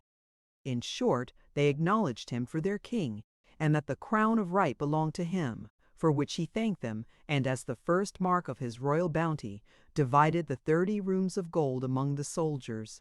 This done, he returned to his princess, ordering his army to march back into his kingdom. The princess was gone to bed. Leander, therefore, retired into his own apartment, for he was very sleepy, so sleepy that he forgot to bolt his door. And so it happened that the princess, rising early to taste the morning air, chanced to enter into this very chamber, and was astonished to find a young prince asleep upon the bed. She took a full view of him, and was convinced that he was the person whose picture she had in her diamond box. "It is impossible," said she, "that this should be a spirit, for can spirits sleep? Is this a body composed of air and fire, without substance, as Abricotina told me?" She softly touched his hair, and heard him breathe, and looked at him as if she could have looked forever. While she was thus occupied, her mother, the fairy, entered with such a noise that Leander started out of his sleep. But how deeply was he afflicted to behold his beloved princess in the most deplorable condition! Her mother dragged her by the hair, and loaded her with 1,000 bitter reproaches. In what grief and consternation were the 2 young lovers, who saw themselves now upon the point of being separated forever!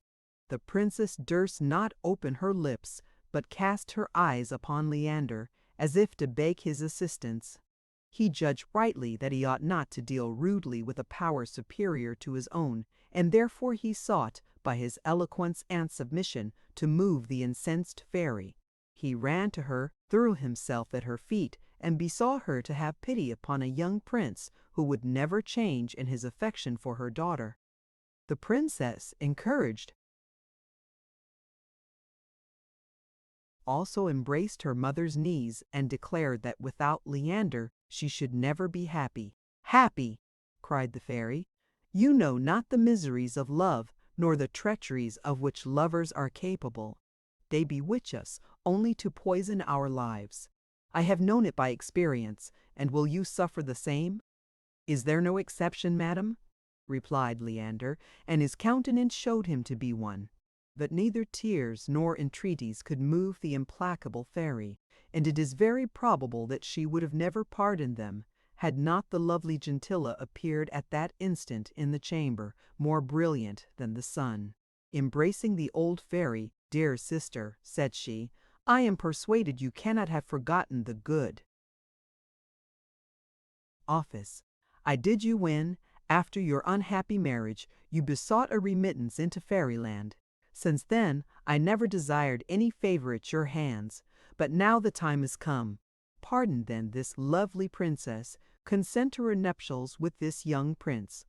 I will engage he shall be ever constant to her. The thread of their days shall be spun of gold and silk. They shall live to complete your happiness, and I will never forget the obligation you lay upon me." "Charming Gentilla," cried the fairy, "I consent to whatever you desire. Come, my dear children, and receive my love." So saying, she embraced them both. Abricotina, just then entering, cast her eyes upon Leander. She knew him again, and saw he was perfectly happy, at which she too was quite satisfied. "Prince," condescendingly said the fairy mother, "I will remove the island of calm delights into your own kingdom, live with you myself, and do you great services."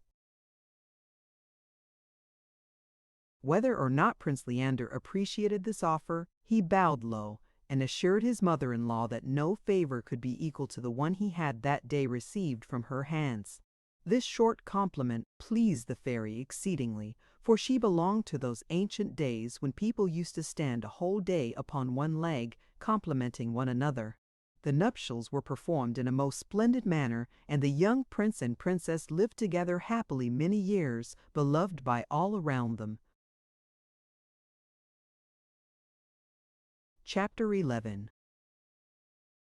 Long ago there lived a monarch who was such a very honest man that his subjects entitled him the Good King. One day, when he was out hunting, a little white rabbit, which had been half killed by his hounds, leaped right into his Majesty's arms. Said he, caressing it, "This poor creature has put itself under my protection, and I will allow no one to injure it." So he carried it to his palace, had prepared for it a neat little rabbit hutch with abundance of the daintiest food, such as rabbits love, and there he left it. The same night, when he was alone in his chamber, there appeared to him a beautiful lady. She was dressed neither in gold nor silver nor brocade, but her flowing robes were white as snow, and she wore a garland of white roses on her head. The good king was greatly astonished at the sight, for his door was locked, and he wondered how so dazzling a lady could possibly enter. But she soon removed his doubts. "I am the fairy Candide," said she, with a smiling and gracious air. "Passing through the wood where you were hunting, I took a desire to know if you were as good as men say you are. I therefore changed myself into a white rabbit and took refuge in your arms. You saved me, and now I know that those who are merciful to dumb beasts will be 10 times more so to human beings. You merit the name your subjects give you. You are the good king. I thank you for your protection, and shall be always one of your best friends. You have but to say what you most desire, and I promise you your wish shall be granted." "Madam," replied the king, "if you are a fairy, you must know, without my telling you, the wish of my heart. I have one well-beloved son, Prince Cherry. Whatever kindly feeling you have toward me, extend it to him." "Willingly," said Candide. I will make him the handsomest, richest, or most powerful prince in the world. Choose whichever you desire for him." "None of the three," returned the father. "I only wish him to be good, the best prince in the whole world." "Of what use would riches, power, or beauty be to him if he were a bad man?" "You are right," said the fairy, "but I cannot make him good. He must do that himself. I can only change his external fortunes. For his personal character, the utmost I can promise is to give him good counsel, reprove him for his faults, and even punish him, if he will not punish himself. You mortals can do the same with your children." "Ah, yes," said the king, sighing. Still, he felt that the kindness of a fairy was something gained for his son, and died not long after, content and at peace. Prince Cherry mourned deeply, for he dearly loved his father, and would have gladly given all his kingdoms and treasures to keep him in life a little longer. 2 days after the good king was no more, Prince Cherry was sleeping in his chamber when he saw the same dazzling vision of the fairy Candide. "I promised your father," said she, "to be your best friend, and in pledge of this, take what I now give you." And she placed the small gold ring upon his finger. "Poor as it looks, it is more precious than diamonds, for whenever you do ill it will prick your finger. If, after that warning, you still continue in evil, you will lose my friendship, and I shall become your direst enemy." So saying, she disappeared, leaving Cherry in such amazement that he would have believed it all a dream, save for the ring on his finger. He was for a long time so good that the ring never pricked him at all, and this made him so cheerful and pleasant in his humor that everybody called him Happy Prince Cherry. But one unlucky day he was out hunting and found no sport, which vexed him so much that he showed his ill temper by his looks and ways. He fancied his ring felt very tight and uncomfortable, but as it did not prick him, he took no heed of this until, re-entering his palace, his little pet dog, Bibi, jumped up upon him and was sharply told to get away.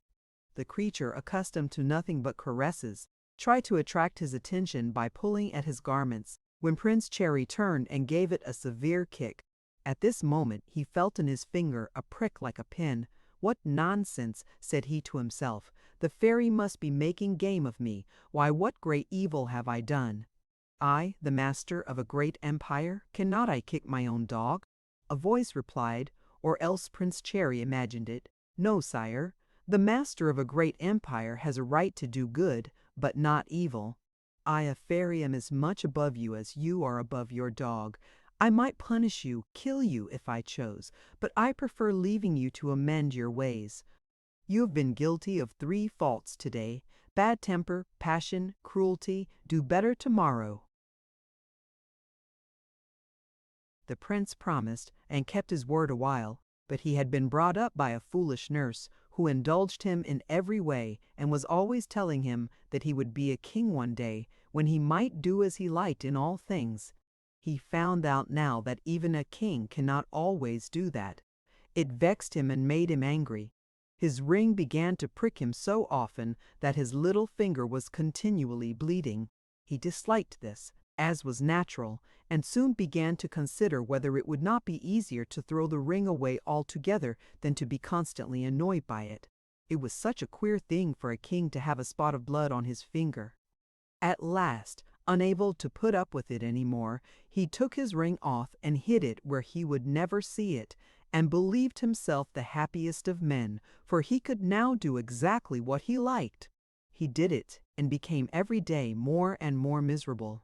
One day he saw a young girl, so beautiful that, being always accustomed to have his own way, he immediately determined to espouse her. He never doubted that she would be only too glad to be made a queen, for she was very poor. But Zelia, that was her name, answered, to his great astonishment, that she would rather not marry him. "Do I displease you?" asked the prince, into whose mind it had never entered that he could displease anybody. "Not at all, my prince," said the honest peasant maiden. "You're very handsome, Very charming, but you are not like your father, the good king. I will not be your queen, for you would make me miserable." At these words, the prince's love seemed all to turn to hatred. He gave orders to his guards to convey Zelia to a prison near the palace, and then took counsel with his foster brother, the one of all his ill companions who most incited him to do wrong. "Sir," said this man, "if I were in your Majesty's place, I would never vex myself about a poor silly girl. Feed her on bread and water till she comes to her senses, and if she still refuses you, let her die in torment, as a warning to your other subjects should they venture to dispute your will. You will be disgraced should you suffer yourself to be conquered by a simple girl." "But," said Prince Cherry, "shall I not be disgraced if I harm a creature so perfectly innocent?" "No one is innocent who disputes your Majesty's authority," said the courtier, bowing. "And it is better to commit an injustice than allow it to be supposed you can ever be contradicted with impunity." This touched Cherry on his weak point. His good impulses faded. He resolved once more to ask Zelia if she would marry him, and if she again refused, to sell her as a slave. Arrived at the cell in which she was confined, what was his astonishment to find her gone! He knew not whom to accuse, for he had kept the key in his pocket the whole time. At last, the foster brother suggested that the escape of Zelia might have been contrived by an old man, Suleiman by name, the prince's former tutor, who was the only one who now ventured to blame him for anything that he did. Cherry sent immediately, and ordered his old friend to be brought to him, loaded heavily with irons. Then, full of fury, he went and shut himself up in his own chamber, where he went raging to and fro, till startled by a noise like a clap of thunder. The fairy Candide stood before him. "Prince," said she in a severe voice, "I promised your father to give you good counsels, and to punish you if you refused to follow them. My counsels were forgotten, my punishment despised. Under the figure of a man, you have been no better than the beasts you chase, like a lion in fury, a wolf in gluttony, a serpent in revenge, and a bull in brutality. Take, therefore, in your new form the likeness of all these animals." Scarcely had Prince Cherry heard these words than to his horror he found himself transformed into what the fairy had named. He was a creature with the head of a lion, the horns of a bull, the feet of a wolf, and the tail of a serpent. At the same time he felt himself transported to a distant forest where, standing on the bank of a stream, he saw reflected in the water his own frightful shape, and heard a voice saying, "Look at thyself, and know thy soul has become 1,000 times uglier even than thy body." Cherry recognized the voice of Candide, and in his rage would have sprung upon her and devoured her, but he saw nothing, and the same voice said behind him, "Cease thy feeble fury, and learn to conquer thy pride by being in submission to thine own subjects." Hearing no more, he soon quitted the stream, hoping at least to get rid of the sight of himself. But he had scarcely gone 20 paces when he tumbled into a pitfall that was laid to catch bears. The bear hunters, descending from some trees hard by, caught him, chained him, and only too delighted to get hold of such a curious-looking animal, led him along with them to the capital of his own kingdom. There great rejoicings were taking place, and the bear hunters, asking what it was all about, were told that it was because Prince Cherry, the torment of his subjects, had just been struck dead by a thunderbolt, just punishment of all his crimes. 4 courtiers, his wicked companions, had wished to divide his throne between them, but the people had risen up against them and offered the crown to Suleiman, the old tutor whom Cherry had ordered to be arrested. All this the poor monster heard. He even saw Suleiman sitting upon his own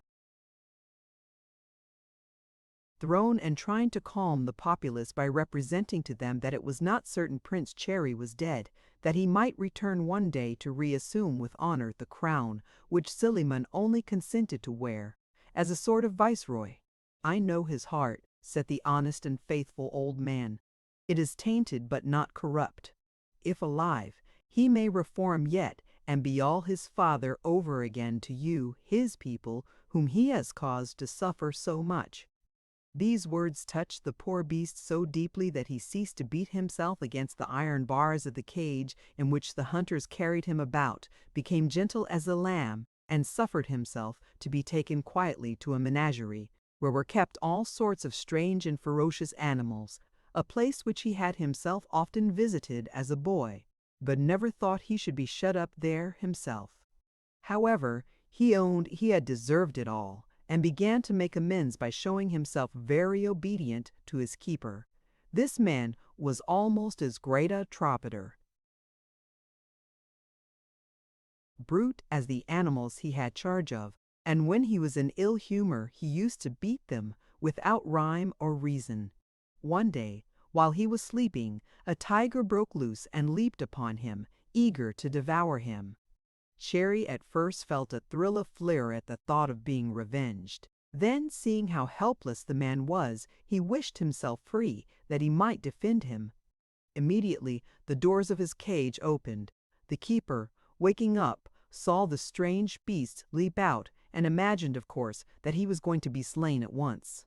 Instead, he saw the tiger lying dead, and the strange beast creeping up and laying itself at his feet to be caressed. But as he lifted up his hand to stroke it, a voice was heard saying, "Good actions never go unrewarded," and instead of the frightful monster, there crouched on the ground nothing but a pretty little dog. Cherry, delighted to find himself thus metamorphosed, caressed the keeper in every possible way, till at last the man took him up into his arms and carried him to the king, to whom he related this wonderful story, from beginning to end. The queen wished to have the charming little dog, and Cherry would have been exceedingly happy could he have forgotten that he was originally a man and a king. He was lodged most elegantly, had the richest of collars to adorn his neck, and heard himself praised continually. But his beauty rather brought him into trouble, for the queen, afraid lest he might grow too large for a pet, took advice of dog doctors, who ordered that he should be fed entirely upon bread, and that very sparingly. So poor Cherry was sometimes nearly starved. One day, when they gave him his crust for breakfast, a fancy seized him to go and eat it in the palace garden. So he took the bread in his mouth and trotted away toward a stream which he knew and where he sometimes stopped to drink. But instead of the stream, he saw a splendid palace, glittering with gold and precious stones. Entering the doors was a crowd of men and women, magnificently dressed, and within there was singing and dancing and good cheer of all sorts. Yet however grandly and gaily the people went in, Cherry noticed that those who came out were pale, thin, ragged, half naked, covered with wounds and sores. Some of them dropped dead at once. Others dragged themselves on a little way and then lay down, dying of hunger, and vainly begged a morsel of bread from others who were entering in, who never took the least notice of them. Cherry perceived one woman who was trying feebly to gather and eat some green herbs. "Poor thing," said he to himself, "I know what it is to be hungry, and I want my breakfast badly enough, but still it will kill me to wait till dinner time, and my crust may save the life of this poor woman." So the little dog ran up to her and dropped his bread at her feet. She picked it up and ate it with avidity. Soon she looked quite recovered, and Cherry, delighted, was trotting back again to his kennel, when he heard loud cries and saw a young girl dragged by 4 men to the door of the palace, which they were trying to compel her to enter. Oh, how he wished himself a monster again, as when he slew the tiger, for the young girl was no other than his beloved Zelia. Alas! What could a poor little dog do to defend her?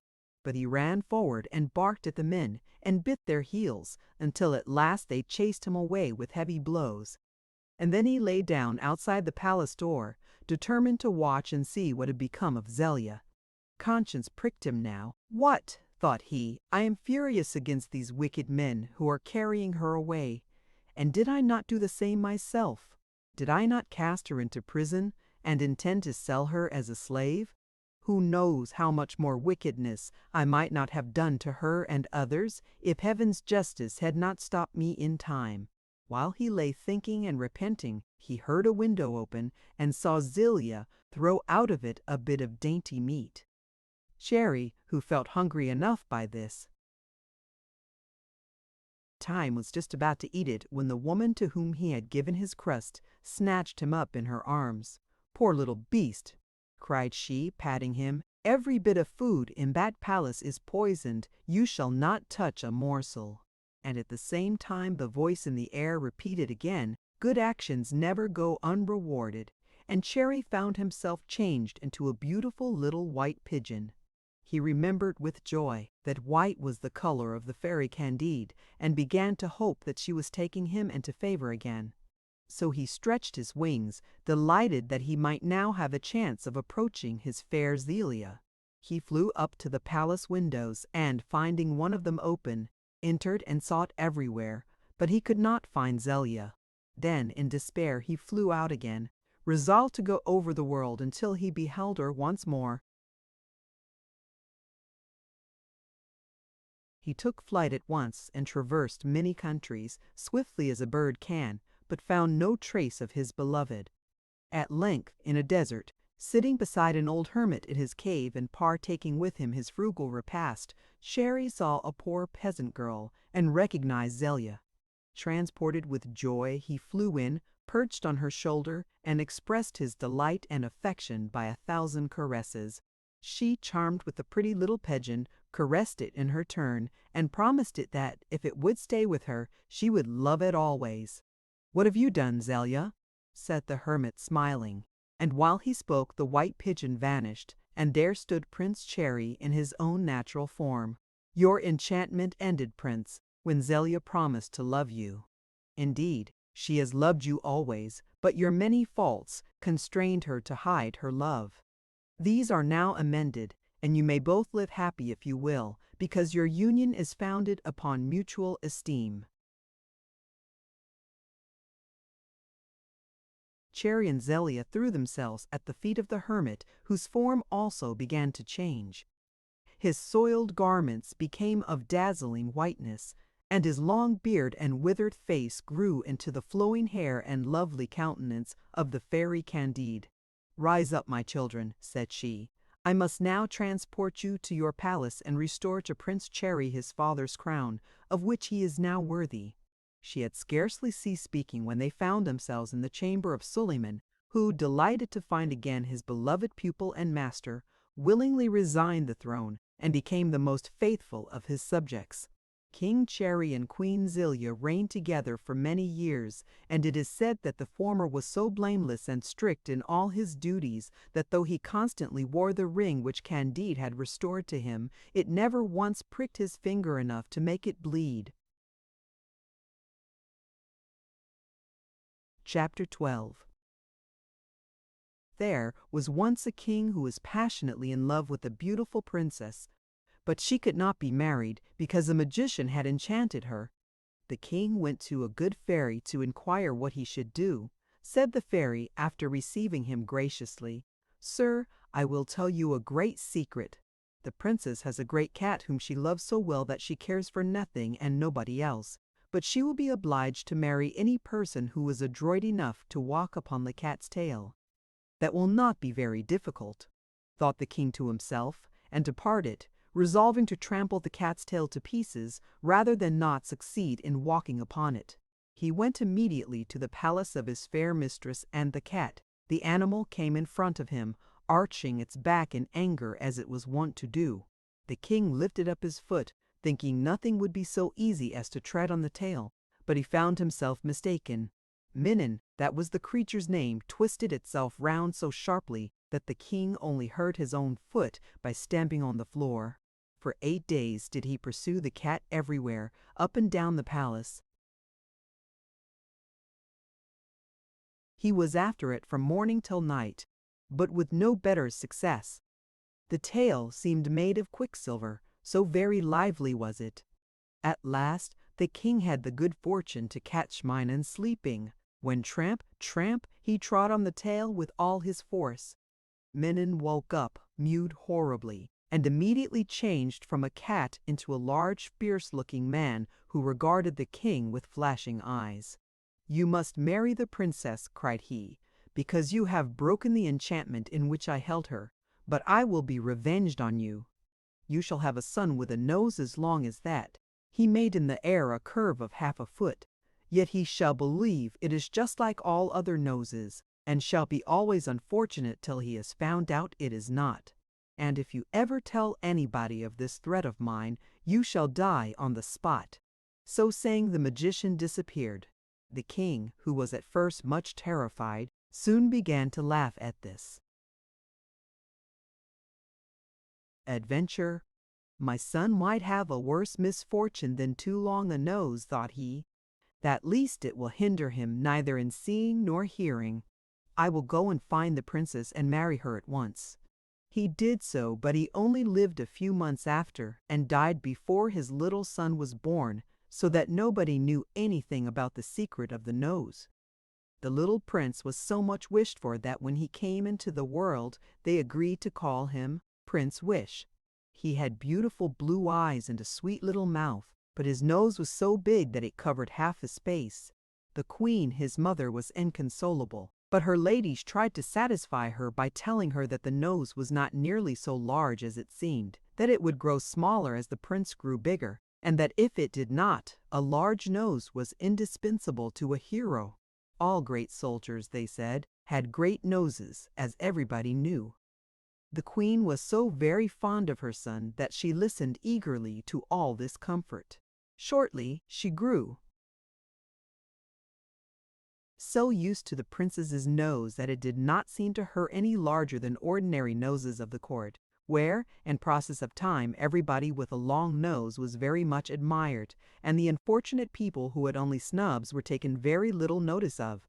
Great care was observed in the education of the prince, and as soon as he could speak, they told him all sorts of amusing tales, in which all the bad people had short noses, and all the good people had long ones. No person was suffered to come near him who had not a nose of more than ordinary length. Nay, to such an extent did the countries carry their fancy, that the noses of all the little babies were ordered to be pulled out as far as possible several times a day, in order to make them grow. But grow as they would, they never could grow as long as that of Prince Wish. When he was old enough, his tutor taught him history, and whenever any great king or lovely princess was referred to, the tutor always took care to mention that he or she had a long nose. All the royal apartments were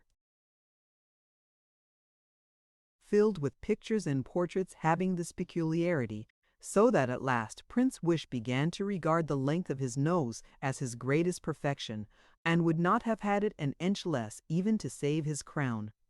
When he was 20 years old, his mother and his people wished him to marry. They procured for him the likenesses of many princesses, but the one he preferred was Princess Darling, daughter of a powerful monarch and heiress to several kingdoms. Alas, with all her beauty, this princess had one great misfortune, a little turned-up nose, which everyone else said made her only the more bewitching.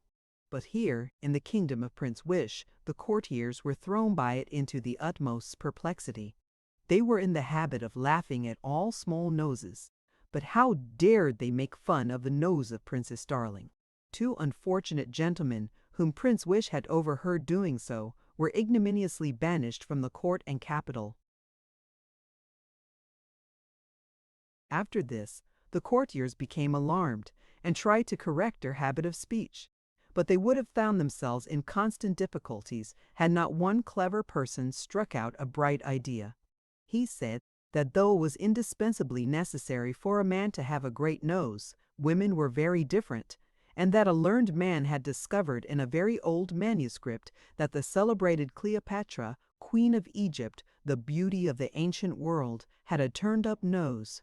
At this information, Prince Wish was so delighted that he made the courtier a very handsome present, and immediately sent off ambassadors to demand Princess Darling in marriage. She accepted his offer at once, and returned with the ambassadors. He made all haste to meet and welcome her, but when she was only 3 leagues distant from his capital, before he had time even to kiss her hand. The magician, who had once assumed the shape of his mother's cat, Minion, appeared in the air and carried her off before the lover's very eyes. Prince Wish, almost beside himself with grief, declared that nothing should induce him to return to his throne and kingdom till he had found Darling.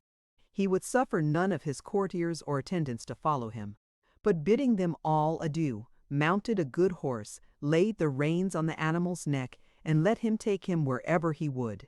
The horse entered a wide extended plain and trotted on steadily the whole day without finding a single house. Master and beast began almost to faint with hunger, and Prince Wish might have wished himself at home again had he not discovered, just at dusk, a cavern, where there sat beside a bright lantern a little woman who might have been more than 100 years old.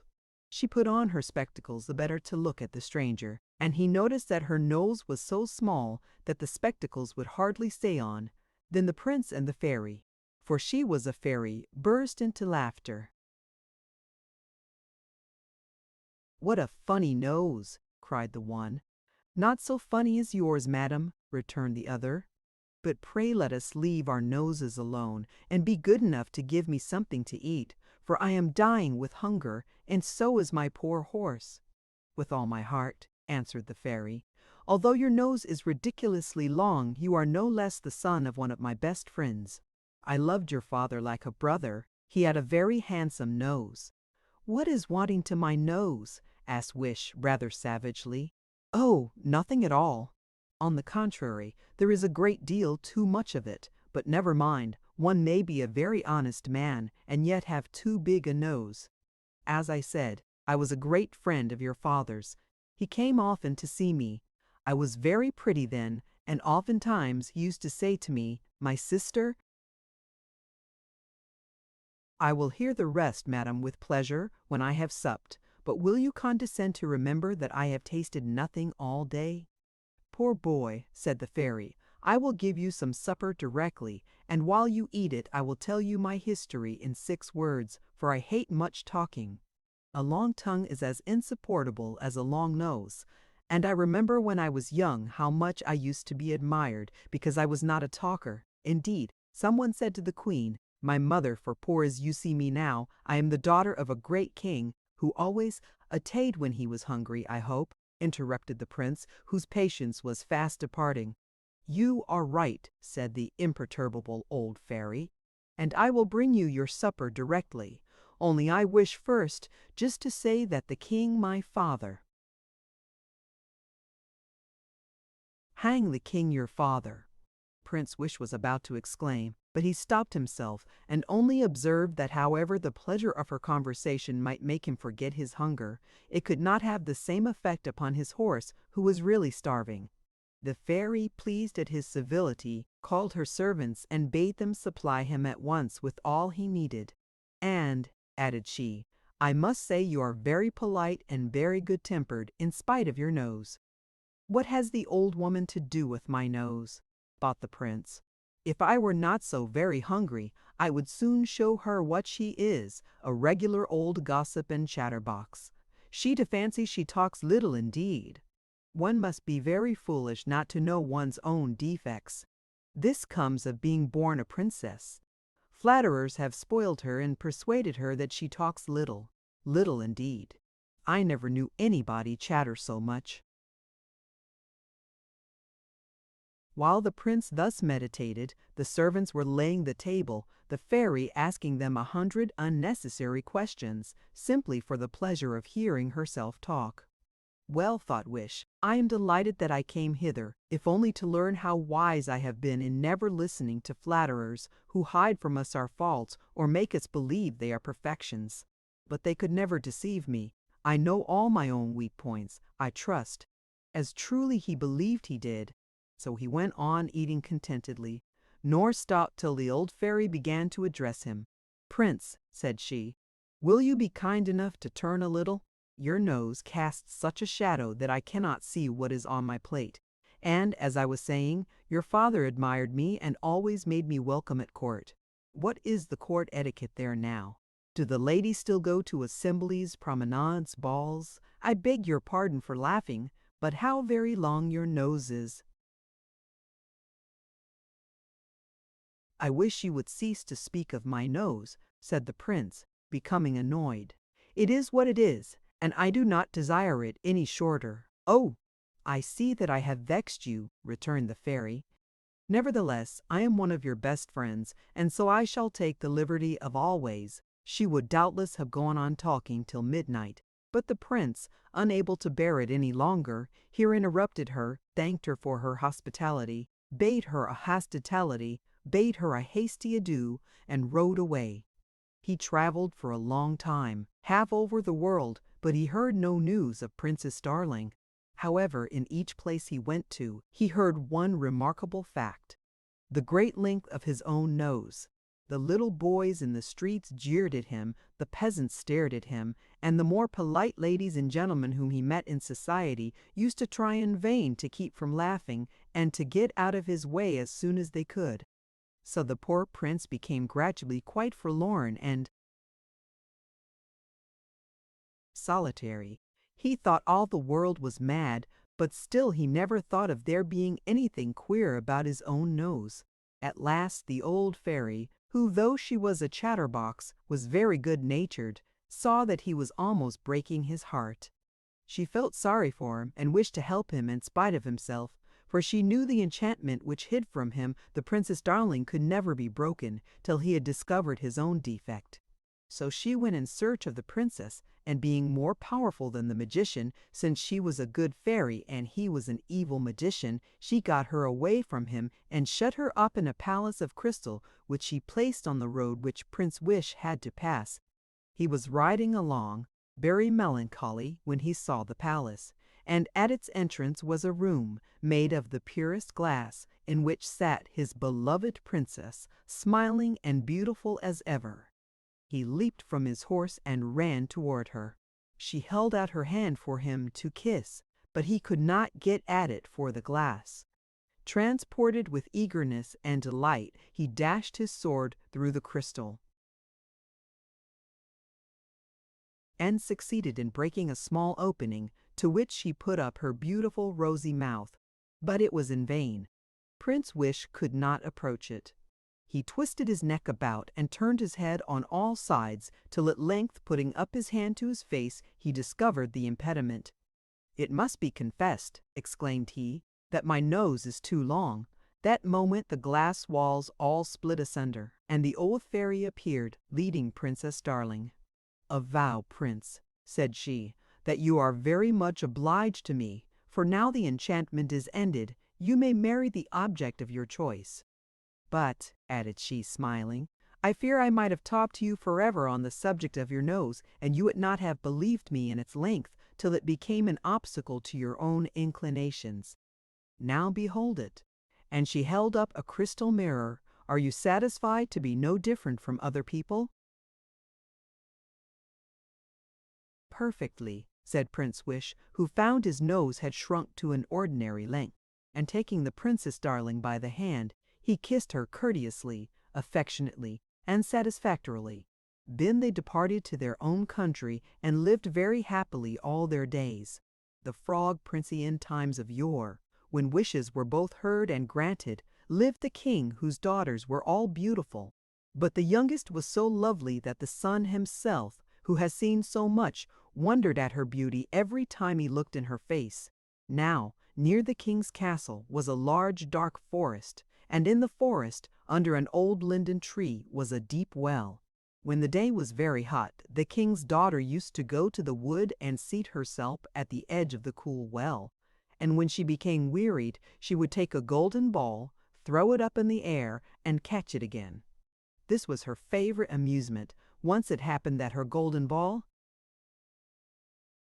instead of falling back into the little hand that she stretched out for it, dropped on the ground and immediately rolled away into the water.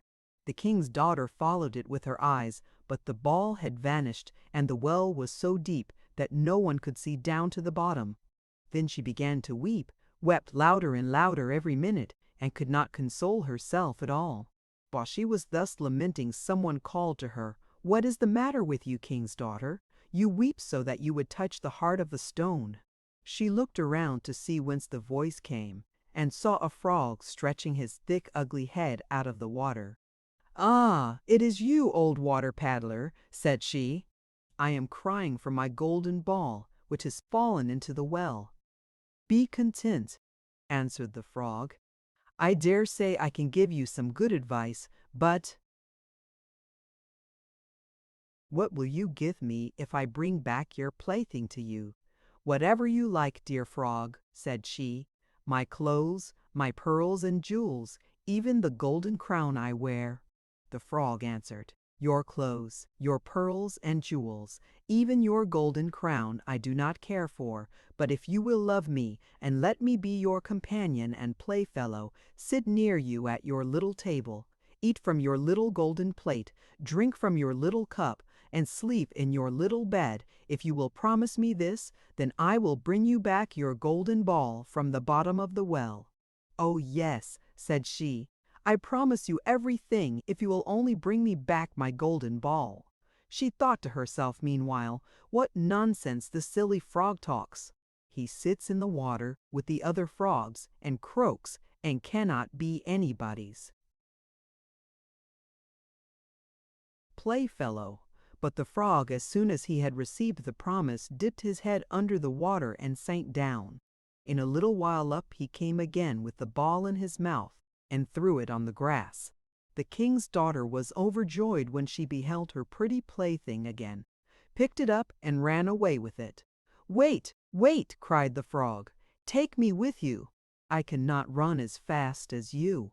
Alas, of what use was it that he croaked after her as loud as he could? She would not listen to him, but hastened home, and soon forgot the poor frog, who was obliged to plunge again to the bottom of his well. The next day, when she was sitting at dinner with the king and all the courtiers, eating from her little gold plate, there came a sound of something creeping up the marble staircase, splish, splash, and when it had reached the top, it knocked at the door and cried, "Youngest king's daughter, open to me." She ran, wishing to see who was outside, but when she opened the door and there sat the frog, she flung it hastily to again and sat down at table, feeling very, very uncomfortable. The king saw that her heart was beating violently and said, "How, my child, why are you afraid? Is a giant standing outside the door to carry you off?" "Oh no," answered she, "it is no giant but a nasty frog, who yesterday when I was playing in the wood near the well, fetched my golden ball out of the water. For this I promised him he should be my companion, but I never thought he could come out of his well. Now he is at the door, and wants to come in." Again, the second time there was a knock, and a voice cried, "Youngest king's daughter, open to me. Know you what yesterday you promised me by the cool water? Youngest king's daughter, open to me." "Then," said the king, "what you promised you must perform. Go and open the door." She went and opened the door. The frog hopped in, always following and following her till he came up to her chair. There he sat and cried out, "Lift me up to you on the table." She refused, till the king, her father, commanded her to do it. When the frog was on the table, he said, "Now push your little golden plate nearer to me that we may eat together." She did as he desired, but one could easily see that she did it unwillingly. The frog seemed to enjoy his dinner very much, but every morsel she ate stuck in the throat of the poor little princess. Then said the frog, "I have eaten enough and am tired. Carry me to your little room and make your little silken bed smooth, and we will lay ourselves down to sleep together." At this the daughter of the king began to weep, for she was afraid of the cold frog, who wanted to sleep in her pretty clean bed. But the king looked angrily at her and said again, "What you have promised you must perform. The frog is your companion." It was no use to complain. Whether she liked it or not, she was obliged to take the frog with her up to her little bed. So she picked him up with 2 fingers, hating him bitterly the while, and carried him upstairs. But when she got into bed, instead of lifting him up to her, she threw him with all her strength against the wall, saying, "Now, you nasty frog, there will be an end of you." But what fell down from the wall was not a dead frog, but a living young prince, with beautiful and loving eyes, who at once became, by her own promise and her father's will, her dear companion and husband. He told her how he had been cursed by a wicked sorceress, and that no one but the king's youngest daughter could release him from his enchantment and take him out of the well. The next day a carriage drove up to the palace gates with 8 white horses, having white feathers on their heads and golden reins. Behind it stood the servant of the young prince, called the faithful Henry. This faithful Henry had been so grieved when his master was changed into a frog that he had been compelled to have 3 iron bands fastened round his heart, lest it should break. Now the carriage came to convey the prince to his kingdom, so the faithful Henry lifted in the bride and bridegroom and mounted behind, full of joy at his lord's release. But when they had gone a short distance, the prince heard behind him a noise as if something was breaking. He cried out, "Henry, the carriage is breaking." But Henry replied, "No, sir, it is not the carriage, but one of the bands from my heart, with which I was forced to bind it up, or it would have broken with grief while you sat as a frog at the bottom of the well." Twice again this happened, and the prince always thought the carriage was breaking, but it was only the bands breaking off from the heart of the faithful Henry, out of joy that his lord, the frog prince, was a frog no more. Clever Alice. Once upon a time there was a man who had a daughter who was called Clever Alice, and when she was grown up her father said, "We must see about her marrying." "Yes," replied her mother, "whenever a young man shall appear who is worthy of her." At last a certain youth, by name Hans, came from a distance to make a proposal of marriage, but he required one condition, that the clever Alice should be very prudent. "Oh," said her father, "no fear of that, she has got a head full of brains." And the mother added, "Ah, she can see the wind blow up the street and hear the flies cough." "Very well," replied Hans, "but remember, if she is not very prudent, I will not take her." Soon afterward they sat down to dinner, and her mother said, "Alice, go down into the cellar and draw some beer." So Clever Alice took the jug down from the wall and went into the cellar, jerking the lid up and down on her way, to pass away the time. As soon as she got downstairs she drew a stool and placed it before the cask, in order that she might not have to stoop, for she thought stooping might in some way injure her back and give it an undesirable bend. Then she placed the can before her and turned the tap, and while the beer was running, as she did not wish her eyes to be idle, she looked about upon the wall above and below. Presently she perceived, after much peeping into this corner and that corner, a hatchet, which the bricklayers had left behind, sticking out of the ceiling right above her head. At the sight of this Clever Alice began to cry, saying, "Oh, if I marry Hans, and we have a child, and he grows up, and we send him into the cellar to draw beer, the hatchet will fall upon his head and kill him." And so she sat there weeping with all her might over the impending misfortune. Meanwhile the good folks upstairs were waiting for the beer, but as Clever Alice did not come, her mother told the maid to go and see what she was stopping for. The maid went down into the cellar and found Alice sitting before the cask, crying heartily, and she asked, "Alice, what are you weeping about?" "Ah," she replied, "have I not cause? If I marry Hans, and we have a child, and he grows up, and we send him here to draw beer, that hatchet will fall upon his head and kill him." "Oh," said the maid, "what a clever Alice we have." And sitting down, she began to weep too, for the misfortune that was to happen. After a while, when the servant did not return, the good folks above began to feel very thirsty. So the husband told the boy to go down into the cellar and see what had become of Alice and the maid. The boy went down, and there sat Clever Alice and the maid both crying. So he asked the reason, and Alice told him the same tale of the hatchet that was to fall on her child if she married Hans, and if they had a child. When she had finished, the boy exclaimed, "What a clever Alice we have!" and fell weeping and howling with the others. Upstairs they were still waiting, and the husband said, when the boy did not return, "Do you go down, wife, into the cellar and see why Alice stays so long." So she went down, and finding all three sitting there crying, asked the reason, and Alice told her about the hatchet which must inevitably fall upon the head of her son. Then the mother likewise exclaimed, "Oh, what a clever Alice we have!" and sitting down, began to weep as much as any of the rest. Meanwhile, the husband waited for his wife's return, but at last he felt so very thirsty that he said, "I must go myself down into the cellar and see what is keeping our Alice."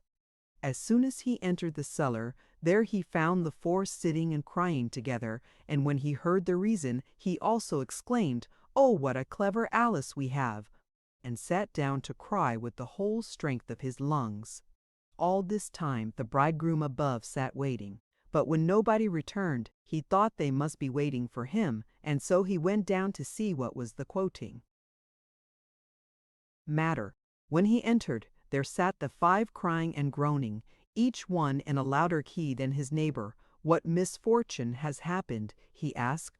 "Ah, dear Hans," cried Alice, "if you and I should marry one another, and have a child, and he grew up, and we, perhaps, send him down to the cellar to tap the beer, the hatchet which has been left sticking up there may fall on his head, and so kill him. And do you not think this is enough to weep about?" "Now," said Hans, "more prudence than this is not necessary for my housekeeping. Because you are such a clever Alice, I will have you for my wife." And, taking her hand, he led her home, and celebrated the wedding directly. After they had been married a little while, Hans said one morning, "Wife, I will go out to work and earn some money. Do you go into the field and gather some corn wherewith to make bread." "Yes," she answered, "I will do so, dear Hans." And when he was gone, she cooked herself a nice mess of pottage to take with her. As she came to the field, she said to herself, "What shall I do? Shall I cut first or eat first? I will eat first." Then she ate up the contents of her pot, and when it was finished, she thought to herself, "Now, shall I read first or sleep first? Well, I think I will have a nap."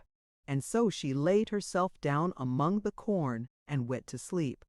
Meanwhile Hans returned home, but Alice did not come, and so he said, "Oh, what a prudent Alice I have! She is so industrious that she does not even come home to eat anything." By and by, however, evening came on, and still she did not return. So Hans went out to see how much she had reaped, but behold, nothing at all, and there lay Alice fast asleep among the corn. So home he ran very fast, and brought a net with little bells hanging on it, which he threw over her head while she still slept on. When he had done this, he went back again and shut to the house door, and, seating himself on his stool, began working very industriously. At last, when it was nearly dark, the clever Alice awoke, and as soon as she stood up, the net fell all over her hair, and the bells jingled at every step she took. This quite frightened her, and she began to doubt whether she were really clever Alice, and said to herself, "Am I she, or am I not?" This was a question she could not answer, and she stood still a long while considering about it. At last she thought she would go home and ask whether she was really herself, supposing somebody would be able to tell her. When she came up to the house door, it was shut, so she tapped at the window and asked, "Hans, is Alice within?" "Yes," he replied, "she is." At which answer she became really terrified, and exclaiming, "Ah, heaven, then I am not Alice."